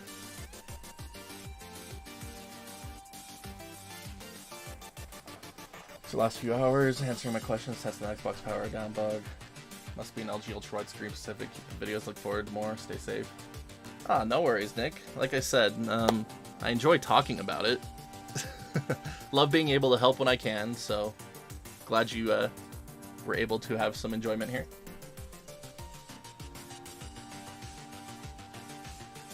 Buy something for you. Oh gosh, Oak City, I appreciate your thought, man. 2:20 a.m. over in the UK. Oof, I'm sorry, Nick. I'm sorry to be keeping you up. Started the Xbox, now it's stuck on something, went wrong screen, can't restart anymore, even plug in the box and it won't move from the screen. Yeah, that's one of the things you might just have to keep restarting, Derek. That's just keep restarting. Swan Station still busted? I don't know, Polsky Gamer. I don't personally use Swan Station. The Xbox Series X is capable of running Beetle PSX at full speed, and that is the most accurate version of PS1 emulation that's available on RetroArch, so that's what I personally go for myself. But we could test it out in a minute, and we'll try it. But, I don't know. Is there any reason in particular that people use Swan Station? Like, what feature does Swan Station have that make people want to use it? Out of curiosity. Tech support is $25 an hour. I know, right? I actually made a I made an emulation help section in my Discord server, but it's locked behind my backer. Like, it's behind a paywall, and I haven't really actually opened it yet. It was something I was thinking about something I was doing. Like, hey, if you guys want extra help on this stuff, here's the Discord. You gotta back the channel for $1 to get access to it. I don't know. Something I thought about, but I never implemented. Minimum 4 hours. Color Jumper soundtrack. This is just some random chiptune radio station that doesn't have any copyrighted songs in it. Alright, so we're not crashing when we load PSP games, but we're not getting any video output, so I'm going to try switching it over to Direct3D11 and see if that will fix the issue for us. Because I made a Direct3D11 configuration earlier when we were testing PS2 and GameCube, so I'm going to try loading that up for PPSSPP just for the lulz and see what happens. Load content. So let's try it now. If PSP games don't work under OpenGL anymore, I'm going to be kind of pissed. The less things I need Direct3D11 for, the better, because Direct3D11 is broken. PSP, here we go. Let's try Crisis Core this time, why not? Oh, look at that! It needs Direct3D11 now. That's balls. That sucks! No! I don't want Direct3D11 for PSP games. It's awful. Oh, the audio's back. Crap.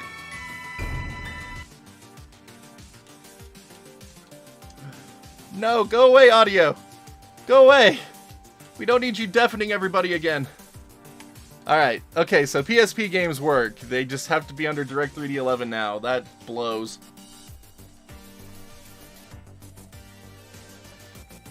It's like I'm there. I like it, Oak City. High five, bro.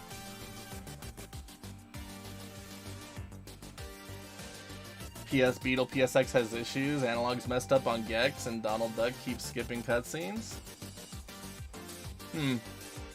I guess that's why I don't know about those issues. I don't play either of those games on PS1.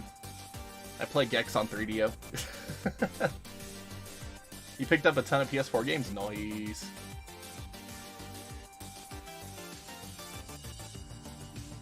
Xbox isn't even restarting anymore. Like I said, you just kind of have to keep trying it. It only happens very rarely. And once you get past it the first time, it doesn't happen anymore.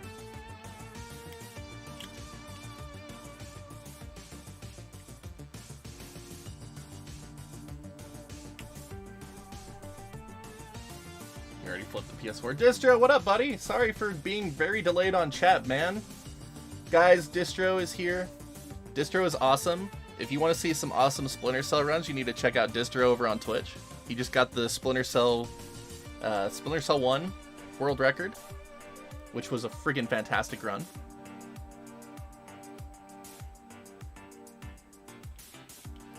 DirectX 3D12 is fine, has less issues. Most cores don't use DirectX 3D12, Polsky. They fall back to DirectX 3D11. There's very few cores that actually have full DirectX 3D12 support. If there were more cores that supported DirectX 3D, we'd actually be a lot better off on Xbox. But they fall back to DirectX 3D11, which introduces all these fun issues.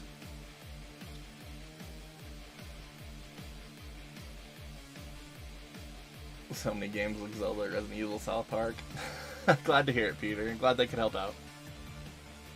Screen Connect. AKA the junk I find fascinating. You do you, Oak City. Alright, here, hold on. We need to do this. We need to do this real quick. Hold on.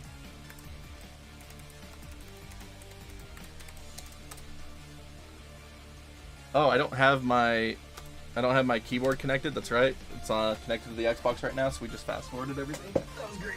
That's great. Love it. Love it so much.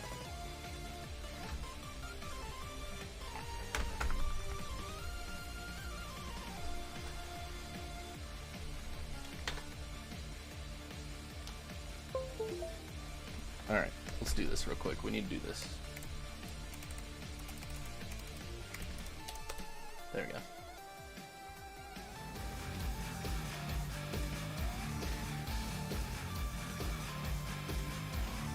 Oh, you don't even get the awesome audio because I have it all muted. No, I don't have it muted anymore. We'll listen to the music. That's right. I fixed it.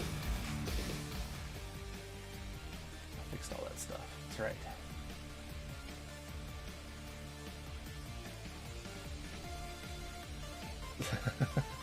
A plug for pickups, do it, Oak City. What are these Lex level bot commands? I don't know. It's like me pretending I'm cool or something, Distro. I'm sorry. I'm sorry. I'm pretending I'm cool. Alright, so PSP needs to be on DirectX 3D11 now. That's balls. Whatever. Give us 4K PSP games right now. Right now. 4K PSP right now. No, that's not gonna work. Of course not. You always gotta close the content. And then it crashes because it's on DirectX 3D11. We do it best. Pretend I'm cool all day long. Dude, check out Oak City Gamers if you want the best pickup vids on the net. That's true. That's truth right there. I meant that it was some quite complex functionality. Again, Distro, I'm just pretending I'm cool, man. We both know otherwise. Oh, man, look at that. PSP is really busted. Gosh, that's a regression. Alright, I say PSP has gotten worse in the new update. Unfortunately. Say whatever I want. You are cool. Heart your face, Distro. I'm so glad I've been able to lurk your streams the last few nights that you've been streaming. It's been so fun. Makes me so happy. Makes my heart so happy inside. No, I need to load up this stupid thing. Oh gosh, I hate that it needs DirectX 3D11. Still want the ice pillow? Oh gosh, yes, the Eek pillow. Eek pillow for all your nightmarish needs. Dude, did it totally, oh my gosh. Why? I hate you. I hate you so much sometimes. Stupid Retroarch. Changed it to GL instead of direct 3D. This is why I cut out a lot of things that you don't need to see to get the point across on how to set things up. It's a lot of restarts. So obnoxious.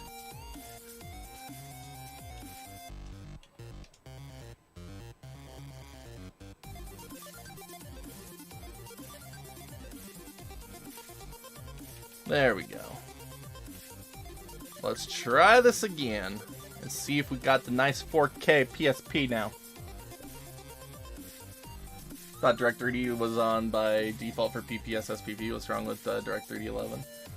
It's just glitched on UWP. Like, it's really glitched.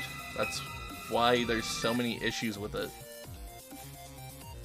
Like, you get so many less issues when games aren't using Direct3D 11 on UWP. Like, it's really backward. It should not be the case. But, like, you can see that the menu's all busted still. Not load. Alright, so we got confirmation that the text files are working, at least from the load screen there. Alright. Normal. I want to see it.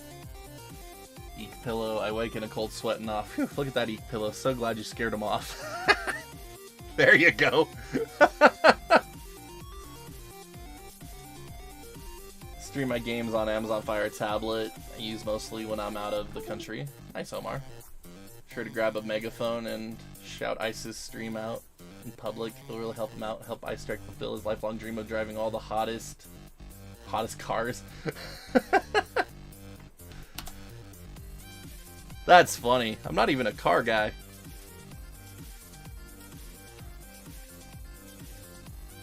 For anyone that doesn't know my long-term goal, though, it's to help other content creators out.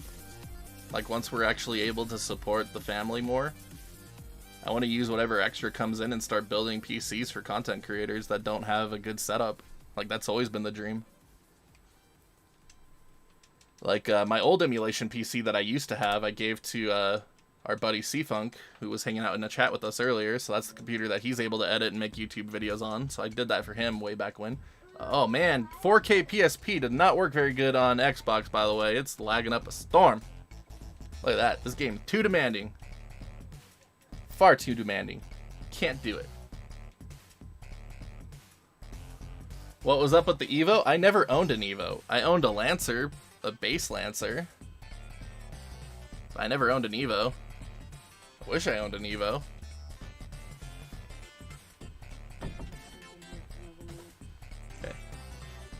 Alright, so yeah, that's not a thing to do. Don't push that up to 4K. It's angry. I mean, how much further up from its native resolution is that though? Like 2, 3, 4, 5, 6, 7, 8 times native resolution? Yeah, of course that's gonna give it problems.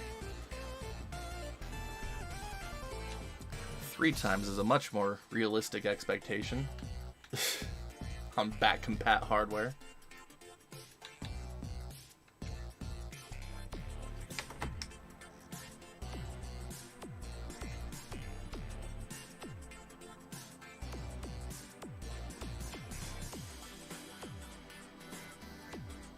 What's funnier is that the bot shouted you out right away. That is true. That support command dropped very quickly afterwards. You're a car guy. If I gave you a Ferrari. I mean, I'm not going to deny that. Probably. Big box and made it a shortcut on Steam Link. Nice, Omar. Still was a Lancer. Yeah, but there's a massive price difference between a base Lancer and an Evo. Of about $20,000.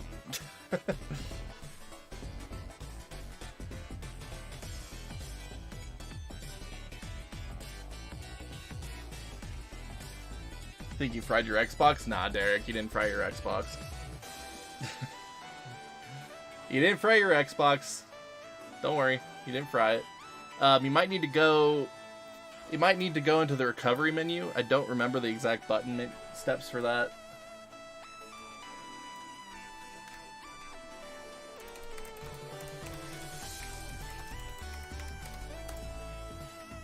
Oh, that's right, my keyboard isn't hooked up again.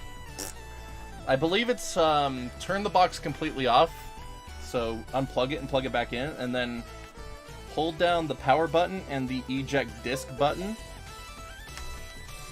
until you hear it beep again.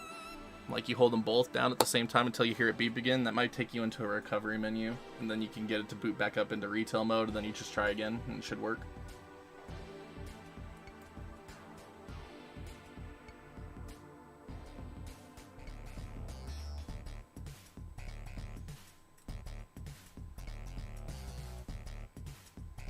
Cancellation button. I have been in his car before, being modest. We had to dress it to look normal. You mean our van that was full of like 4 days worth of trash? 4 months worth of trash, maybe? I don't know. So yeah, PSP has definitely gone downhill in this update. That's unfortunate. But yes, as Polayski said, I can't talk. PPSSPP has always been a downstep from standalone PPSSPP on RetroArch. It's the same thing with Dolphin, same thing with PCSX2. You're not getting as good of an experience if you don't use the standalone version.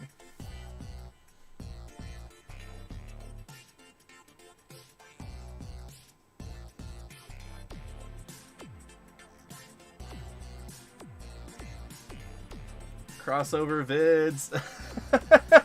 There you go.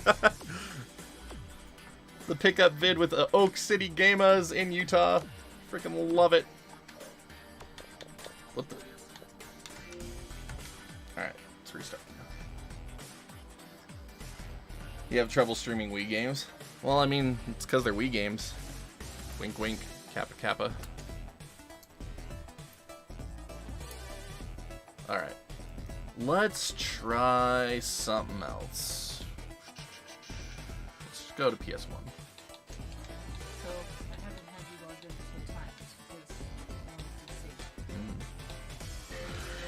Oh snap, what happened? Oh my goodness, Distro, no. No, Distro. Distro, save your waffles, buddy. It's not much, but I love your face anyway. I love your face too, Distro. Thank you for the 5 waffles, buddy. It means a lot, man. It means a lot. Thank you so much. Why are you shooing away money? Because I love Distro. You love everyone who wants to contribute. I do love everyone who wants to contribute. Alright. Let's see if we can get M3Us to work. Nope, M3Us still don't work. That's unfortunate.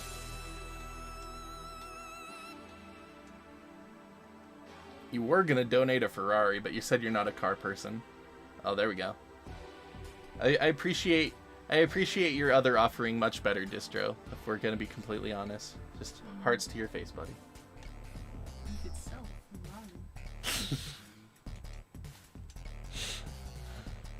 Ferrari. Oh, goodness. Support the channel, y'all. That way we can take Modwife out on a date again for the first time in 5 years. Wink, wink. Partly due to money, partly due to kids. Money because expensive babysitter. Yep. Babysitting is a racketeering ring. My goodness.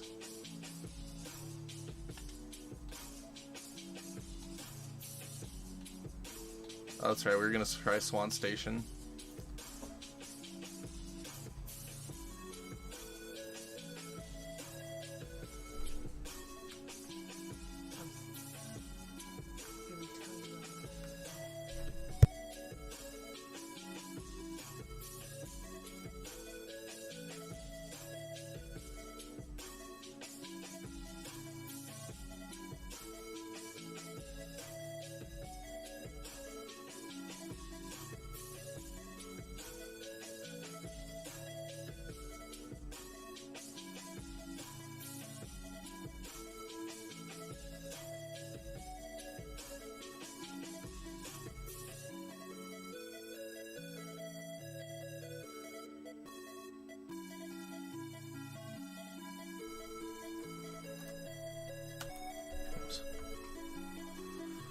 Alright, there we go.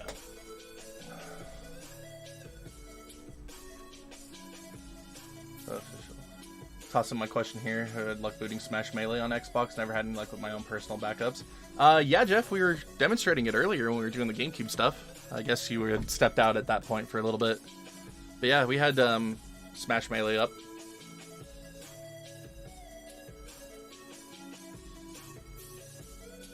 Babysitting's like the shakedown, right? Should wear a pirate hat while doing this? Why, Beer Baron? All the stuff I show off on stream is something I legally own and back up using my own hardware. I only show off stuff I own.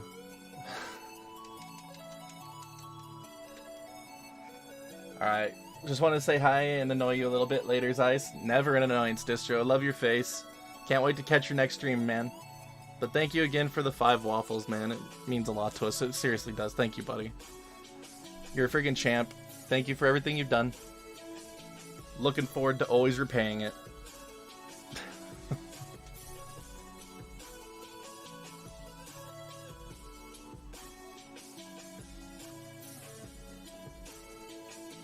.3DS is another one you have issues with. That doesn't surprise me too much. 3DS is actually a fairly complicated system.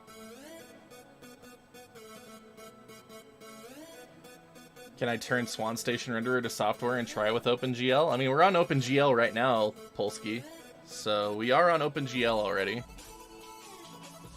No, we're not. We're on Direct3D 11. Ooh, that sucks. So it defaulted to Direct3D 11 for Swan Station. That's lame. Ugh. At least it automatically switched to it like it's supposed to. Oh my goodness. Omar, thank you for the $1 super chat, buddy. Appreciate it. I am in the wrong spot. I got distracted. Console region auto tech, fast boot, CD-ROM, region check. CD-ROM thread. Oh, that's interesting. Image DRAM. But yes, Omar, thank you for the $1 super chat, man. Helps us out a ton. Thank you. CPU, GPU renderer, hardware, Direct3D 11. Okay, there we go. Hardware, OpenGL, threaded rendering software, internal resolution scale, multi-sample.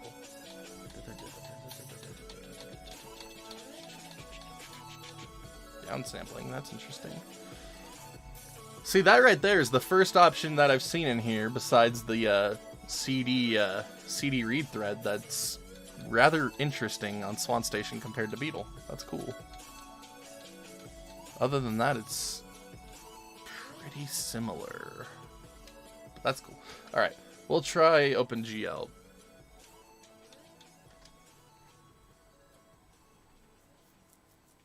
Look at that, though. See, when Retroarch's auto drivers features work, it's fantastic. Unfortunately, they don't work 90% of the time. Thank you, Polsky, for letting me see it actually work.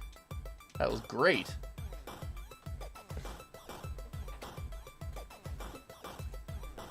Alright, so yeah, OpenGL in Swan Station does not work from the looks of it. We'll try again. Yeah. Alright, so that's not gonna work, Polsky. GL in Swan Station isn't gonna work. Now I have to install My Files Explorer to delete the config file for that. If we want to get that system to work again.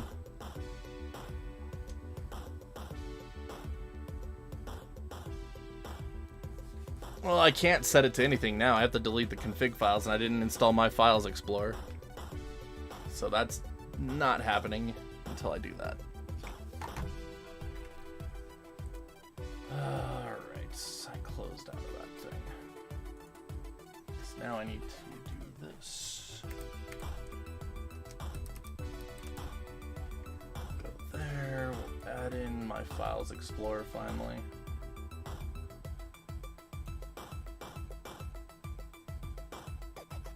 So this is like the only use case you technically need My Files Explorer for now. Is to fix mistakes.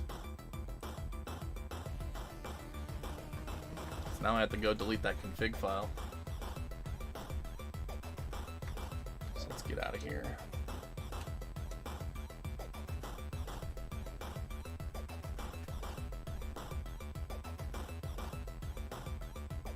There we go. Alright, isolated storage. Ugh. We need it to be that way.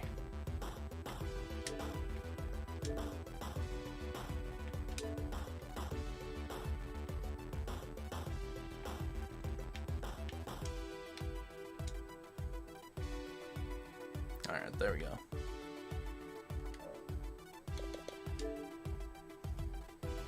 Alright, now let's try to load it back up. There we go.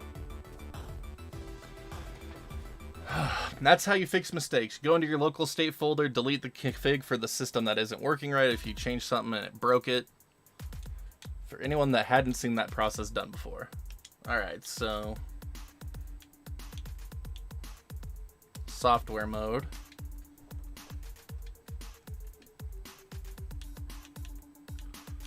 Won't be able to do anything with it until we change that. Let's see if we load it up in Direct3D 11 software first. There is a 3DS core on Retroarch. It doesn't work on Xbox though. Alright, so we're supposedly in software renderer for Direct3D 11 right now. I think we're in OpenGL actually. So yeah, we're in software. Yeah, so software under OpenGL does work, Polsky. Let's try to change that here.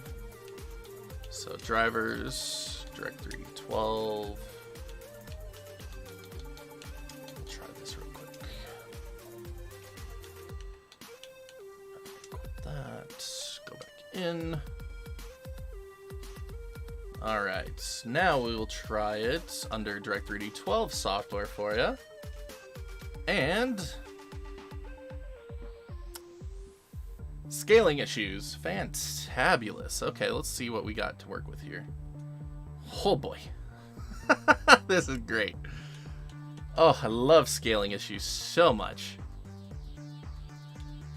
Alright, so where are we? Alright, so drivers, video... Alright, so we should be in full screen mode. I can't even see the other side, so this is very interesting.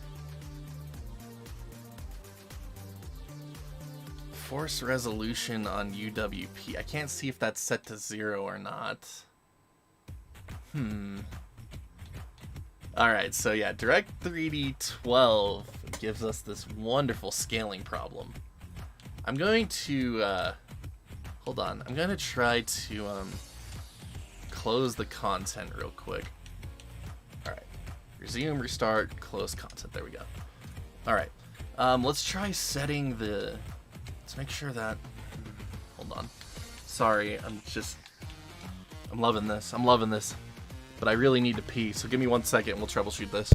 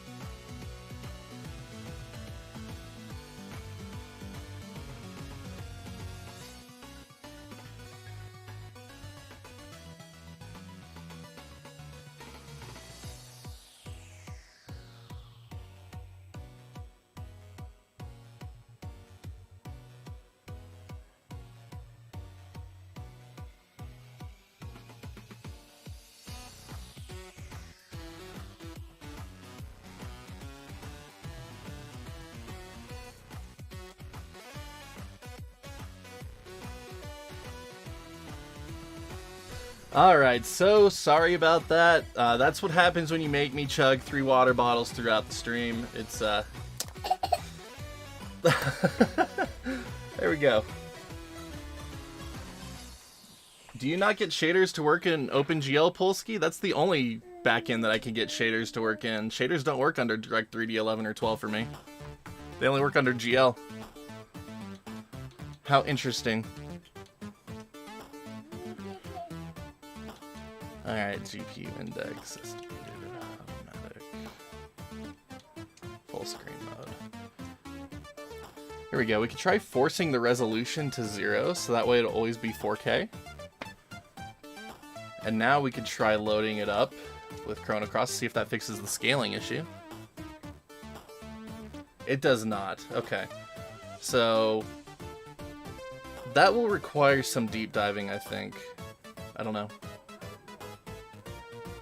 You can only get them to work in Direct3D 12? Fascinating.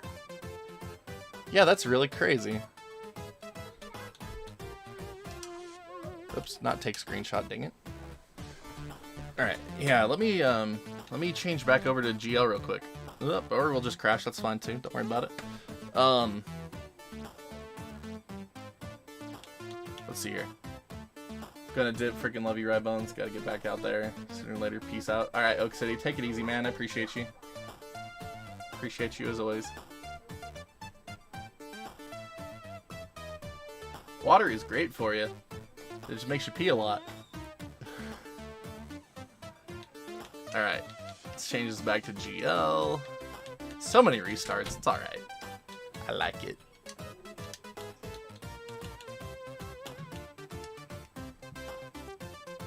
Alright. So now we're back on OpenGL. Right?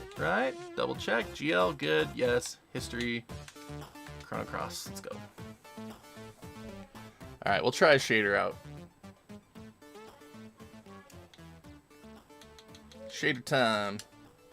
Video shaders on. Load shader. CRT easy mode. Ha! Alright, I didn't like that. That was fun. Alright.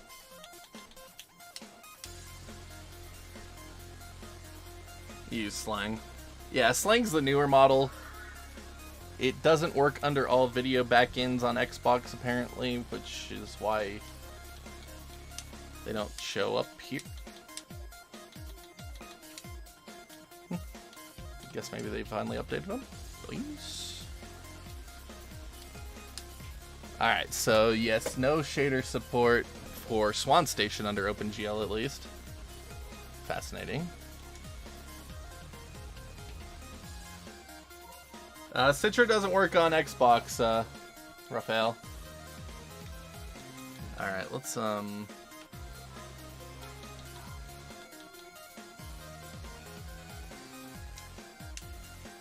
back to N64 real quick. Or not. What the heck did I do? I broke everything. I think that 4K force mode is crapping some stuff out. I should turn that off real quick. Beetle PSX and Saturn work with OpenGL? Yeah. I only use OpenGL on everything except for PS2 and GameCube and Wii. Everything else is OpenGL except PSP now apparently needs Direct3D 11 too, which is dumb. But in all my tutorials, everything's OpenGL except for those systems. GameCube, Wii, and PS2.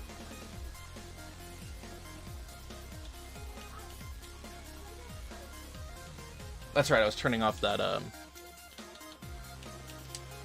force res. It is off already. Okay, cool. I broke stuff apparently. That's fine. My integer scale turned off too. That's annoying. I need my integer scaling. I love my integer scaling. Yeah, my config file seems to have reset itself. That's fantastic. Alright, anyway, let's try that again. Load up 1080 this time. Screw it.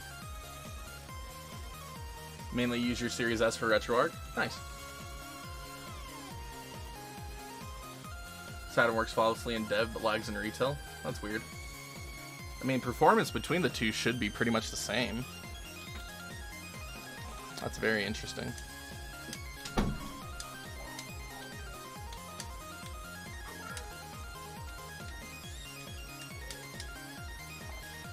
Alright, yeah, so easy mode works just fine under OpenGL for N64. It's definitely, might be because of the software renderer?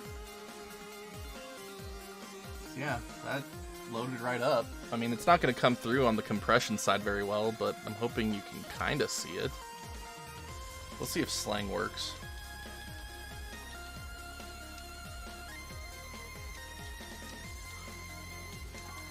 CRT easy mode.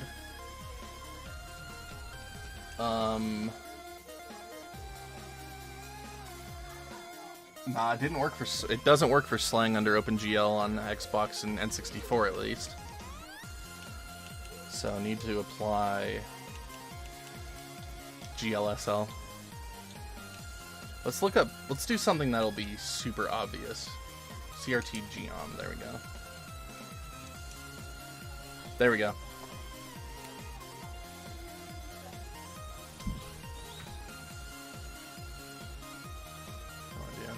So what do you think happened with the PSP emulator? They've just updated it, and I don't know why it would stop working for GL. Like, that doesn't make much sense. But yeah, like, this is working.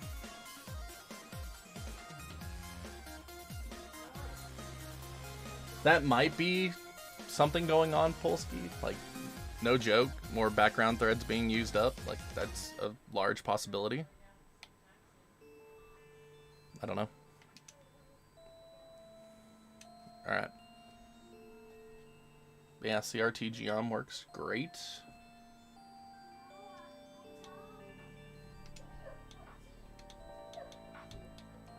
Yeah. I mean, even though slang is supposed to work with all the backends now, I think GLSL shaders are still better to use for OpenGL. At least on Xbox. On PC, it's all slang, but I don't know. I haven't been able to get those to work on Xbox. That still seems to be the case.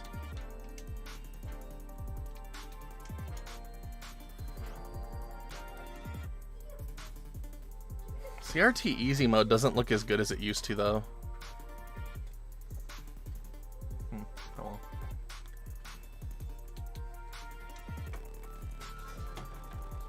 PSP works well. It works alright. MetalGearSolid Twin Snakes works bad. Sure. I really don't recommend using the Xbox version of Retroarch for a GameCube, to be honest. Or Wii for that matter, but some stuff works.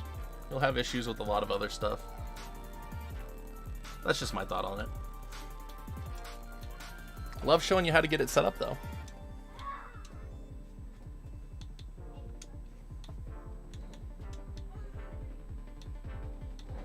PS1.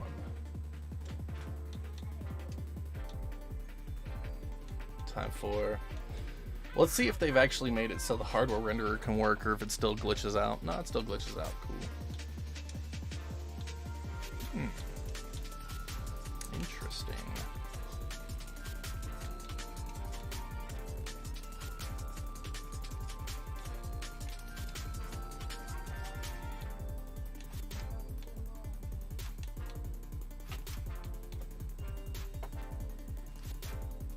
Table of contents file. What?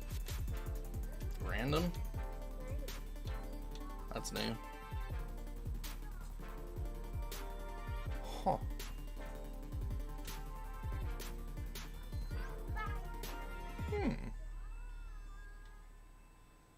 Well, isn't that fascinating? Did they break Beetle? I hope they didn't break Beetle. I'll be pissed.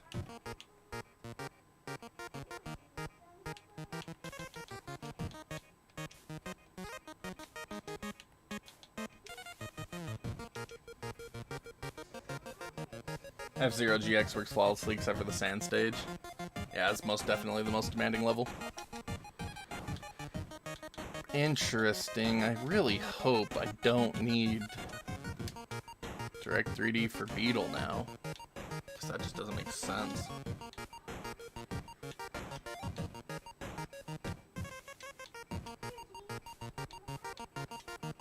would consider that a hard regression.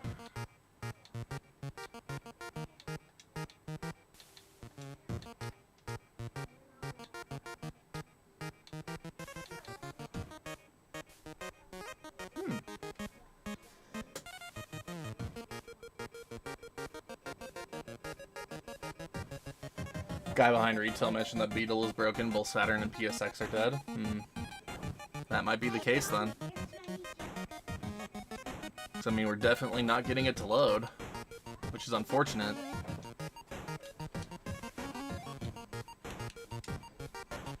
Like, I know there's more Saturn emulators out there now, but they just don't compare to Beetle Saturn. Like, Yaba Oos and Yaba Sanshiro are garbage.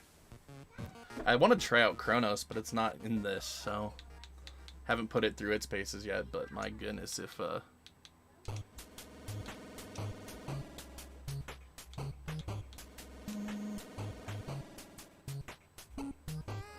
now we got Saturn working.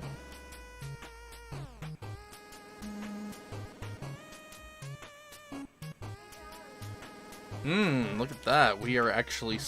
we have no controller input, and we went to the BIOS screen. How fascinating.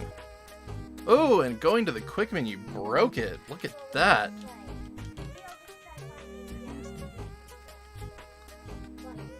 Oh. Oh, really? Really, Beetle Saturn? We're going that extreme, are we? Dude, that was a hard crash. Let's go. Love it.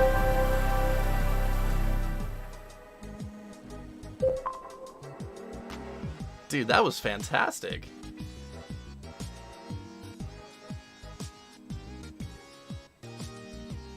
Hard crash, love it. Hard crashes are my favorite.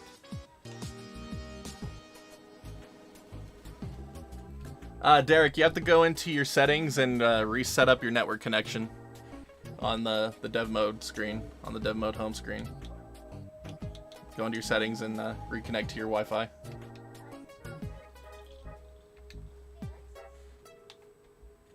Alright, let's go back to OpenGL then. See if Beetle Saturn still works there. Or will work there instead of hard crashing us.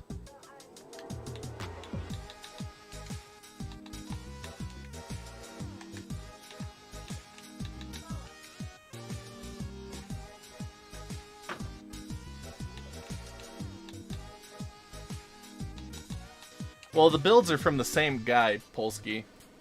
They're both from Dominator. So it's the same build. It's the same content. Theoretically. Maybe not. Who knows? Alright, on that. Stream, MegaManX 4, run.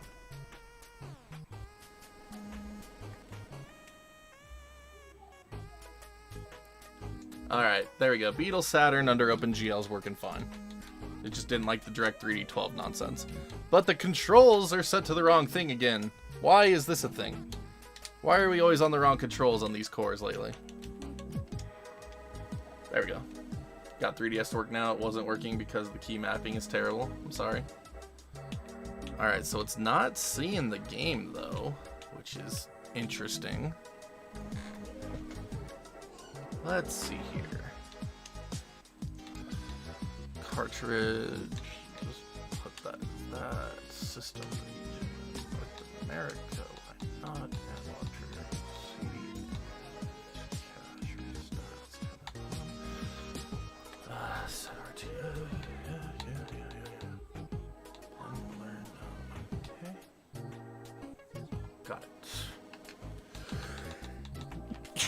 Excuse me. Alright. Let's try that again.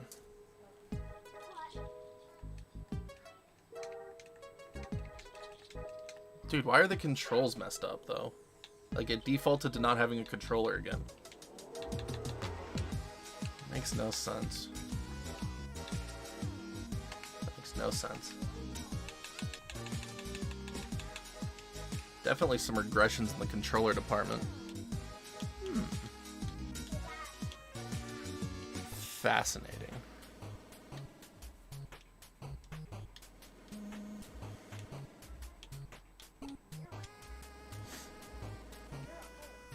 Alright.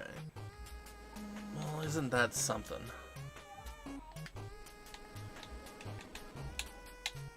That will require further investigation.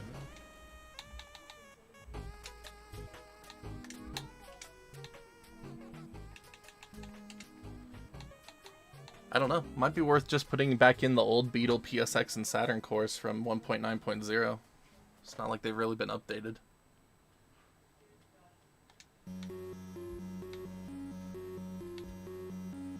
Because they worked perfect before. As perfect as they needed to anyway.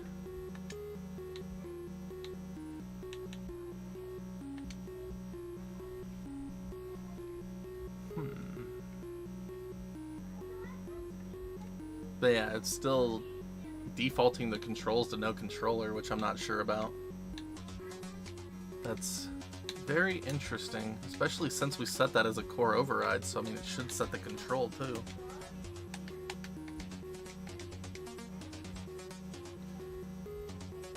That's what they did for retail. Yeah, honestly that's probably what I'd recommend doing, because this is definitely not working anymore. So, hold on. Let's experiment, shall we?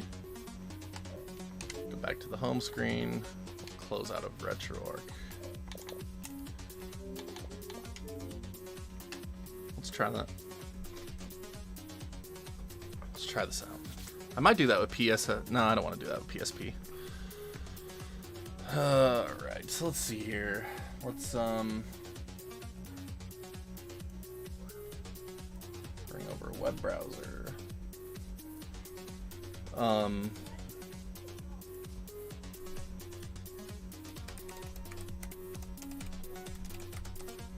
Okay. So the official RetroArch download's still stuck at 1.9.0. So we'll just download that real quick. There it goes.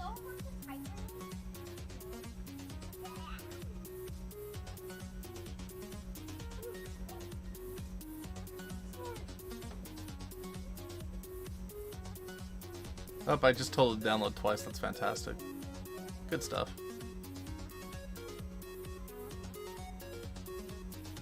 Alright.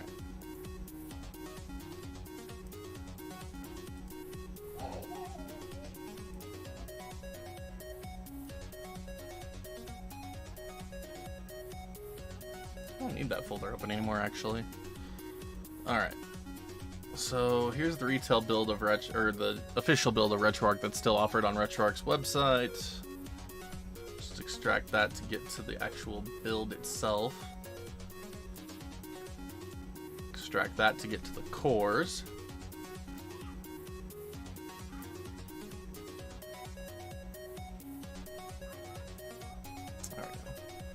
Alright, cores. We want Beetle, PSX, Medifin. It's all listed under Medifin.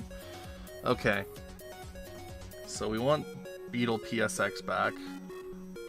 So here's our RetroArch core folder. Overwrite those. And then we need Saturn. Overwrite that. There we go. Cool. Oops, didn't mean to close that. Oh well, whatever. Alright, back over to the Xbox.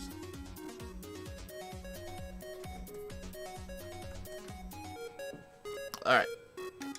Now let's try to run it. Alright, history. MegaManX for Saturn, run. It does not like my disk image, apparently. Maybe my disk image got corrupted.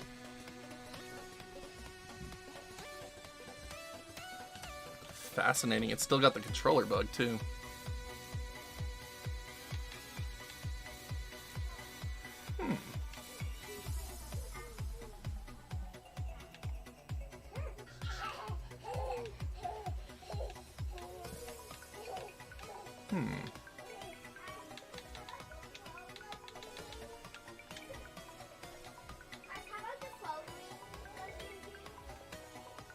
Wasn't that something?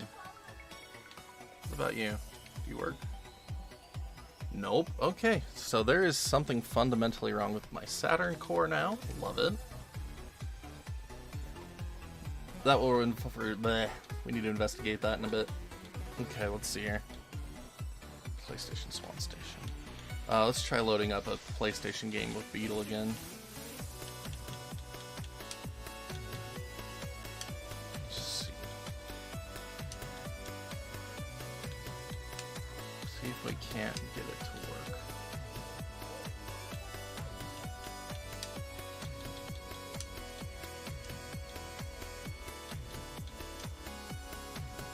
work. Alright, so that's interesting. Maybe I need to restart. Let's try restarting real quick. Because we're running the older version of the core now, so it should work again like it used to. Oh well, we'll figure it out.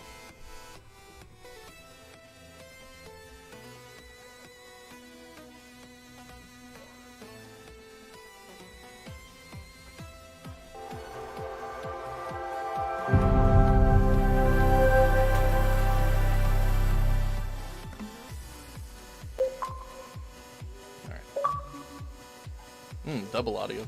That's right. How do you get the retail mode? That's not something I cover. Retail mode is a Microsoft Store terms of service violation, so I don't cover it.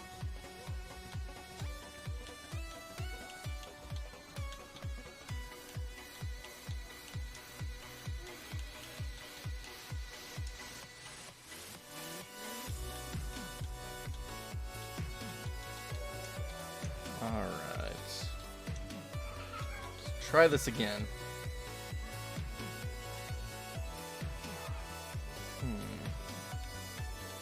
Having trouble reading apparently. That's fine.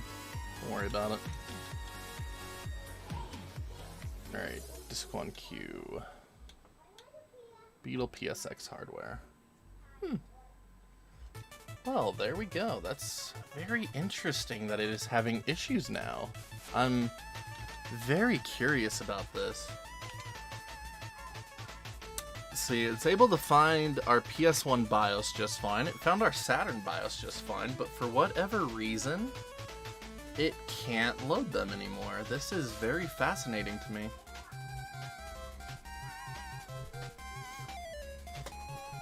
When you type in the remote access code, it doesn't work for some reason. Type in the HTTPS part as well.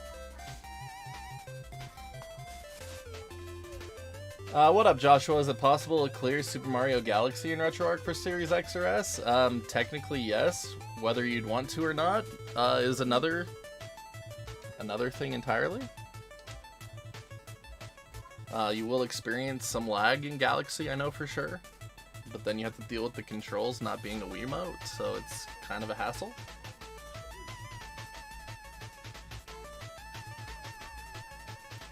Oh, Redream finally added Windows CE games? That's nice.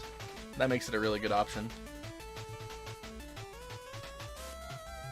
For those that don't want to set anything up. As a clarifier. Yes, there is a way to do it in retail mode. But again, it's a Microsoft Store terms of service violation, so I don't cover it. I don't care if anyone does it. I just don't cover it.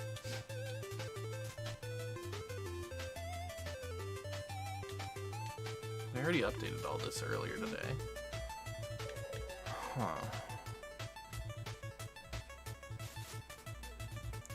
Yeah, it's interesting. That is very fascinating.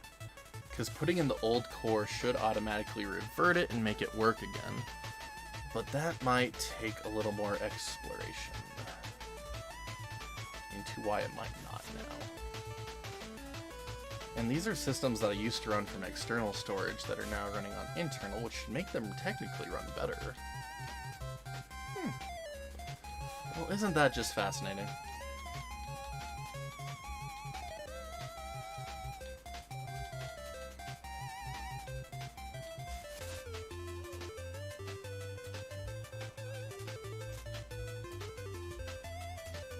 Yeah, most everything else is working exactly as you'd expect it to. You'll probably need to try a different web browser then, Derek. You kind of just have to bounce between like 5 different browsers until one works. Most people have the most success with Microsoft Edge. That's what I use.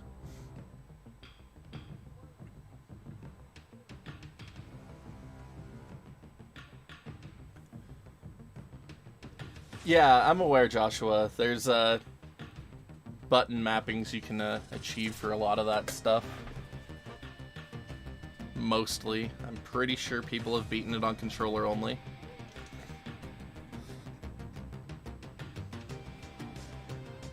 Awesome, glad to hear it, Derek. Yeah, I'm pretty sure retail's only through Dominator's Discord server too, Jay.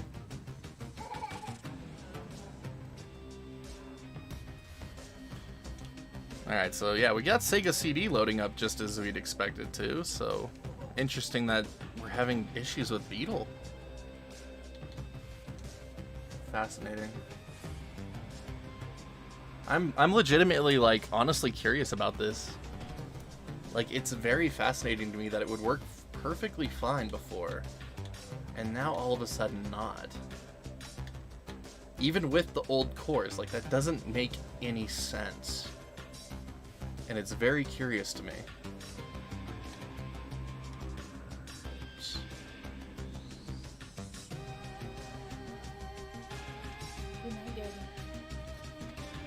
Night night, baby boy.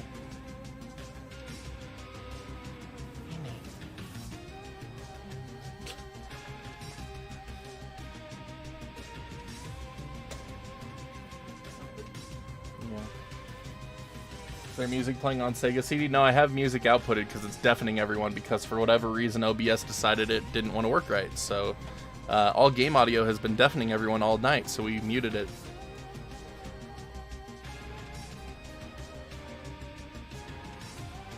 How has the Force 4K been working so far? I honestly haven't been using it. Because it causes scaling issues. For me right now, apparently. Let's turn that off. That's weird. Hold on. Now I'm curious. Like, we should be set to 4K. Yeah, we're set to 4K. Huh.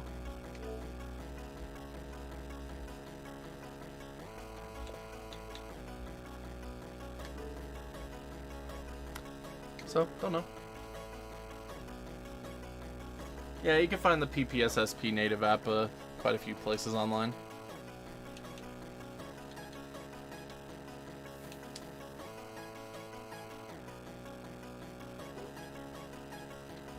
That's weird though. Like, I don't understand why it's doing that. Let's try setting that, quitting, and then loading back in and see if it'll boot us in with proper scaling. No, it does not. So, yeah, I just don't get... That doesn't work for me. That option doesn't work for me on my 4K screen, apparently. So, to answer your question, it doesn't work. Awesome.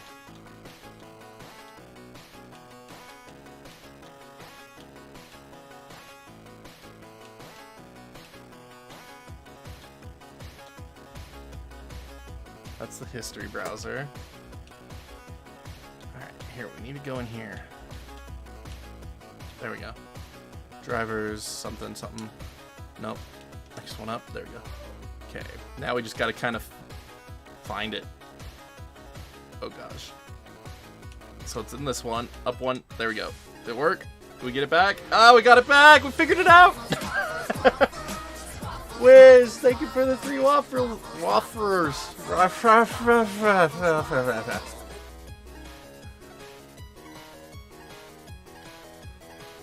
Thank you so much, Wiz, for the 3 waffles, buddy. Appreciate it so much. Others are outdated by like 4 years. You can find the up-to-date versions pretty easily, too. I mean, Dominator hosts most of that stuff on his YouTube channel, too, so I mean, it's not hard to find it. Go check and see if it does that on your retail version. Alright, Jay. I don't know. That's weird. I mean, this is a new feature. I expect there to be bugs. to be honest. Woffers. Do you even English, bro? No, I don't. I do not. I do not at all. I do not at all.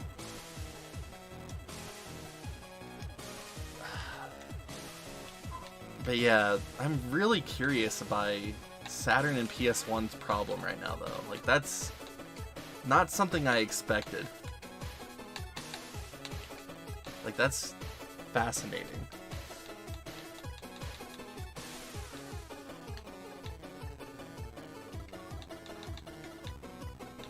And it's making these table of content files automatically now in RetroArch, which I'm not a big fan of. Like, what's that about?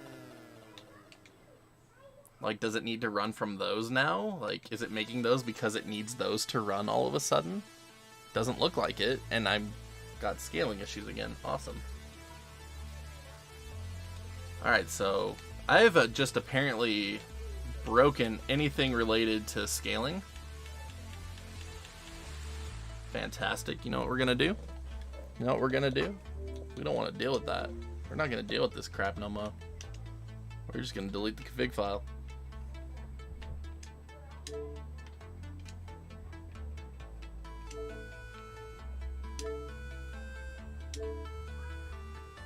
Actually, let's go ahead and delete all the Beetle configs. Maybe we could get them working.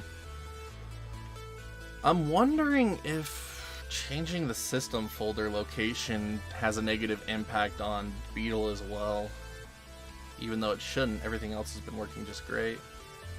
But you never know, things might be weird like that. Even though some systems work with the BIOS files moved to a different directory where they're not supposed to be, maybe they just don't work in this one.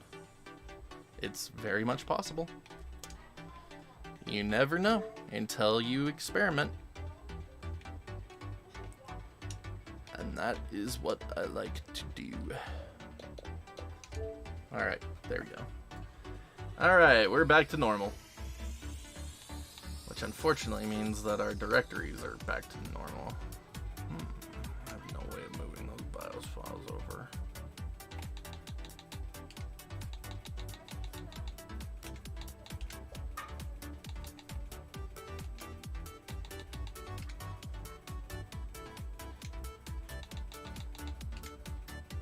But it was able to detect the BIOS files, so I don't know. Just hypothesizing to myself here, don't mind me.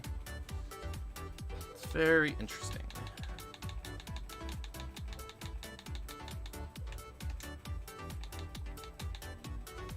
Saves might have something to do with it too, because it doesn't like it when you move the save location sometimes. You know what, we'll leave the saves defaulted there while the system menu is not defaulted there. And we will try it that way. Because the UWP version of RetroArch can be really anal about the save location, I've noticed. So we'll try. Just to experiment. If it doesn't make a difference, then we know we can move it back without any problems. And just move on with our lives. Nope, okay, that's not it. Cool. There we go. Theory proposed, theory tested, theory failed. Move on to new theory.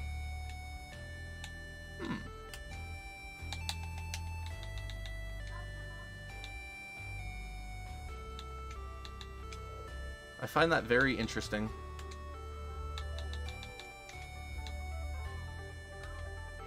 There we go.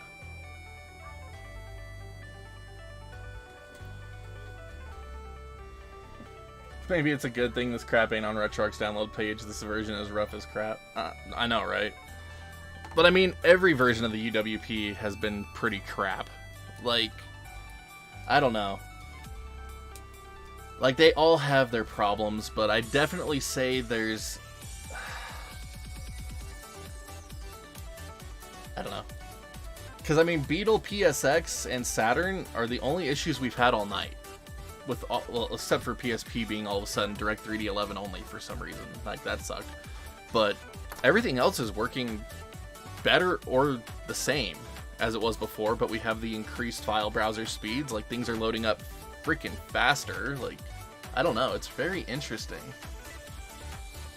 It's a very interesting thing that's happening right now, and I'm not sure why it's happening. Especially with the old cores installed. Like, that's the part that confuses me the most. Like, if you put the old core back in, it should work. But here we are, so... I don't know. Interesting stuff, and it's fun to explore it and take a look. And see it for what it is, you know?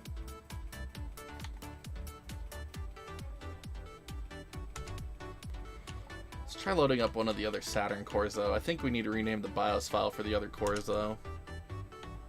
I don't remember what they need them as for Yaba Us and Yaba Sanshiro. I guess they fixed it, so they just use the same names. Yeah, there we go. Alright, so for now, it looks like Yaba Us is the workaround, even though it's kind of a... GDI disk detected. To play the Brotherhood of Nod missions, please insert the Nod disk. Oh well. Now that they're actually developing Retroarch, we're getting stable builds like every other day.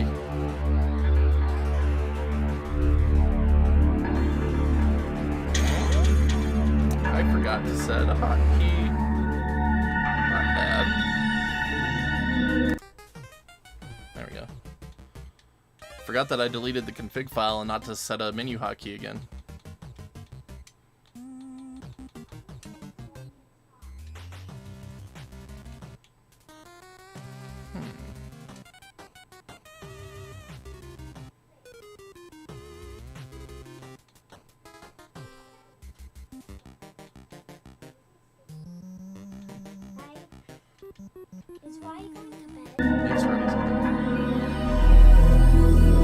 Do your night-night stuff.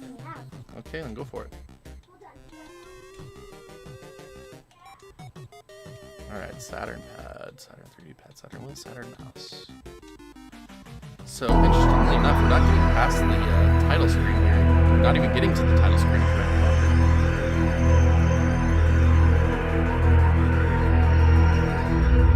Angry Video Game Nerd is about to reach 200 episodes on the YouTube channel. Feels so old to remember his first vid. I still to this day have never seen a single episode of Angry Video Game Nerd. Oh well.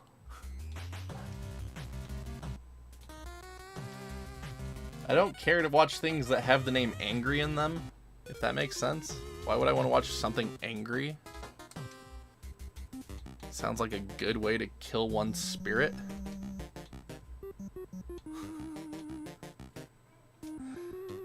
I have no idea if he's really angry or not, but it's just not something that interests me.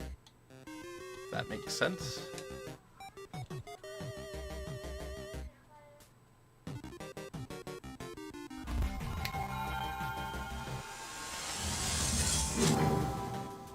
Alright. Ooh, Yaba Sanshiro has some weird graphical glitches. That's fun. But hey, at least the game works, and controller's working. That's dumb.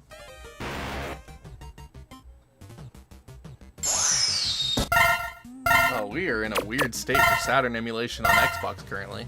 This is not fun.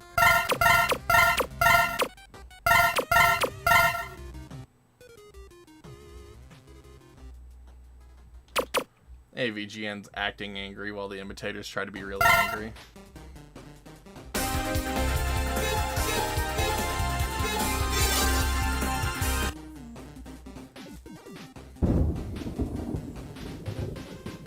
Destroyed an Amiga CD32 console? Ouch, that's expensive. Guess when you have that many subs, it doesn't matter though. You're rolling in the dough as it is, so who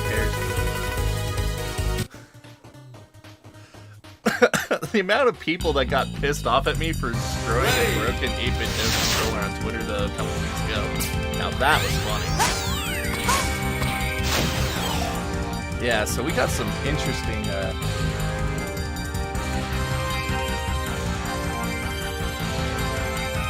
like, it technically looks right, but it looks wrong at the same time. It looks like we've got some, like, double-wide pixels going on here for Yaba Sanshiro. That might be because of, my scaling, actually. I forgot to turn integer scaling back on. turn that back on, see if that helps us out here.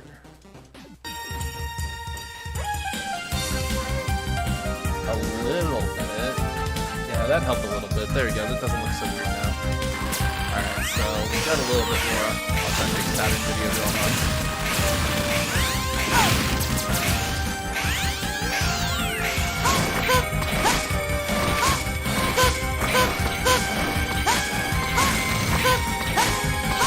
Yeah, integer scaling definitely helps. A lot less restrictive. You made a replica, he gets stupid. Oh, good.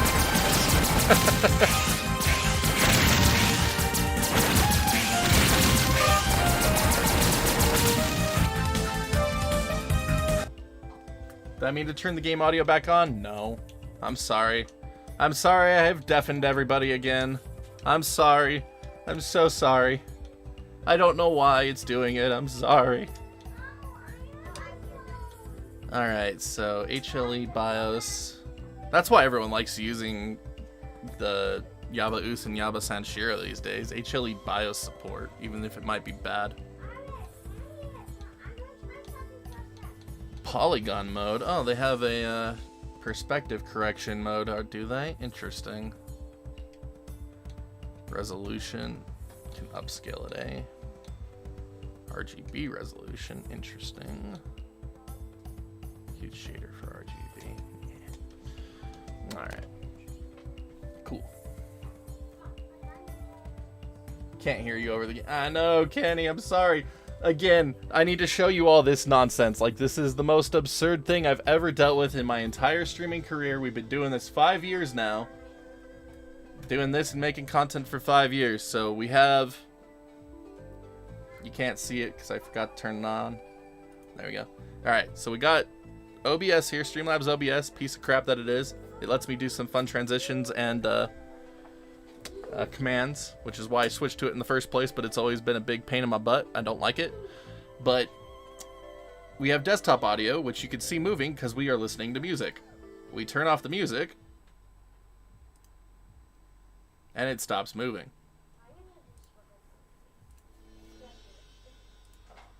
But then, let's scroll down to our microphone here. Not that one. Scroll down to our microphone. Hey, look, my microphone. Tap, tap, hello, hello. Look at that, it's working. And here we have the game capture. I have muted it. I've turned it all the way off. Like, I've turned the gain all the way down so it would be unhearable. And then even muted it. And then... Oh, gosh. Like, I don't understand why it's doing what it's doing. Like, I apologize so much. Like, I don't understand why it's still playing. Like, it makes no sense. It makes no sense. You know, his video he uploaded was on 3DO? Nice. Well, gotta give him credit for taste. 3DO's awesome.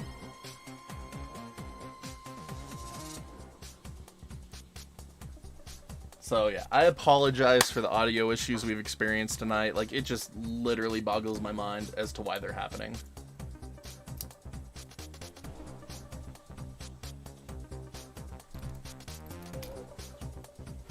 But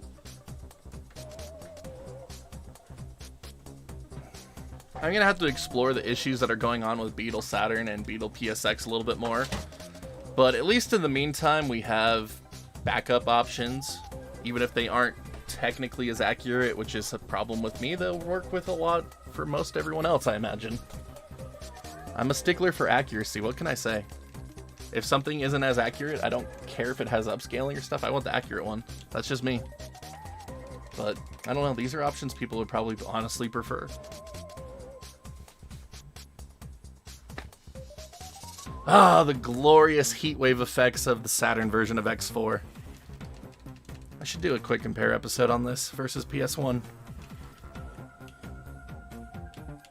Weird things happen for weird reason. It's called technology.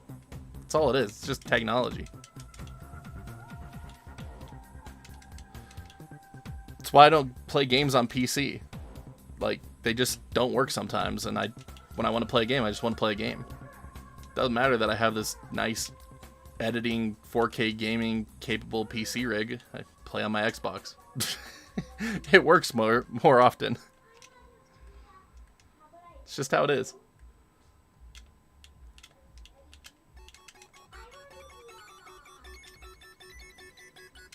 But yeah, I mean, performance on this is running just fine.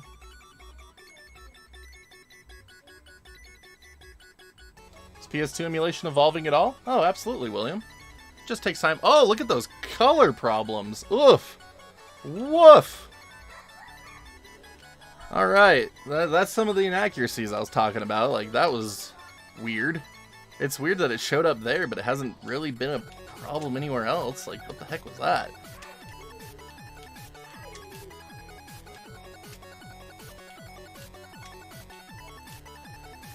Yeah, one of the series that I do on my channel is called Quick Compare, and it's just meant to be like this, it's not my life in gaming or DF Retro depth level, but just to give an overview of like 2 different versions of a game that came out on multi-platform. Like, it's just meant to be something that's a little informative. Like, if you want to collect games or you want to play through a game and you want to play what might be considered the best version. So I'd like to do one for MegaManX because or X4, because there's so many interesting trade-offs with this game between PS1 and Saturn. So technically the PS1 version has better graphics, but it is missing a number of graphical effects, like the heat wave in that level that we were just playing. That heat wave effect is not in the PS1 version on the 2 levels it exists. But the Saturn version, the spotlights are dithered, whereas they're actually transparent on PS1. So, I mean, it technically looks better. But then the audio is actually better on the Saturn version. Like, it's really interesting to me. Like, I love it. I love it. It's so fun. And cutscenes are better on PS1, too. So, I mean, technically the PS1 version's better, but I prefer the Saturn version personally. It's really weird. It's really, really weird stuff.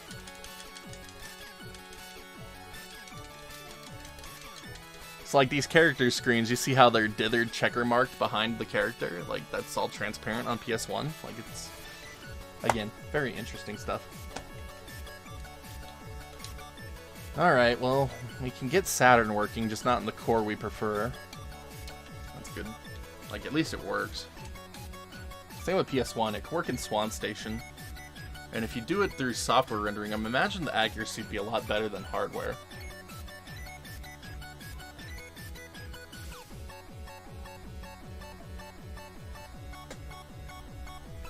Zero in the advanced options.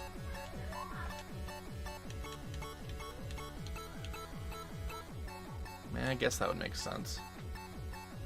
So we need to go into the user interface. Show advanced settings on. Let's give it a try. Thanks for looking that up, Polsky. We'll try it out now.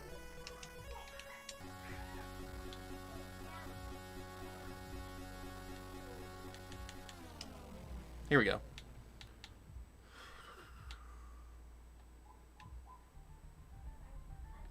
No?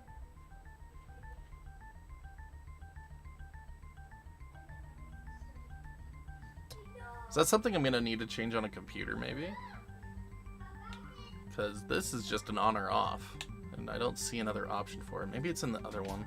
Hold on.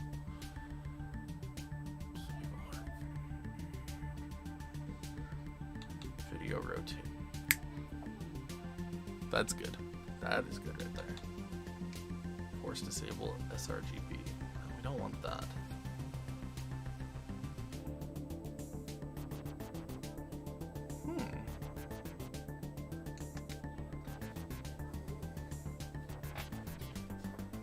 You need to go into you need to network into the Xbox if you don't want to use a USB drive.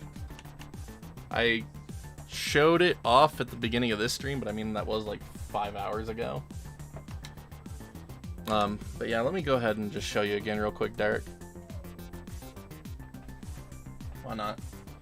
I'm actually going to start winding this down. I need to start getting the other kids to bed and saying goodnight to them, being a daddy.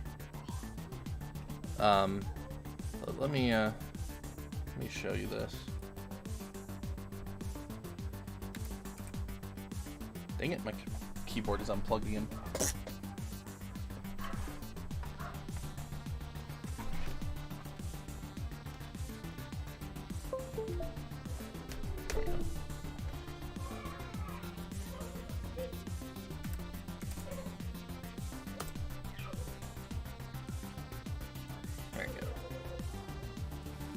So basically, if you're on Windows, you go back into your Xbox device portal here,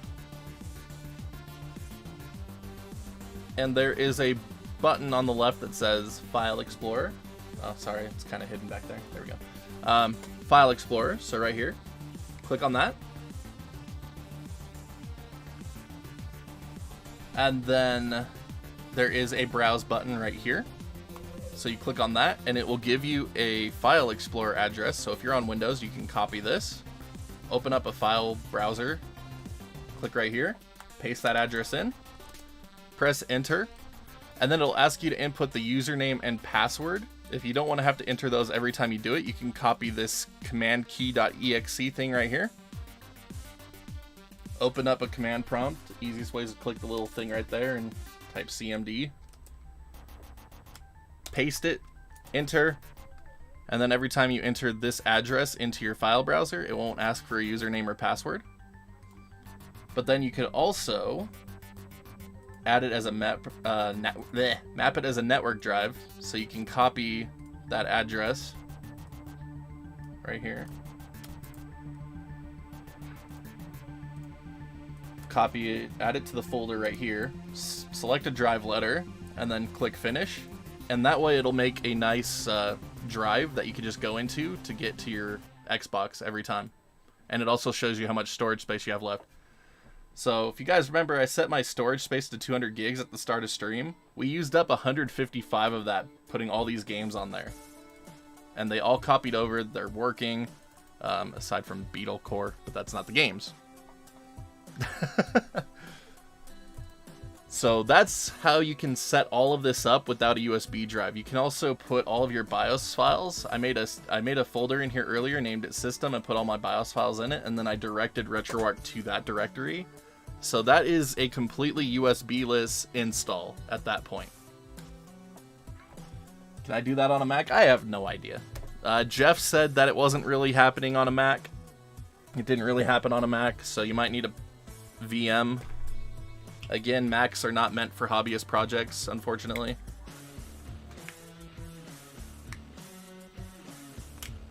Finish what I was saying? What was I saying? I don't remember what I was saying, William.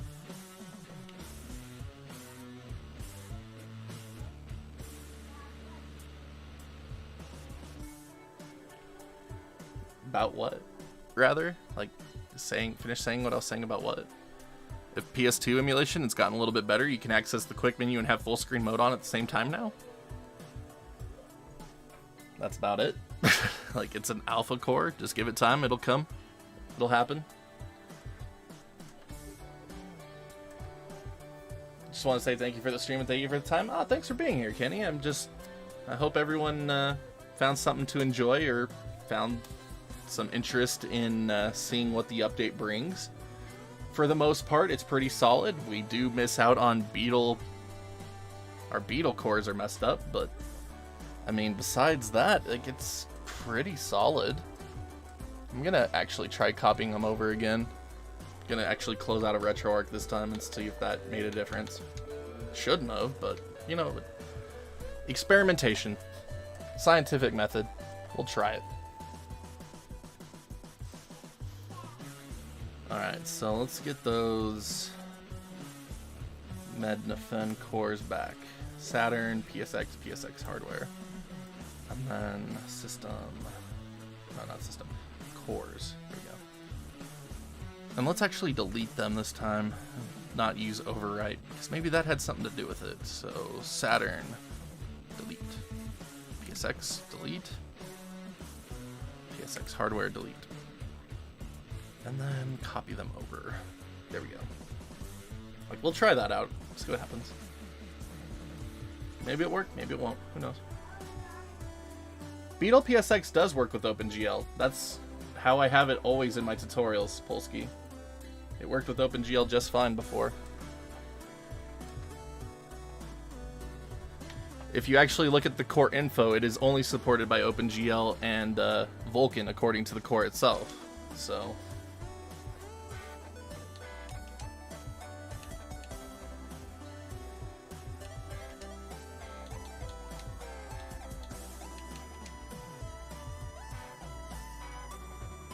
at least for hardware. Beetle PSX doesn't use a hardware-based renderer.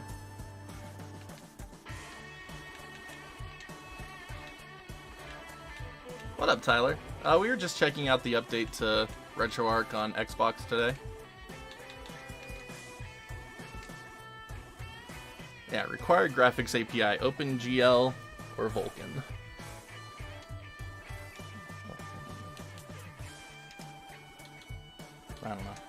I don't know, man. Like I said, technology.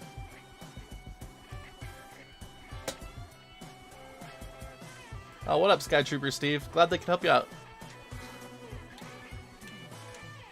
But yeah, like I said before, Polsky, the only cores that I'm not running on OpenGL on the official build are PlayStation 2, Wii, and GameCube.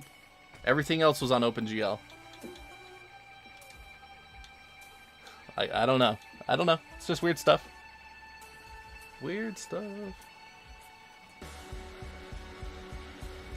This live stream's filled with a bit of misinformation. In what way, Gabriel? Please enlighten us.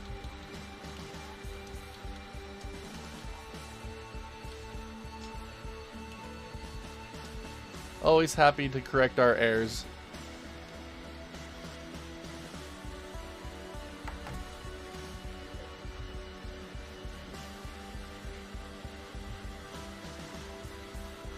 But we could try it. Let's try changing the driver. Let's see what happens.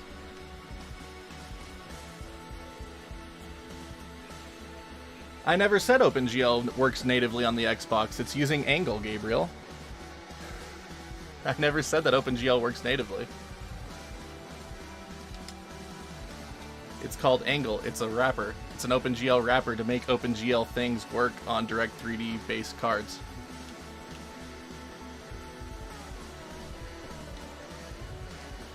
Otherwise, we wouldn't have as many cores in here as we do. Did I ever say that all cores have Angle?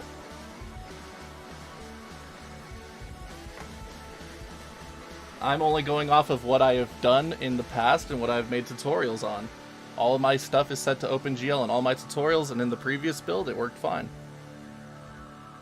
That's all I said.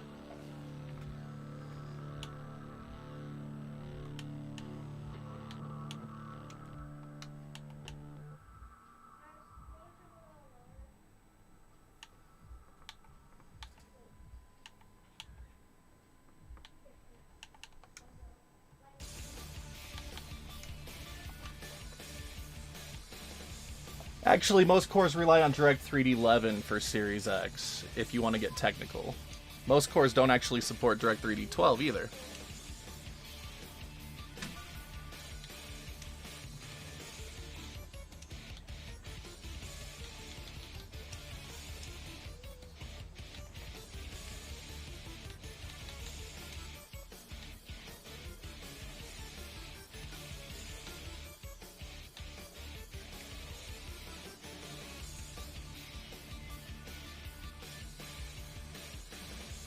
Well, thankfully those builds are for the official build of RetroArch, which is still the only one you could download from the RetroArch website, so they are still applicable to the core that they are built for.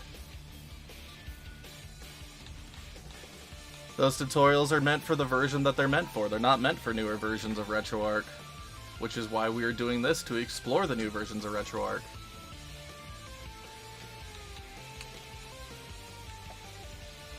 So that is not misinformation, it is you are using a different version of RetroArch.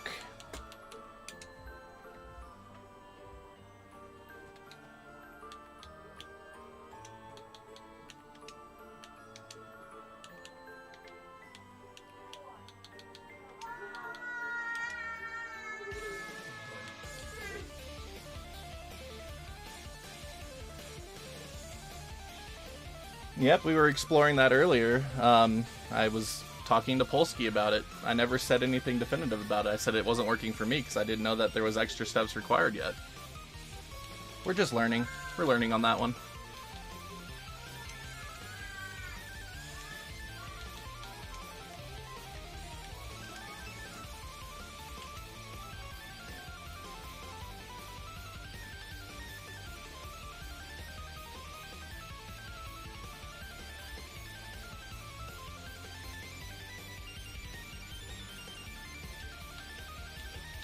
Yeah, we enabled the advanced settings. I don't have a force resolution though. So we have advanced settings on. And under video, we don't really have a resolution selection here.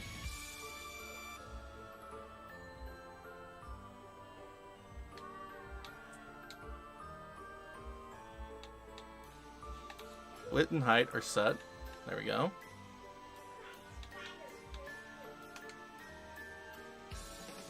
There you go. So, there we go. Force resolution on UWP. There we go. Set. Perfect. Thank you.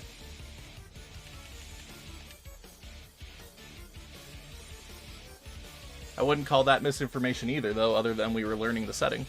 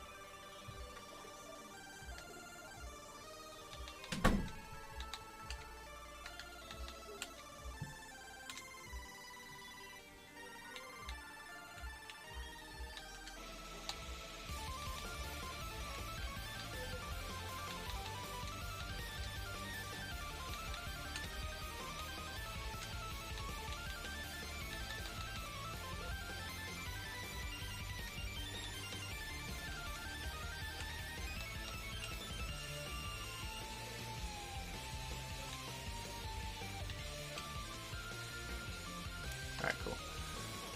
So yeah, this build just is broken for Beetle, and that's fine. It'll get fixed. There's workarounds in the meantime. Swan Station seems to be working on most everything now. Ooh, that's what we could test, Polsky. We're on DirectX 12 now. We got the forceful 4K thing working thanks to our friend Gabriel here. So maybe that scaling issue we encountered earlier can be gone. Let's check it out and see if that works in software mode for you now. I'm curious. I don't know why I didn't make playlists. Because I'm testing a bunch of different cores, that's why. Torturing myself having to go through the file browser.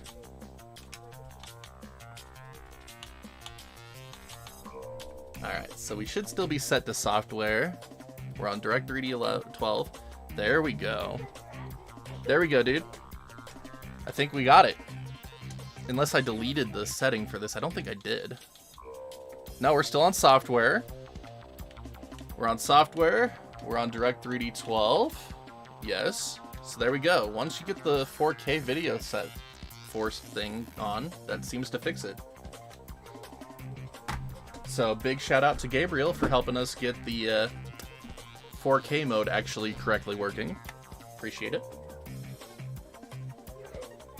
So yeah, there you go. Swan Station, DirectX 12, software renderer. Neat.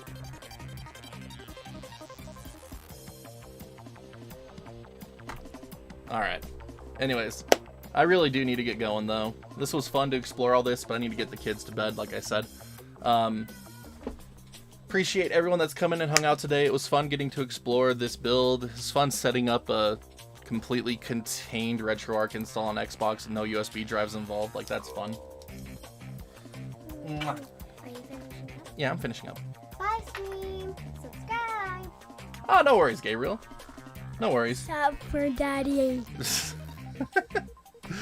Later, McClaws. But yeah, Gabriel, no worries, man. Like, we're all just learning. It's all a learning process. We just want the community to grow, right? Are you playing Fall Guys? No, I was not playing Fall Guys. I wasn't really playing anything. I was showing off the program. Hi. Very boring stuff for a kiddo like you. Then why are you doing it? Because I enjoy it. You think it's boring. I don't think it's boring. He thinks it's boring. He thinks it's boring. Do you get with me? Say yes if you do. So she's a very hyperactive psycho. Daddy says yes, he says it's boring. I ate her. No, Iris, no. I know, kids, let me finish. Here, back up. Sensory overload, this is what I told you about earlier. Alright, back up, let me finish, let me say bye. Let me close it down. Oh my goodness. Everyone agreed with me. Everyone agreed with me.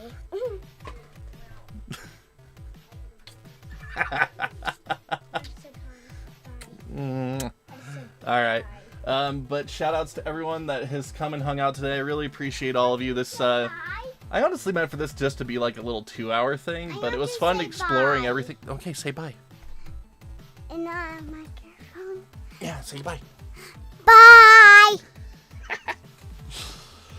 I only meant for this to be like a little 2-hour thing, but it was really fun exploring different things with all of you and seeing what issues have come with this new update, like the Beetle PSX, Beetle Saturn stuff. Like, that's interesting. I don't know why that's a thing. Also, PSP seems to have a little bit more trouble than before, but other than that, it seems like most things are running better or just as good as before, which is fantastic. And then the UI is certainly much better than it was before. Like, fantastic. So, hopefully we'll see an update soon that will address those few issues that have become new. Here's a suggestion real quick. Alright, let's have it, Gabriel. Let me finish. Psycho. Come here, dude. Why not make a standalone PPSS PP tutorial for Xbox? I will eventually, Gabriel. I will eventually. My channel specializes on Retroarch because that's the one that most people have trouble with. So that's the one I tried to help with. But I don't know. I'll probably do PPSS PP at some point in the future. Like, there's no reason not to, other than I was just kind of done making tutorials at the time when I finished up the rest of the Xbox stuff. But standalone definitely works better than the one that's in RetroArch, so it is definitely recommended to do it. So there'll probably be a video coming your way soon. Oh, standalone's fantastic. Wholeheartedly agree. Yeah, I'm coming, guys. Yeah, you could say one more bye to stream. Bye, stream! Subscribe! You heard her, hit that sub button. Anyway, sensory Fart overload. real big!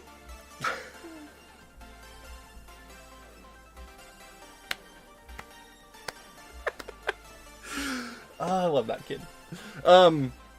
But yes, I will plan on making a video for that soon. I honestly meant to do it before now, but I don't know. I'm going to finish up my PC RetroArch tutorial series. I'm going to be looking into some more advanced features for the PC users. And then I can make a couple of updates for Xbox. There's a couple updates that need to be made. And then even Wii U, I need to do a new install video for Wii U because the 1.9.1, 2, and 3 updates for Wii U killed that really badly. No need to shut up. Keep it coming. Hit me up in the comments section as always if you want to keep talking about stuff. Otherwise, there's Discord. It'd be good to get some actual conversation going in there. I have a really hard time checking my Discord server, which I apologize for. But for those of you, again, looking for the 1.9.3 build, it comes courtesy of Dominator01, which you can download from his link there. And for those of you on Twitch, there it is as well. But big shout outs to everyone again for coming out today. Really appreciate it. Y'all made this stream one of the most successful we've ever had. Just thank you so much. Glad there's a lot of interest in this subject. Glad that these can be of help to all of you. Let's see here. Shout out to my mom for giving me 50 stars on Facebook. Nice. Ooh, Hoshka. Hoshka with the Discord link. Let's go, Hoshka. Good to see you, brother. I don't think I have a Discord command on YouTube. Yeah, I do have a Discord command on YouTube. Why isn't it working? Copy it from here then. Or my bots. No, my bots are working. Okay.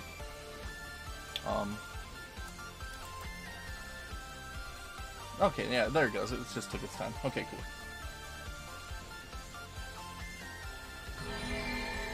Wiz, thank you for the $8 in donations today, man. You're always such a big supporter, and we appreciate you so much. Jeff, thank you for the $10 super chat earlier. It was great having you in chat for most of today. That was fantastic, getting to talk about different things. Error Cappy, thank you for that Twitch follow. Jedi, thank you for the host. Nikki Silks, Daniela, thank you for the YouTube subs. McClaws, thank you for the 12-month resub on Twitch. Zemo, Julian, Blood Moon Angel, thank you for those YouTube subs. Distro, thank you so much for your 5 waffles, man. That was fantastic and unexpected from you. I really appreciate everything you do for us. Omar, thank you for that super chat. Again, appreciate everything you guys do for us to keep us running. Like,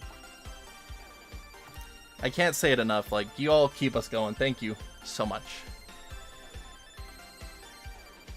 And then McClaws, thank you for the 3 biddies to close us out right now. Appreciate it, man. But yeah, we'll try to be back to play some games on Wednesday, maybe. I don't know. We'll need to see how this week's video production schedule goes. It actually shouldn't be too big. My one big project's done now, so should actually have a lot more free time. Maybe we could get a couple streams in this week. I don't know. We'll see. But I'll let you all know on Twitter, Discord, usual places. And it has been a while since I could pop in and say hi. It has been, Hoshka, and I'm glad to see you, man. Even if it is just here at the end. We'll need to hop in voice chat one of these days and have a nice little catch-up session.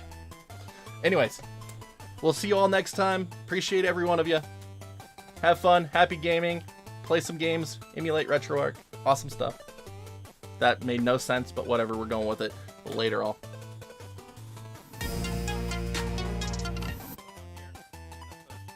Oh, no! No!